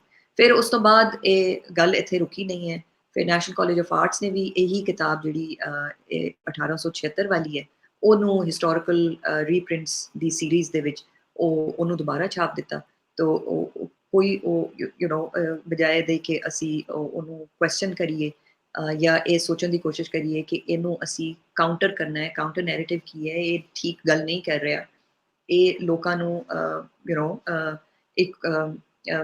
ਇੱਕ ਤਰ੍ਹਾਂ ਦੀ ਮਿਸਇਨਫੋਰਮੇਸ਼ਨ ਫੈਲਾ ਰਿਹਾ ਹੈ। ਬਿਲਡਿੰਗ ਇਸ ਤਰ੍ਹਾਂ ਦੀ ਨਹੀਂ ਹੈ, ਬਿਲਡਿੰਗ ਸਟੱਡੀ ਕਰਨ ਦੇ ਲਾਇਕ ਹੈ, ਸਮਝਣ ਦੇ ਲਾਇਕ ਹੈ। ਬਿਲਡਿੰਗ ਨੂੰ generally mother of all arts ਕਹਿੰਦੇ ਨੇ, ਕਿਉਂਕਿ ਇੱਕ ਆਰਕੀਟੈਕਚਰਲ ਸਟਰਕਚਰ ਜਿਹੜਾ ਹੈ ਉਹਦੇ ਅੰਦਰ ਫਿਰ ਬਾਕੀ ਸਾਰੀਆਂ ਐਕਟੀਵਿਟੀਜ਼ ਹੁੰਦੀਆਂ। ਤੇ ਅਗਰ ਅਸੀਂ ਬਿਲਡਿੰਗਸ ਨੂੰ ਡਿਸਮਿਸ ਕਰ ਦਿਆਂਗੇ ਜਾਂ ਟਰੈਸ਼ ਕਰ ਦਿਆਂਗੇ ਤੇ ਫਿਰ ਬਾਕੀ ਜਿਹਨਾਂ ਲੋਕਾਂ ਨੇ ਉਹ ਬਣਾਈ ਹੈ, ਜਿਨ੍ਹਾਂ ਨੇ ਉਹਨੂੰ ਇਸਤੇਮਾਲ ਕੀਤਾ, ਜਿਨ੍ਹਾਂ ਦੀਆਂ ਆਪਣੀਆਂ ਜ਼ਿੰਦਗੀ, ਆਪਣੀ ਮਾਈਂਡਸੈਟ ਉਸ ਇਮਾਰਤ ਤੋਂ ਛਲਕਦਾ ਹੈ, ਤੇ ਉਹ ਤਾਂ ਸਭ ਸਾਰੇ ਦਾ ਸਾਰਾ ਉਹ ਤੇ ਜ਼ਾਇਆ ਹੋ ਜਾਏਗਾ ਨਾ। ਇਹ ਇੱਕ ਹੋਰ ਐਗਜ਼ਾਮਪਲ ਸੀ। ਤੇ ਮੈਂ ਹੁਣ ਗੱਲ ਖਤਮ ਕਰਾਂਗੀ ਇੱਥੇ ਇਹੀ ਕਹਿ ਕੇ ਕਿ ਉਸ ਤੋਂ ਬਾਅਦ ਪਾਰਟੀਸ਼ਨ ਤੋਂ ਬਾਅਦ ਜਿਹੜੇ ਤੁਸੀਂ ਆਰਕੀਟੈਕਚਰਲ ਹਿਸਟੋਰੀਅਨਸ ਦੇਖ ਲਓ, ਮੈਂ ਹੁਣ ਨਾਮ ਨਹੀਂ ਲਵਾਂਗੀ, ਜਿਹੜੇ ਇਸ ਫੀਲਡ ਦੇ ਨਾਲ ਰਿਲੇਟਡ ਲੋਕ ਨੇ ਉਹਨਾਂ ਨੂੰ ਅੰਦਾਜ਼ਾ ਹੋਏਗਾ, ਜੇ ਨਾ ਹੋਏ ਤੇ ਤੁਸੀਂ ਕਿਤਾਬਾਂ ਉਠਾ ਕੇ ਦੇਖ ਲੈਣਾ। ਸਭ ਦੇ ਵਿੱਚ ਇਸੀ ਚੀਜ਼ ਨੂੰ ਐਕੋ ਕੀਤਾ ਗਿਆ। ਮੈਨੂੰ ਨਹੀਂ ਕੋਈ ਨਜ਼ਰ ਆਇਆ ਕਿ ਕਿਸੇ ਨੇ ਕਿਹਾ ਹੋਏ ਕਿ ਨਹੀਂ ਜੀ ਇਹ ਵਾਕਈ ਬਹੁਤ ਇੰਪੋਰਟੈਂਟ ਬਿਲਡਿੰਗ ਹੈ ਤੇ ਇਹਦੇ ਉੱਤੇ ਡਿਟੇਲਡ ਇਨਫੋਰਮੇਸ਼ਨ ਦੀ ਜ਼ਰੂਰਤ ਹੈ। ਨੂਰ ਅਹਿਮਦ ਚਿਸ਼ਤੀ ਨੇ ਡਿਟੇਲ ਦਿੱਤੀ ਹੋਈ ਹੈ, ਉਹਨਾਂ ਨੇ ਅੱਛੀ ਖਾਸੀ ਡਿਸਕ੍ਰਿਪਸ਼ਨ ਦਿੱਤੀ ਹੋਈ ਹੈ। ਕਨਈਆ ਲਾਲ ਨੇ ਵੀ ਥੋੜੀ ਜਿਹੀ ਦਿੱਤੀ ਹੈ। ਸੈयद ਮੁਹੰਮਦ ਲਤੀਫ ਨੇ ਕੋਈ ਛੋਟਾ ਜਿਹਾ ਪੈਰਾਗ੍ਰਾਫ ਹੈ, ਉਹਨਾਂ ਨੇ ਬਲਕਿ ਜ਼ਿਆਦਾ ਉਹਦੇ ਅੰਦਰ ਜਿਹੜੀ ਐਕਟੀਵਿਟੀ ਹੋ ਰਹੀ ਸੀ, ਜਿਹੜੀ ਛਤਰੀ ਅਸੀਂ ਦੇਖੀ ਹੈ ਜਿਹਦੇ ਉੱਤੇ ਉਹ ਅਰਨਸ ਪਏ ਹੋਏ ਨੇ, ਇਹਦੇ ਉੱਤੇ ਗ੍ਰੰਥ ਸਾਹਿਬ ਰੱਖੀ ਜਾਂਦੀ ਸੀ ਇੱਕ ਜ਼ਮਾਨੇ ਦੇ ਵਿੱਚ ਸ਼ਾਇਦ, ਤੇ ਉਹ ਗ੍ਰੰਥੀ ਉਹ ਵਾਟਰ ਕਲਰ ਪੇਂਟਿੰਗ ਹੈ ਕਿਸੇ ਯੂਰਪੀਅਨ ਦੀ, ਉਹ ਵੀ ਹੈ ਨਾਲ, ਤੇ ਉਹਦੇ ਬਾਰੇ 'ਚ ਜ਼ਿਕਰ ਹੈ ਐਕਚੁਅਲੀ ਉਸ ਪ੍ਰੈਕਟਿਸ ਦੇ ਬਾਰੇ 'ਚ ਕਿ ਇੱਥੇ ਗ੍ਰੰਥ ਸਾਹਿਬ ਦਾ ਦੀ recital used to take place. Otherwise ਉਸ ਤੋਂ ਬਾਅਦ ਜਿਹੜੇ ਇਹ ਤੇ ਕਲੋਨੀਅਲ ਪੀਰੀਅਡ ਦੇ ਹੋ ਗਏ ਨਾ, ਤੇ ਉਸ ਤੋਂ ਬਾਅਦ ਜਿਹੜੇ ਪੋਸਟ ਪਾਰਟੀਸ਼ਨ ਨੇ ਉਹ ਸਭ ਨੇ ਇਹਨੂੰ ਸਮਾਧੀ ਨੂੰ, ਤੇ ਜਦੋਂ ਤੁਸੀਂ ਸਮਾਧੀ ਨੂੰ ਡਿਸਮਿਸ ਕਰਦੇ ਹੋ, ਜਦ ਉਹ ਇੱਕ ਹਾਈ ਪੁਆਇੰਟ ਹੈ ਇੱਕ ਸਰਟਨ ਪੀਰੀਅਡ ਦੀ ਆਰਕੀਟੈਕਚਰਲ ਐਕਟੀਵਿਟੀ ਦਾ, ਤੇ ਇਹਦਾ ਮਤਲਬ ਹੈ ਕਿ ਉਹਦੇ ਨਾਲ ਫਿਰ ਬਾਕੀ ਸਾਰਾ ਕੁਝ ਵੀ ਇੱਕ ਤਰ੍ਹਾਂ ਦਾ ਡਿਸਮਿਸ ਹੋ ਜਾਂਦਾ ਹੈ, ਮਲੀਆਮੇਟ ਹੋ ਜਾਂਦਾ ਹੈ। ਸੋ ਮੈਂ ਆਪਣੇ ਸਭ ਤੁਹਾਨੂੰ ਰਿਕੁਐਸਟ ਹੈ ਕਰਾਂਗੀ, ਸਕੋਲਰਸ ਜਿਹੜੇ ਬੱਚੇ ਨੇ, ਸਪੈਸ਼ਲੀ ਸੀਨੀਅਰ ਸਕੋਲਰਸ ਤੇ ਆਫ ਕੋਰਸ ਦੇ ਨੋ ਮਚ ਬੈਟਰ ਦੈਨ ਮੀ, ਲੇਕਿਨ ਯੰਗਰ ਜਨਰੇਸ਼ਨ ਨੂੰ ਮੈਂ ਕਹਾਂਗੀ ਕਿ ਤੁਸੀਂ ਜੋ ਵੀ ਚੀਜ਼ ਪੜ੍ਹੋ ਉਹਨੂੰ ਜ਼ਰੂਰ ਇਸ ਪੁਆਇੰਟ ਆਫ ਵਿਊ ਨਾਲ ਦੇਖਣ ਦੀ ਕੋਸ਼ਿਸ਼ ਕਰੋ ਕਿ ਇਹ ਜਿਹੜਾ ਨੈਰੇਟਿਵ ਹੈ ਜਾਂ ਇਹ ਜਿਹੜਾ ਡਿਸਕੋਰਸ ਤੁਹਾਡੇ ਸਾਹਮਣੇ ਪੇਸ਼ ਕੀਤਾ ਗਿਆ ਹੈ, ਇਹਦੇ ਇਲਾਵਾ ਕੋਈ ਹੋਰ ਆਪਸ਼ਨ ਹੈ। ਤੇ ਜ਼ਰੂਰੀ ਨਹੀਂ ਕਿ ਜਿਹੜੇ ਕੈਰੈਕਟਰਸ ਨੂੰ ਸਾਡੇ ਸਾਹਮਣੇ ਵਿਲਨਸ ਬਣਾ ਕੇ ਪੇਸ਼ ਕੀਤਾ ਜਾਏ ਉਹ ਐਕਚੁਅਲੀ ਵੀ ਵਿਲਨਸ ਹੋਣ, ਹੋ ਸਕਦਾ ਉਹ ਹੀਰੋ ਹੋਣ। ਮੇਰੀ ਵਾਲਦਾ ਬਹੁਤ ਛੋਟੇ ਸੀ ਜਦੋਂ ਪਾਰਟੀਸ਼ਨ ਦੇ ਵਕਤ ਅੰਮ੍ਰਿਤਸਰ ਤੋਂ ਆਏ ਸੀ, ਤੇ ਮੈਂ ਬਚਪਨ ਵਿੱਚ ਉਹਨਾਂ ਨੇ ਅੱਖਾਂ ਨਾਲ ਦੇਖਿਆ ਸੀ ਜੋ ਉਹ ਸਾਰਾ ਟ੍ਰੇਨ ਵਿੱਚ ਆਏ ਸੀ, ਲੱਕੀਲੀ ਉਹ ਸਰਵਾਈਵ ਕਰ ਗਏ। ਮੇਰੀ ਖਾਲਾ ਸੀ ਉਹਨਾਂ ਦੇ ਨਾਲ, ਨਾਨਾ ਨਾਨੀ ਅਲੱਗਾ ਹੋ ਗਏ, ਵਿਛੜ ਗਏ ਸੀ, ਫਿਰ ਮਿਲੇ। ਸੋ ਮੈਂ ਬਚਪਨ ਵਿੱਚ ਇਹ ਪਾਰਟੀਸ਼ਨ ਦੀਆਂ ਕਹਾਣੀਆਂ, ਜਦ ਪਾਰਟੀਸ਼ਨ ਦੀ ਕਹਾਣੀਆਂ ਬਾਰਡਰ ਦੇ ਇਸ ਪਾਰ ਸੁਣਨ ਵਾਲੇ ਸਭ ਜਾਣਦੇ ਨੇ, ਤੇ ਮੇਰੇ ਦਿਲ ਵਿੱਚ ਸਿੱਖ ਕਮਿਊਨਿਟੀ ਦਾ ਇੱਕ ਹੋਰ ਰੰਗ ਸੀ। ਇਸ ਬਿਲਡਿੰਗ ਦੀ ਸਟੱਡੀ ਦੇ ਨਾਲ ਉਹ ਰੰਗ ਕਿਸ ਤਰ੍ਹਾਂ ਚੇਂਜ ਹੋਇਆ ਹੈ, ਇਹ ਮੈਂ ਦੱਸਣਾ ਵੀ ਸ਼ੁਰੂ ਕਰਾਂ ਤੇ ਮੈਂ ਨਹੀਂ ਦੱਸ ਸਕਾਂਗੀ। ਖਤਮ ਕਰਦੇ ਕਰਦੇ ਇੰਨਾ ਕਹਾਂਗੀ ਕਿ ਮੇਰੀ ਇੱਕ ਭੈਣ ਹੁਣ ਦਿੱਲੀ 'ਚ ਰਹਿੰਦੀ ਹੈ ਜਿਹਦਾ ਨਾਂ ਤ੍ਰਿਪਤ ਹੈ, ਤੇ I think I'll just finish it. Thank you very much. ਜੀ ਬਹੁਤ ਸ਼ੁਕਰੀਆ, ਬੜਾ ਜ਼ਬਰਦਸਤ ਸਾਡਾ ਅੱਜ ਤੁਸੀਂ ਤਾਂ ਨਾਲ ਸਾਨੂੰ ਸੈਰ ਵੀ ਕਰਵਾ ਦਿੱਤੀ ਸਾਰੀ ਸਮਾਜ ਦੀ। ਤੇ ਕੁਝ ਸਵਾਲ ਸਾਡੇ ਕੋਲ ਆਏ ਨਹੀਂ। ਇੱਕ ਤੇ ਪ੍ਰੋਫੈਸਰ ਸੁਖਦੇਵ ਸੋਲ ਹੋਰਾਂ ਦਾ ਸੀ ਕਿ ਜਿਹੜੇ ਬ੍ਰਿਟਿਸ਼ ਸਨ ਉਹਨਾਂ ਨੇ ਆਰਕੀਟੈਕਚਰ ਦੇ ਵਿੱਚ ਮੁਖਤਲਿਫ ਜਿਹੜੀਆਂ ਅਮੈਂਡਮੈਂਟਸ ਕੀਤੀਆਂ, ਚੇਂਜ ਕੀਤੇ, ਤੇ ਕੀ ਉਹਨਾਂ ਨੇ ਸਮਾਜ ਨੂੰ ਬਦਲਣ ਦੀ ਕੋਈ ਕੋਸ਼ਿਸ਼ ਕੀਤੀ ਜਾਂ ਇਹ ਸਾਰਾ ਕੁਝ ਓਰੀਜਨਲ ਹੀ ਹੈ? ਨਹੀਂ ਜੀ, ਉਹਨਾਂ ਨੇ ਸਮਾਜ ਨੂੰ ਬਿਲਕੁਲ ਬਦਲਣ ਦੀ ਕੋਸ਼ਿਸ਼ ਨਹੀਂ ਕੀਤੀ। ਉਹ ਬੜੇ conscious C of the fact ਕਿ ਸਮਾਜ ਜਿਹੜੀ ਹੈ ਉਹ ਮਹਾਰਾਜਾ ਦੀ ਸਮਾਧ ਹੈ ਔਰ ਇਹ ਬਹੁਤ ਇੰਪੋਰਟੈਂਟ ਮੋਨੂਮੈਂਟ ਹੈ। ਜੇ ਇਹਦੇ ਵਿੱਚ ਅਸੀਂ ਕੋਈ ਗੜਬੜ ਕਰਨ ਦੀ ਕੋਸ਼ਿਸ਼ ਕੀਤੀ ਤੇ ਰਿਟੈਲੀਏਟ ਕਰੇਗੀ ਕਮਿਊਨਿਟੀ। ਤੇ ਉਹਨਾਂ ਨੇ ਬਲਕਿ ਇੱਥੇ ਆਪਣੇ ਖਰਚੇ ਤੇ ਗ੍ਰੰਥੀ ਵੀ, ਉਹਨਾਂ ਦੇ ਜਿਹੜੇ ਬ੍ਰਿਟਿਸ਼ ਪੇਪਰਸ ਨੂੰ ਤੁਸੀਂ ਜਦੋਂ ਸਟੱਡੀ ਕਰਦੇ ਹੋ ਤੇ ਉਹ ਆਪਣੇ ਖਰਚੇ ਦੇ ਉੱਤੇ, ਯਾਨੀ ਉਹਨਾਂ ਦਾ ਸਟਾਈਪੈਂਡ ਮੁਕਰਰ ਸੀ ਤੇ ਬਾਕਾਇਦਾ ਗ੍ਰੰਥੀ ਇੱਥੇ ਪਾਰਟੀਸ਼ਨ ਤੋਂ ਪਹਿਲੇ ਤੱਕ ਮੌਜੂਦ ਸੀ। ਸੋ ਉਹ ਸਮਾਜ ਨੂੰ ਸਿਵਾਏ ਇਸ ਦੇ ਕਿ ਉਹਦੀ ਸੇਫਗਾਰਡ ਕਰਨ ਲਈ ਉਹਦੇ ਅੰਦਰ ਜਿਹੜਾ ਮੈਂ ਜ਼ਿਕਰ ਕੀਤਾ ਹੈ ਕਿ ਪਿਲਰਸ ਇਰੈਕਟ ਕੀਤੇ ਗਏ, ਮਾਰਬਲ ਪਿਲਰਸ ਦੇ ਨਾਲ ਕੰਕਰੀਟ ਪਿਲਰਸ, ਬਿਕੋਜ਼ ਉਹਦਾ ਵਜ਼ਨ ਡੋਮ ਦਾ ਨਹੀਂ ਸਹਾਰ ਰਹੇ ਸੀ, ਉਹ ਮਾਰਬਲ ਦੇ ਸਿੰਗੂਲਰ ਪਿਲਰਸ। ਉਹਦੇ ਇਲਾਵਾ ਕੋਈ ਹੋਰ ਇਸ ਤਰ੍ਹਾਂ ਦੀ ਇੰਟਰਵੈਂਸ਼ਨ ਬ੍ਰਿਟਿਸ਼ ਪੀਰੀਅਡ ਵਿੱਚ ਐਸ ਸੱਚ ਨਹੀਂ ਹੋਈ। ਜੀ ਸੈਯਦ ਕਾਸ਼ਫ ਹੋਣਾ ਦਾ ਜਿਹੜਾ ਤੁਸੀਂ ਅੱਗੇ ਬੜੇ ਡਿਟੇਲ ਵਿੱਚ ਮੇਰਾ ਖਿਆਲ ਦੱਸ ਦਿੱਤਾ ਹੈ ਮਾਰਬਲ ਚੋਰੀ ਕਰਨ ਦਾ। ਤੁਸੀਂ ਲੈਕਚਰ ਕਰ ਰਹੇ ਸੀ ਤੇ ਮੇਰੇ ਪਿੰਡ ਤੋਂ, ਸਾਡੇ ਇੱਥੇ ਪਿੰਡ ਦੇ ਬੰਦੇ ਰਹਿੰਦੇ ਨੇ, ਸ਼ਹਿਰ ਆ ਗਏ ਨੇ ਲੈਲਪੁਰ, ਉਹ ਮੈਨੂੰ ਨੇ ਕਿਹਾ ਸੀ ਕਿ ਚੱਠਾ ਸਾਹਿਬ ਤੁਸੀਂ ਮਹਾਰਾਜਾ ਰਣਜੀਤ ਸਿੰਘ ਦੀ ਲੈਕਚਰ ਕਰਾ ਰਹੇ ਹੋ, ਤੇ ਮਹਾਰਾਜਾ ਰਣਜੀਤ ਸਿੰਘ ਜਿਹੜਾ ਹੈ ਉਹ ਤੇ ਸਾਡਾ ਹੀਰੋ ਨਹੀਂ ਹੈ। ਤੇ ਉਹਨੇ ਇੱਕ ਪੰਫਲੇਟ ਜਿਹਾ ਭੇਜਿਆ, ਉਹਦੇ ਤੇ ਇਹੀ ਲਿਖਿਆ ਸੀ ਜੋ ਤੁਸੀਂ ਪੜ੍ਹਿਆ ਕਿ ਉਹਨੇ ਜਨਾਬ ਚੋਰੀ ਕਰ ਲਿਆ ਸਾਰਾ ਪੱਥਰ ਤੇ ਸਾਰਾ ਕੁਝ। ਤੇ ਉਹਦੇ ਤੇ ਤੁਸੀਂ ਇੱਕ ਡਿਟੇਲ 'ਚ, ਮੇਰਾ ਖਿਆਲ ਉਹ ਸਵਾਲ ਹੁਣ ਕੰਪਲੀਟ ਹੋ ਗਿਆ। ਲੇਕਿਨ ਮੈਂ ਤੇ ਇਹ ਥੋੜਾ ਜਿਹਾ ਤੁਹਾਡੇ ਕੋਲ ਪੁਆਇੰਟ ਆਫ ਵਿਊ ਲਾਂਗਾ ਕਿ ਚੋਰੀ ਕਰਕੇ ਉਹਨੇ ਤੇ ਇੱਥੇ ਹੀ ਲਾਤਾ, ਲੇਕਿਨ ਕੁਝ ਚੋਰੀ ਕਰਕੇ ਤੇ ਬਾਹਰ ਵੀ ਸਜਾਇਆ ਗਿਆ। ਉਹਦੇ ਬਾਰੇ ਵੀ ਤੇ ਦੱਸਣਾ ਚਾਹੀਦਾ ਨਾ ਕਿ ਚੋਰ ਕੌਣ ਸੀ ਅਸਲ ਵਿੱਚ, ਜਿਹਦੇ ਕੋਲ ਹੈ ਉਹਦੇ ਕੋਲ ਤੇ ਸਬੂਤ ਵੀ ਹੈ ਸਾਡੇ ਕੋਲ। ਦੇਖੋ ਗੱਲ ਇਹ ਹੈ ਕਿ ਇਹਨੂੰ ਅਸੀਂ ਚੋਰੀ ਕਹਿ ਸਕਦੇ ਹਾਂ ਕਿ ਨਹੀਂ ਕਹਿ ਸਕਦੇ। ਮੇਰੇ ਹਿਸਾਬ ਦੇ ਨਾਲ ਜੋ ਵੀ ਰੂਲਿੰਗ ਪਾਰਟੀ ਹੁੰਦੀ ਹੈ, ਤੁਸੀਂ ਹੁਣ ਬੜੀ ਲੰਬੀ ਕਹਾਣੀ ਹੋ ਜਾਏਗੀ, ਤੁਸੀਂ ਅਲੈਗਜ਼ੈਂਡਰੀਆ ਚਲੇ ਜਾਓ, ਤੁਸੀਂ ਦੁਨੀਆ ਦੇ ਕਿਸੇ ਹਿੱਸੇ ਵਿੱਚ ਵੀ ਚਲੇ ਜਾਓ, ਜਦੋਂ ਇੱਕ ਨਈ ਹਕੂਮਤ ਆਉਂਦੀ ਹੈ ਉਹ ਐਗਜ਼ਿਸਟਿੰਗ ਬਿਲਡਿੰਗਸ ਨੂੰ, ਐਗਜ਼ਿਸਟਿੰਗ ਮਟੀਰੀਅਲਸ ਨੂੰ ਅਪਰੋਪਰੀਏਟ ਕਰਦੀ ਹੈ, ਆਪਣੇ ਹਿਸਾਬ ਦੇ ਨਾਲ ਉਹਨਾਂ ਨੂੰ ਚੇਂਜ ਕਰਦੀ ਹੈ। ਇੱਕ ਹੋਰ ਚੀਜ਼ ਸਾਨੂੰ ਯਾਦ ਰੱਖਣ ਦੀ ਜ਼ਰੂਰਤ ਹੈ, ਜੇ ਤੁਸੀਂ ਉਹੀ ਜਿਹੜਾ ਥੌਂਟਨ ਦਾ ਸਫਾ ਮੈਂ ਦਿਖਾਇਆ ਸੀ, ਉਹਦੇ ਵਿੱਚ ਇਹ ਵੀ ਲਿਖਿਆ ਹੋਇਆ ਹੈ, ਜਿਹੜਾ ਹੁਣ ਟਾਈਮ ਹੁੰਦਾ ਤੇ ਮੈਂ ਪੂਰੀ ਕਿਤਾਬ ਡਿਟੇਲ ਵਿੱਚ ਕਮ ਅਜ਼ ਕਮ 2-3 ਪੁਆਇੰਟਸ ਪੜ੍ਹਦੀ। ਉਹਨੇ ਇਹ ਵੀ ਲਿਖਿਆ ਹੋਇਆ ਹੈ ਕਿ ਸ਼ਾਲੀਮਾਰ ਗਾਰਡਨਸ ਜਿਹੜਾ ਸੀ ਅਬਦਾਲੀ ਦੇ ਹਮਲਿਆਂ ਤੋਂ ਬਾਅਦ ਤੋਂ ਬਹੁਤ ਬੁਰੀ ਹਾਲਤ ਵਿੱਚ ਸੀ ਤੇ ਮਹਾਰਾਜਾ ਨੇ ਉਹਨੂੰ ਰਿਸਟੋਰ ਕੀਤਾ ਹੈ। ਤੇ ਨਾਲ ਹੀ ਉਹਨੇ ਇਹ ਵੀ ਇਲਜ਼ਾਮ ਲਗਾ ਦਿੱਤਾ ਹੈ ਕਿ ਰਿਸਟੋਰ ਤੇ ਕੀਤਾ ਹੈ ਸ਼ਾਲੀਮਾਰ ਬਾਗ ਨੂੰ, ਇਹ ਸਾਨੂੰ ਸੋਨ ਲਾਲ ਸੂਰੀ ਦੀ ਤਹਿਰੀਰ ਵਿੱਚ ਵੀ ਮਿਲਦਾ ਹੈ ਕਿ ਸ਼ਾਲੀਮਾਰ ਬਾਗ ਨੂੰ ਰਿਸਟੋਰ ਕੀਤਾ, ਜਹਾਂਗੀਰ ਦੇ ਮਕਬਰੇ ਨੂੰ ਵੀ ਰਿਸਟੋਰ ਕਰਨ ਦੀ ਕੋਸ਼ਿਸ਼ ਕੀਤੀ। ਲੇਕਿਨ ਨਾਲ ਹੀ ਉਹਨੇ ਚੋਰੀ ਦਾ ਇਲਜ਼ਾਮ ਵੀ ਲਗਾ ਦਿੱਤਾ ਹੈ ਕਿ ਜੀ ਉਹ ਜਿਹੜੇ ਸੈਂਟਰਲ ਰੈਜ਼ਰਵਾਇਰਸ ਨੇ ਉਹਨਾਂ ਦਾ ਮਾਰਬਲ ਲਾ ਕੇ ਲੈ ਗਏ। ਇਸ ਚੀਜ਼ ਨੂੰ ਕੋਈ ਵੀ ਗੱਲ ਹੈ ਜੀ ਕਿ ਇਹਨੂੰ ਕੋਰੋਬੋਰੇਟ ਤਾਂ ਕੋਈ ਨਹੀਂ ਕਰ ਰਿਹਾ ਨਾ, ਇਹ ਜਿਹੜੇ ਜਿੰਨੇ ਲੋਕ ਵੀ ਇਲਜ਼ਾਮ ਲਗਾ ਰਹੇ ਨੇ, ਜਾਂ ਤੇ ਐਗਜ਼ੈਕਟਲੀ ਸਾਨੂੰ ਤਾਰੀਖ ਤੇ ਉਹ ਦੱਸਣ ਕਿ ਜੀ ਇਸ ਦਿਨ ਇਹ ਫਲਾਣੇ ਆਰਡਰ ਦੇ ਤਹਿਤ ਇਹ ਸਭ ਕੁਝ ਕੀਤਾ ਗਿਆ। ਜਦ ਮਹਾਰਾਜਾ ਨੇ ਸ਼ਾਲੀਮਾਰ ਬਾਗ ਇੱਕ ਉਹਨਾਂ ਦਾ ਮੁਸਤਕਿਲ ਸੈਰ ਕਰਨ ਦਾ ਤੇ ਫਿਰ ਉੱਥੇ ਰਿਹਾਇਸ਼ ਵੀ ਉਹ ਕੁਝ ਦਿਨਾਂ ਲਈ ਰੱਖਦੇ ਸੀ। ਸੋ ਇੱਕ ਤਰ੍ਹਾਂ ਦਾ ਸਟਾਪ ਓਵਰ ਉਹਨਾਂ ਦਾ ਹੁੰਦਾ ਸੀ while going to Amritsar, and ਉਹ ਬਹੁਤ ਫ੍ਰੀਕੁਐਂਟ ਵਿਜ਼ਿਟਸ ਹੁੰਦੇ ਸੀ ਅੰਮ੍ਰਿਤਸਰ ਦੇ। ਤੇ ਵਾਪਸੀ ਤੇ ਕਦੀ ਜਾਂਦੇ ਹੋਏ ਆ ਆਉਂਦੇ ਹੋਏ ਆ ਸ਼ਾਲੀਮਾਰ ਬਾਗ ਜ਼ਰੂਰ ਰੁਕਣਾ।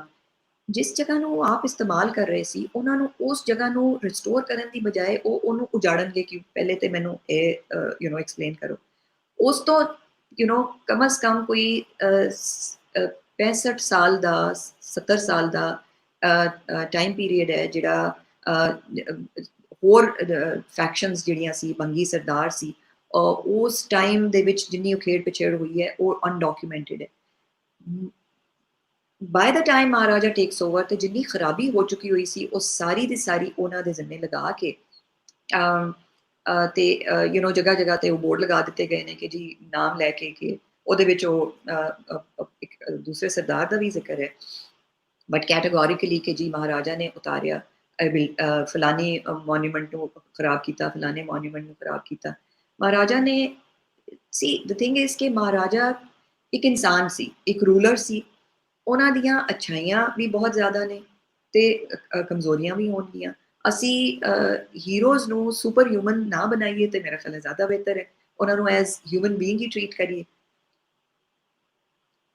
ਤੇ ਦੂਸਰੀ ਗੱਲ ਹੋਰ ਹੈ ਕਿ ਲਾਹੌਰ ਦੀ ਜਿਹੜੀ ਆਊਟਸਕਰਟਸ ਸੀ ਉੱਥੇ ਬਹੁਤ ਹਵੇਲੀਆਂ ਬਾਗ ਉਹਨਾਂ ਦੇ ਵਿੱਚ ਬਾਰਾਦਰੀਆਂ ਮਾਰਬਲ ਦੀਆਂ ਲਾਲ ਪੱਥਰ ਦੀਆਂ ਬੇਤਹਾਸ਼ਾ ਸੀ। ਅਨਰੈਸਟ ਜਦੋਂ ਸ਼ੁਰੂ ਹੋਇਆ ਨਾਦਰ ਸ਼ਾਹ ਦੇ ਹਮਲੇ ਤੋਂ ਬਾਅਦ ਤੇ ਲੋਕਾਂ ਨੇ ਉਹ ਆਪਣੀ ਪ੍ਰਾਪਰਟੀ ਛੱਡ ਦਿੱਤੀ, ਅਬੈਂਡਨ ਕਰ ਦਿੱਤੀ। ਕੋਈ ਕੁਛ ਲੋਕ ਜਿਹੜੇ ਸੀ ਉਹ ਅੰਦਰੂਨ ਸ਼ਹਿਰ because that was more secure ਉੱਥੇ ਸ਼ਿਫਟ ਹੋ ਗਏ, ਕੁਛ ਛੱਡ ਕੇ ਤੇ ਦੂਸਰੀ ਜਗ੍ਹਾ ਤੇ ਚਲੇ ਗਏ।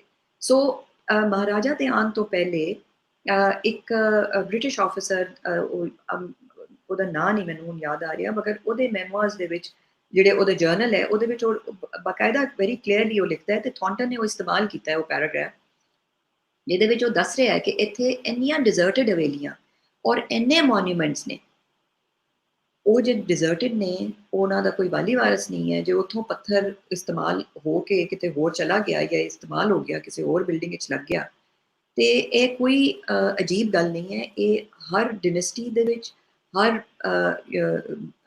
ਪੀਰੀਅਡ ਦੇ ਵਿੱਚ ਸਾਨੂੰ ਇਤਨੀਆਂ ਮਿਸਾਲਾਂ ਮਿਲਦੀਆਂ ਬਟ ਉਹ ਪਿਕ ਆਊਟ ਕਰਕੇ ਸਿਰਫ ਇੱਕ ਸ਼ਖਸ ਨੂੰ ਉਹਦਾ ਕਲਪਰੇਟ ਬਣਾ ਕੇ ਪੇਸ਼ ਕਰਨਾ ਉਹ ਜਾਇਜ਼ ਨਹੀਂ ਹੈਗਾ। ਤੇ ਉਸ ਕਲਪਰੇਟ ਦੀ ਵਜ੍ਹਾ ਦੇ ਨਾਲ ਉਸ ਪੀਰੀਅਡ ਦੀ तमाम ਆਰਟ ਤੇ ਆਰਕੀਟੈਕਚਰਲ ਐਕਟੀਵਿਟੀਜ਼ ਨੂੰ ਡਿਸਮਿਸ ਕਰ ਦੇਣਾ ਉਹ ਤੇ ਬਿਲਕੁਲ ਹੀ ਨਾ ਮੁਨਾਸਿਬ ਹੈ।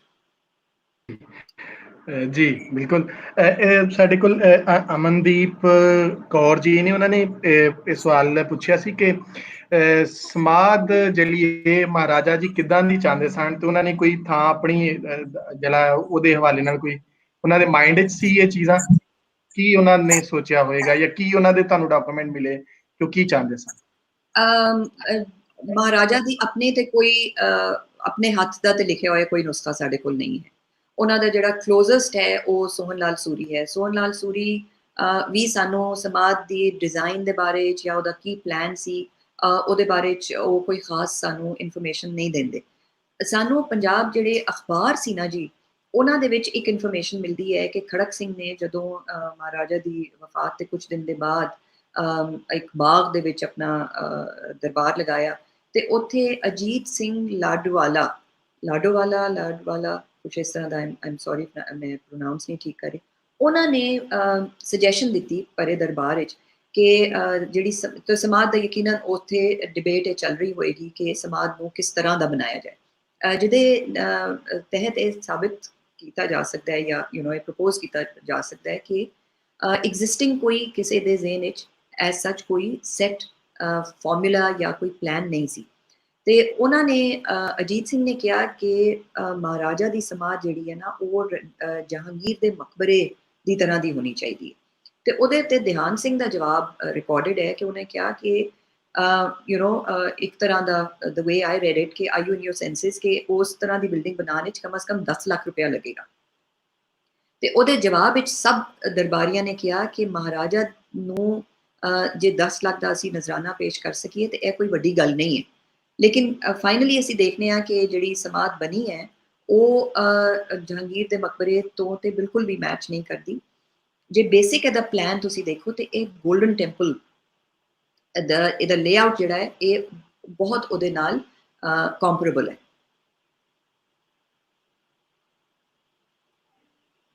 ਜੀ ਕੁਐਸਚਨ ਇੱਕ ਤੇ ਹਰਦੀਪ ਕੌਰ ਹੋਰਾਂ ਦਾ ਕੁਐਸਚਨ, ਹਰਦੀਪ ਕੌਰ ਵੜੈਚ ਨੇ ਸਾਡੇ ਨਾਲ, ਪੰਜਾਬ ਯੂਨੀਵਰਸਿਟੀ ਚੰਡੀਗੜ੍ਹ ਤੋਂ, ਉਹਨਾਂ ਨੂੰ ਤੇ ਜਵਾਬ ਮਿਲ ਗਿਆ ਹੋਏਗਾ ਫਰੈਸਕੋ ਜਿਹੜੇ ਨੇ, ਕਿ ਉਹਨਾਂ ਦੇ ਵਿੱਚ ਕੁਝ, ਉਹਨਾਂ ਦਾ ਕਹਿਣਾ ਸੀ ਕਿ ਜਿਹੜੇ ਫਰੈਸਕੋਸ ਵਗੈਰਾ ਨੇ ਉਹ ਕੁਝ ਐਡ ਵੀ ਕੀਤੇ ਗਏ ਨੇ ਜਾਂ ਓਰੀਜਨਲ ਨੇ। ਉਹ ਤੇ ਤੁਸੀਂ ਦੱਸਦਾ ਕਿ ਸਮਾਰਟ ਬਿਲਕੁਲ ਓਰੀਜਨਲ ਹੈ, ਉਹਦੇ ਵਿੱਚ ਕੁਝ ਵੀ ਐਡ ਰਿਮੂਵ ਨਹੀਂ ਹੋਇਆ। ਮੇਰਾ ਖਿਆਲ ਉਹਨਾਂ ਨੂੰ ਇਹਦਾ ਜਵਾਬ ਮਿਲ ਗਿਆ।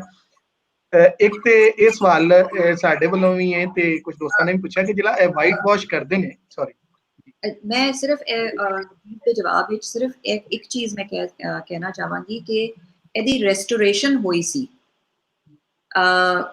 ਉਹ ਮੇਰੀ ਕਿਤਾਬ ਵਿੱਚ ਉਹਦੀ ਪੂਰੀ ਡਿਟੇਲ ਹੈ। ਐਨਾ ਮੌਲਿਕਾ ਅਹਿਮਦ ਪੰਜਾਬ ਯੂਨੀਵਰਸਿਟੀ ਦੇ ਫਾਈਨ ਆਰਟਸ ਡਿਪਾਰਟਮੈਂਟ ਦੀ ਫਾਊਂਡਰ ਸੀਗੇ।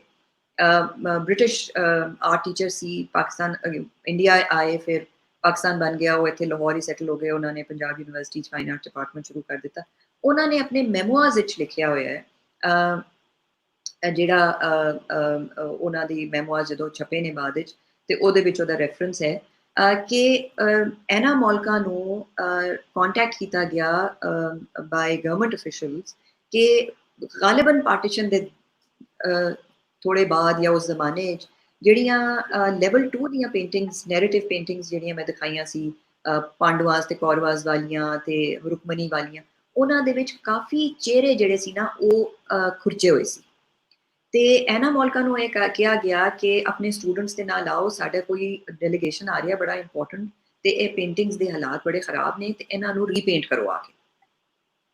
ਤੇ ਬ੍ਰਿਟਿਸ਼ ਪੀਰੀਅਡ ਵਿੱਚ ਐਜ਼ ਸੱਚ ਐਡੀਸ਼ਨਸ ਕੋਈ ਨਹੀਂ ਹੋਈਆਂ। ਇਹ ਰੈਸਟੋਰੇਟਿਵ ਐਕਟੀਵਿਟੀ ਇੱਕ ਛੋਟੀ ਜਿੰਨੀ ਹੋਈ ਸੀ, ਜਿਹਦੇ ਵਿੱਚ ਕੁਝ ਕੈਰੈਕਟਰਸ ਦੀ ਆਈਡੈਂਟਿਟੀ ਬੜੀ ਪ੍ਰੋਬਲਮੈਟਿਕ ਹੋ ਗਈ ਸੀ। ਉਹ ਮੈਂ ਬੜੀ ਮੁਸ਼ਕਿਲ, ਹੁਣ ਟਾਈਮ ਨਹੀਂ ਸੀ, ਮੈਂ ਚਾਹ ਤੇ ਰਹੀ ਸੀ ਕਿ ਮੈਂ ਇੱਕ ਅੱਧੀ ਪੇਂਟਿੰਗ ਦਿਖਾ ਕੇ ਮੈਂ ਐਕਸਪਲੇਨ ਕਰਦੀ ਕਿ ਮੈਨੂੰ ਕਿੰਨੀ ਦਿੱਕਤ ਹੋਈ, ਕਿਉਂਕਿ ਉਹ ਸਮਝ ਨਹੀਂ ਸੀ ਆਉਂਦੀ ਕਿ ਇਹ ਕੈਰੈਕਟਰ ਇੱਥੇ ਇੱਕ ਆਦਮੀ ਬੈਠਾ ਹੋਣਾ ਚਾਹੀਦਾ ਸੀ, ਇਹ ਹੁਣ ਖਾਤੂਨ ਕਿਉਂ ਨਜ਼ਰ ਆ ਰਹੀ ਹੈ। ਬਿਕੋਜ਼ ਉਹ ਜਿਹੜੇ ਸਟੂਡੈਂਟਸ ਨੂੰ ਜਿਨ੍ਹਾਂ ਨੂੰ ਲਿਜਾਇਆ ਗਿਆ, ਉਹ ਇਹ ਮਹਾਭਾਰਤਾ, ਕ੍ਰਿਸ਼ਨ ਲੀਲਾ, ਰਾਮਾਇਣ, ਇਹ ਸਾਰੀਆਂ ਥੀਮਸ ਤੋਂ ਵਾਕਿਫ ਨਹੀਂ ਸੀ। ਉਹਨਾਂ ਨੂੰ ਜਲਦੀ ਦੇ ਵਿੱਚ ਇਹ ਕਿਹਾ ਗਿਆ ਕਿ ਬਸ ਇਹਨਾਂ ਨੂੰ ਰਿਸਟੋਰ ਕਰ ਦਿਓ, ਤੇ ਇੰਨੀ ਜਿੰਨੀ ਰੈਸਟੋਰੇਸ਼ਨ ਵਾਲੀ ਐਕਟੀਵਿਟੀ ਹੋਈ, ਅਦਰਵਾਈਜ਼ ਐਡੀਸ਼ਨ ਐਜ਼ ਸੱਚ ਜਿਹਨੂੰ ਕਹੀਏ ਉਹ ਨਹੀਂ ਹੋਈ, ਸਪੈਸ਼ਲੀ ਬ੍ਰਿਟਿਸ਼ ਪੀਰੀਅਡ। ਜੀ ਠੀਕ ਜੀ। ਇੱਥੇ ਇੱਕ ਕੁਐਸਚਨ ਹੈ ਸਾਡੇ ਵੱਲੋਂ ਵੀ ਤੇ ਵੈਸੇ ਵੀ ਆਇਆ ਕਿ ਜਿਹੜਾ ਵਾਈਟ ਵਾਸ਼ ਕਰਨ ਦਾ ਕੋਈ ਅਪਰੂਵਲ ਹੁੰਦਾ ਹੈ ਜਾਂ ਆਪੇ ਹੀ ਕੋਈ ਸਿਆਣਾ ਬੰਦਾ ਕਰ ਲੈਂਦਾ?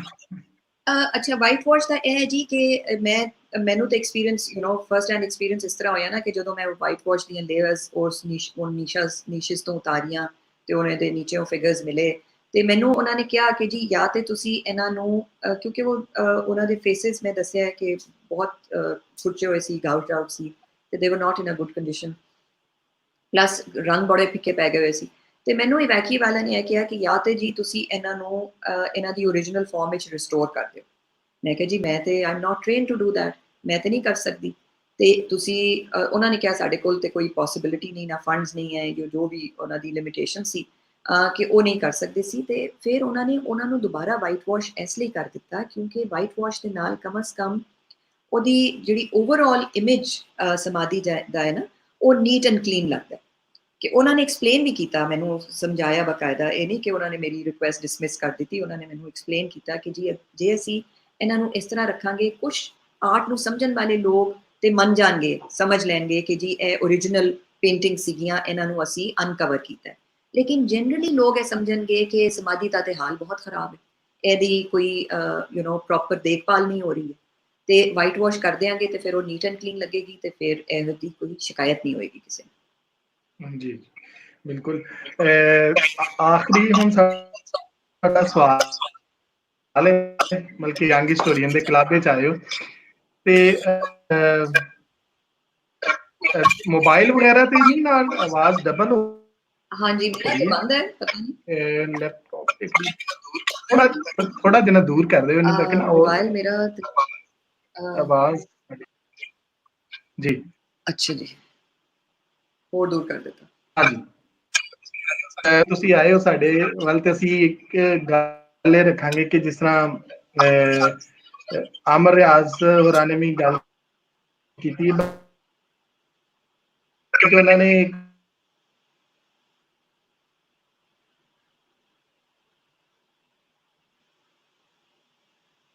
ਤੁਹਾਡੀ ਅਸੀਂ ਕਿ ਮਾਰਬਲ ਤੁਹਾਡੀ ਫ੍ਰੀਜ਼ ਹੋ ਜਾਂਦੀ ਹੈ ਤਸਵੀਰ, ਕੋਈ ਇੰਟਰਨੈਟ ਦਾ ਇਸ਼ੂ ਲੱਗ ਰਿਹਾ ਹੈ। ਹਾਂਜੀ, ਮੈਂ ਕਿਹਾ ਕਿ ਅਮਰ ਰਿਆਜ਼ ਟੂਟੂ ਹੋਰਾਂ ਨੇ ਹਾਂਜੀ ਹਾਂਜੀ, ਅਮਰ ਰਿਆਜ਼ ਟੂਟੂ ਹੋਰਾਂ ਨੇ ਪੁੱਛਿਆ ਸੀ ਕਿ ਇਹ ਜਿਹੜਾ ਮਾਰਬਲ ਸੀ ਕਿੱਥੋਂ ਆਉਂਦਾ ਸੀ। ਮਾਰਬਲ ਤੇ ਉਹੀ ਹੈ ਕਿ ਬਿਲਡਿੰਗਸ ਤੋਂ ਹੀ ਉਤਾਰਿਆ ਗਿਆ ਹੋਏਗਾ, ਲੇਕਿਨ ਜਿਹੜਾ ਮੇਰਾ ਗੱਲ ਕਰਨ ਦਾ ਮਕਸਦ ਇਹ ਸੀ ਕਿ ਇਸ ਮਾਰਬਲ ਨੂੰ ਉਸ ਤਰੀਕੇ ਦੇ ਨਾਲ ਕੱਟ ਐਂਡ ਪੇਸਟ ਨਹੀਂ ਕੀਤਾ ਗਿਆ ਕਿ ਜੋ ਸਾਨੂੰ ਸਮਝ ਆਉਂਦੀ ਹੈ ਇਹ ਕਲੋਨੀਅਲ ਰੈਫਰੈਂਸਿਸ ਦੇ ਨਾਲ, ਕਿ ਉਹ ਕਹਿੰਦੇ ਨੇ ਕਿ ਜੀ ਉਹ ਫਲਾਣੀ ਬਿਲਡਿੰਗ ਤੋਂ ਮਾਰਬਲ ਉਤਾਰਿਆ ਤੇ ਇਹ ਇੱਥੇ ਲਗਾ ਦਿੱਤਾ ਜਾਂ ਅੰਮ੍ਰਿਤਸਰ ਭੇਜ ਦਿੱਤਾ। ਮੇਰੀ ਜਿਹੜੀ ਡਿਟੇਲ ਸਟੱਡੀ ਹੈ, ਮੈਨੂੰ ਉਹਦੇ ਨਾਲ ਇਹ ਸਮਝ ਆਈ ਹੈ ਕਿ ਠੀਕ ਹੈ, ਜਿਹੜੀਆਂ ਐਗਜ਼ਿਸਟਿੰਗ ਬਿਲਡਿੰਗਸ ਹੋਣਗੀਆਂ ਡਿਲੈਪੀਡੇਟਡ, ਅਨਅਟੈਂਡਡ, ਉਹਨਾਂ ਦੇ ਵਿੱਚ ਲਾਲ ਪੱਥਰ ਵੀ ਲੱਗਿਆ ਹੋਇਆ ਸੀ ਥੋਕ ਦੇ ਹਿਸਾਬ ਦੇ ਨਾਲ। ਵਾਈਟ ਮਾਰਬਲ ਮਕਰਾਨਾ ਤੋਂ ਆਉਂਦਾ ਸੀ ਇਹ ਮੁਗਲ ਜ਼ਮਾਨੇ ਦੇ ਵਿੱਚ, ਤੇ ਜਿਹੜਾ ਲਾਲ ਪੱਥਰ ਸੀ ਉਹ ਸਿਕਰੀ ਹਿਲਸ ਤੋਂ ਆਉਂਦਾ ਸੀ। ਹਾਂਜੀ, ਆਈ ਥਿੰਕ ਨੈਟ ਦਾ ਥੋੜਾ ਅੱਜ ਇਸ਼ੂ ਚੱਲ ਰਿਹਾ ਬਿਕਾਜ਼ ਅੱਜ ਥੋੜਾ ਜਿਹਾ ਮੌਸਮ ਵੀ ਖਰਾਬ ਹੈ ਇੱਥੇ।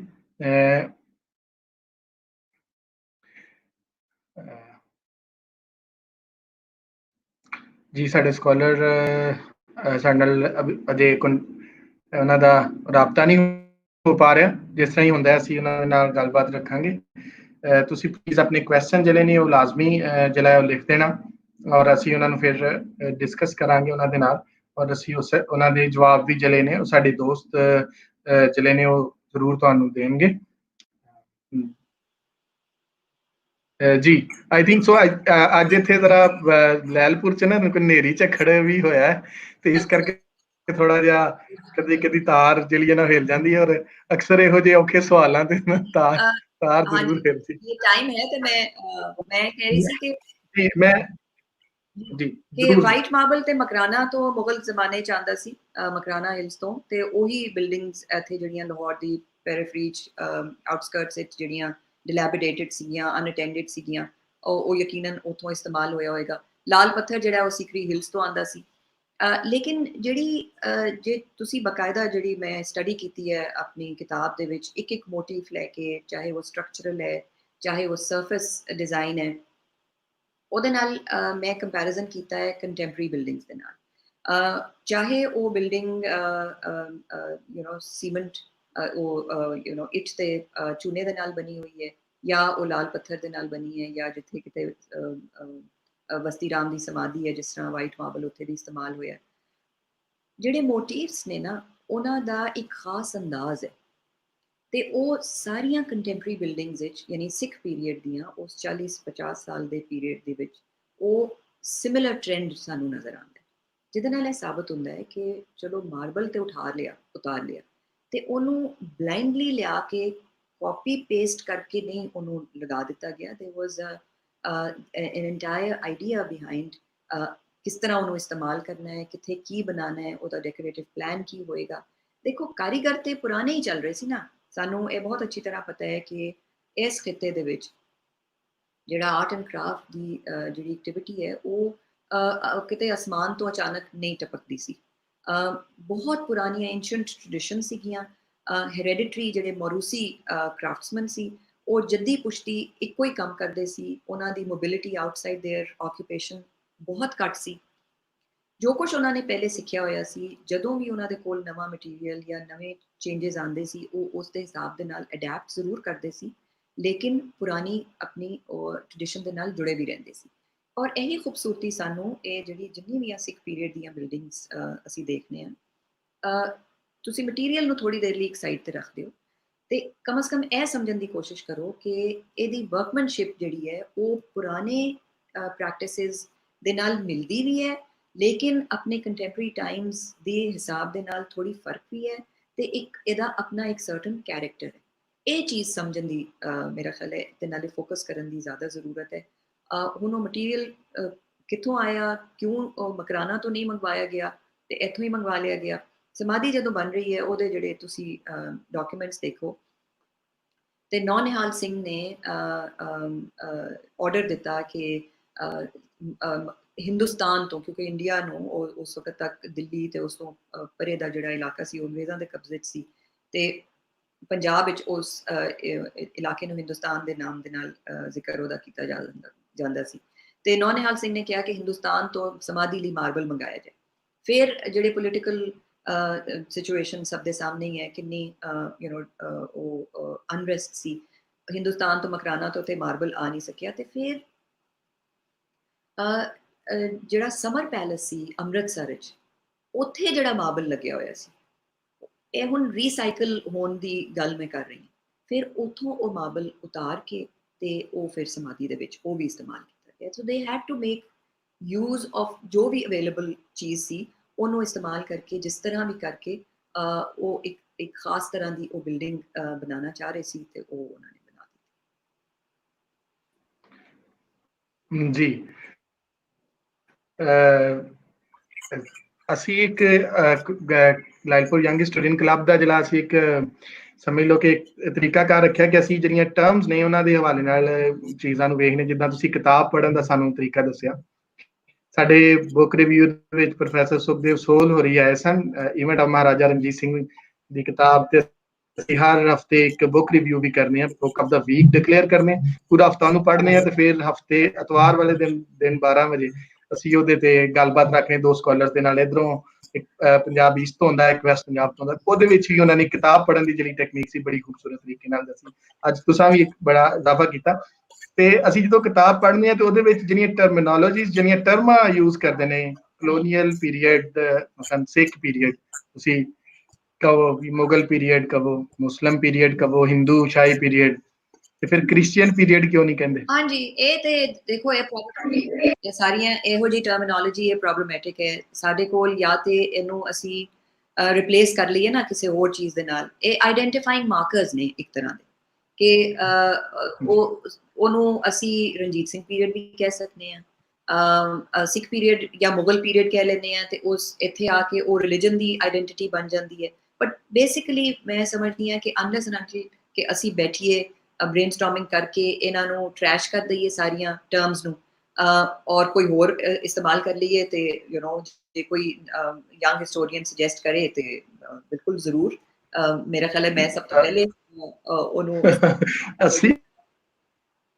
ਅਸੀਂ ਤੇ ਇਹੀ ਕਿ ਟੂਲ ਤੇ ਇੱਕ ਬਣ ਚੁੱਕਿਆ ਜਿਹੜਾ ਸਾਹਿਬ ਬਹਾਦਰਾਂ ਨੇ ਆਪਣੇ ਲਈ ਵਰਤਿਆ ਕਿ ਬ੍ਰਿਟਿਸ਼ ਪੀਰੀਅਡ, ਬ੍ਰਿਟਿਸ਼ ਇੱਥੇ ਪੰਜਾਬੀ ਪੀਰੀਅਡ ਵੀ ਤੇ ਹੋ ਸਕਦਾ। ਹਾਂਜੀ, ਬਿਲਕੁਲ ਹੋ ਸਕਦਾ ਹੈ, ਪੰਜਾਬ ਪੀਰੀਅਡ ਵੀ ਤੇ ਹੋ ਸਕਦਾ। ਸੋ ਅਸੀਂ ਇਹਨਾਂ ਟਰਮਸ ਦੇ ਉੱਪਰ ਗੱਲ ਕਰਨੇ ਕਿ ਇੱਕ ਤਰ੍ਹਾਂ ਦੀ ਇਹ ਡਿਸਕ੍ਰਿਮੀਨੇਟਰੀ ਵੀ ਨੇ ਔਰ ਡਿਵਾਈਡ ਐਂਡ ਰੂਲ ਵੀ ਵਾਲੀ ਇਹਦੇ ਚੋਂ ਵੀ ਬੋ ਆਉਂਦੀ ਹੈ ਉਨੀ।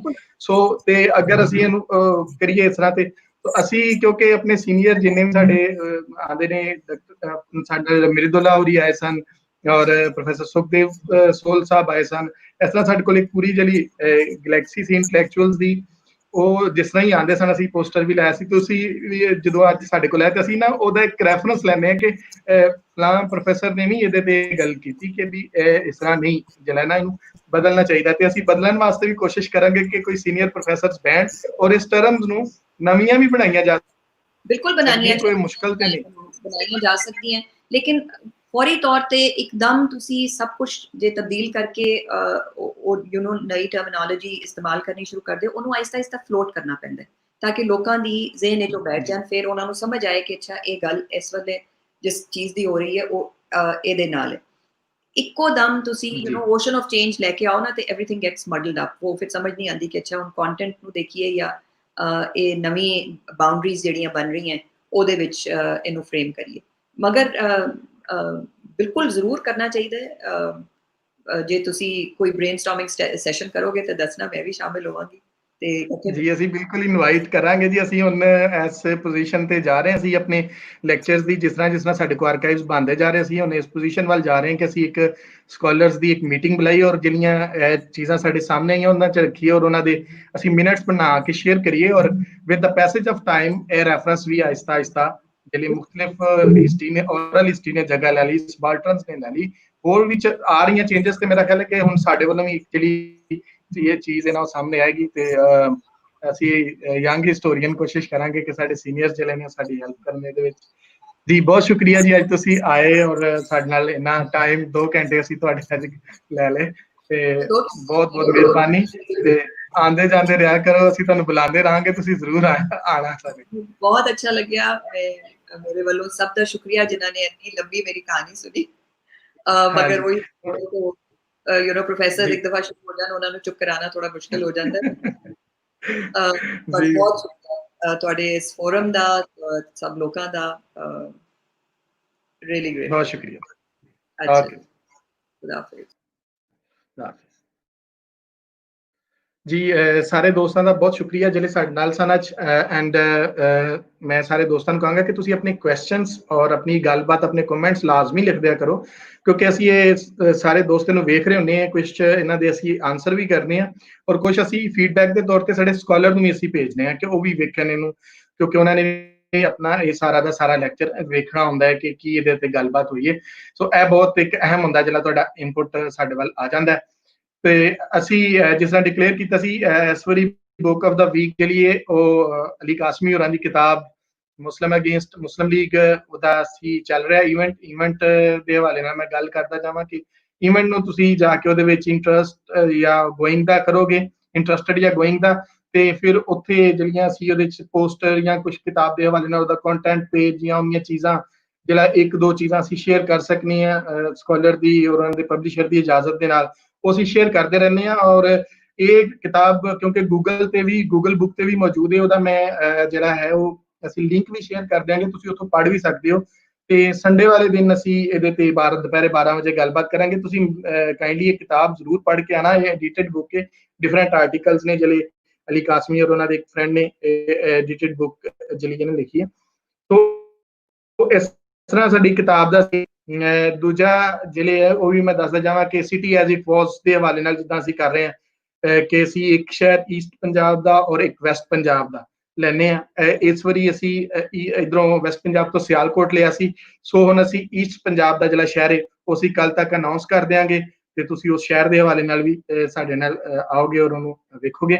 ਸੋ ਸਾਰੇ ਦੋਸਤਾਂ ਦਾ ਬਹੁਤ ਸ਼ੁਕਰੀਆ ਜਿਹੜੇ ਸਾਡੇ ਨਾਲ ਅੱਜ ਮੌਜੂਦ ਸਨ, ਔਰ ਸਾਡਾ ਅਪਕਮਿੰਗ ਜਿਹੜਾ ਲੈਕਚਰ ਹੈ ਉਹਦੇ ਹਵਾਲੇ ਨਾਲ ਵੀ ਅਸੀਂ ਪੋਸਟਰ ਅਪਲੋਡ ਕਰ ਦੇਵਾਂਗੇ। ਪਲੀਜ਼ ਇਹਨੂੰ ਸ਼ੇਅਰ ਕਰ ਦਿਆ ਕਰੋ ਔਰ ਜਿਹੜਾ ਇਵੈਂਟ ਬਣਿਆ ਹੋਇਆ ਉਸ ਇਵੈਂਟ ਵਿੱਚ ਜ਼ਰੂਰ ਜਾਇਆ ਕਰੋ, ਕਿਉਂਕਿ ਉਸ ਇਵੈਂਟ ਵਿੱਚ ਹੀ ਸਾਨੂੰ ਇੱਕ ਇਵੈਂਟ ਬਣਾ ਕੇ ਅਸੀਂ ਉਹਦੇ ਵਿੱਚ ਚੀਜ਼ਾਂ ਜਿਹੜੀਆਂ ਨੇ ਨਾ ਪੇਸਟ ਕਰੀ ਜਾਂਦੇ ਤਾਂ ਕਿ ਦੋਸਤਾਂ ਨੂੰ ਉਹ ਮਿਲਦੀ ਆ ਰਹੇ ਔਰ ਰਿਮਾਈਂਡਰ ਵੀ ਬਣ ਜਾਂਦਾ। ਉਹਦੇ ਨਾਲ ਇਹ ਹੁੰਦਾ ਕਿ ਪੂਰਾ ਹਫਤਾ ਐਕਟੀਵਿਟੀ ਚੱਲਣੀ ਹੁੰਦੀ ਹੈ, ਉਹ ਫਿਰ ਇੱਕ ਦੋ ਦਫਾ ਉਹ ਭੁੱਲ ਜਾਂਦੀ, ਲੇਕਿਨ ਇਵੈਂਟ ਬਣਾਉਣ ਦੇ ਨਾਲ ਸਾਨੂੰ ਟੈਕਨੀਕਲੀ ਇਹਦੀ ਸਮਝ ਆਈ ਕਿ ਲੋਕ ਉਹਨੂੰ ਅਗਰ ਵੇਖਦੇ ਰਹਿਣ ਤਾਂ ਉਹਨਾਂ ਨੂੰ ਅਪਡੇਟ ਵੀ ਉਹਦੇ ਨਾਲ ਮਿਲਦੀ ਰਹਿੰਦੀ ਹੈ। ਤੇ ਸਾਰੇ ਦੋਸਤਾਂ ਦਾ ਬਹੁਤ ਸ਼ੁਕਰੀਆ ਜੀ।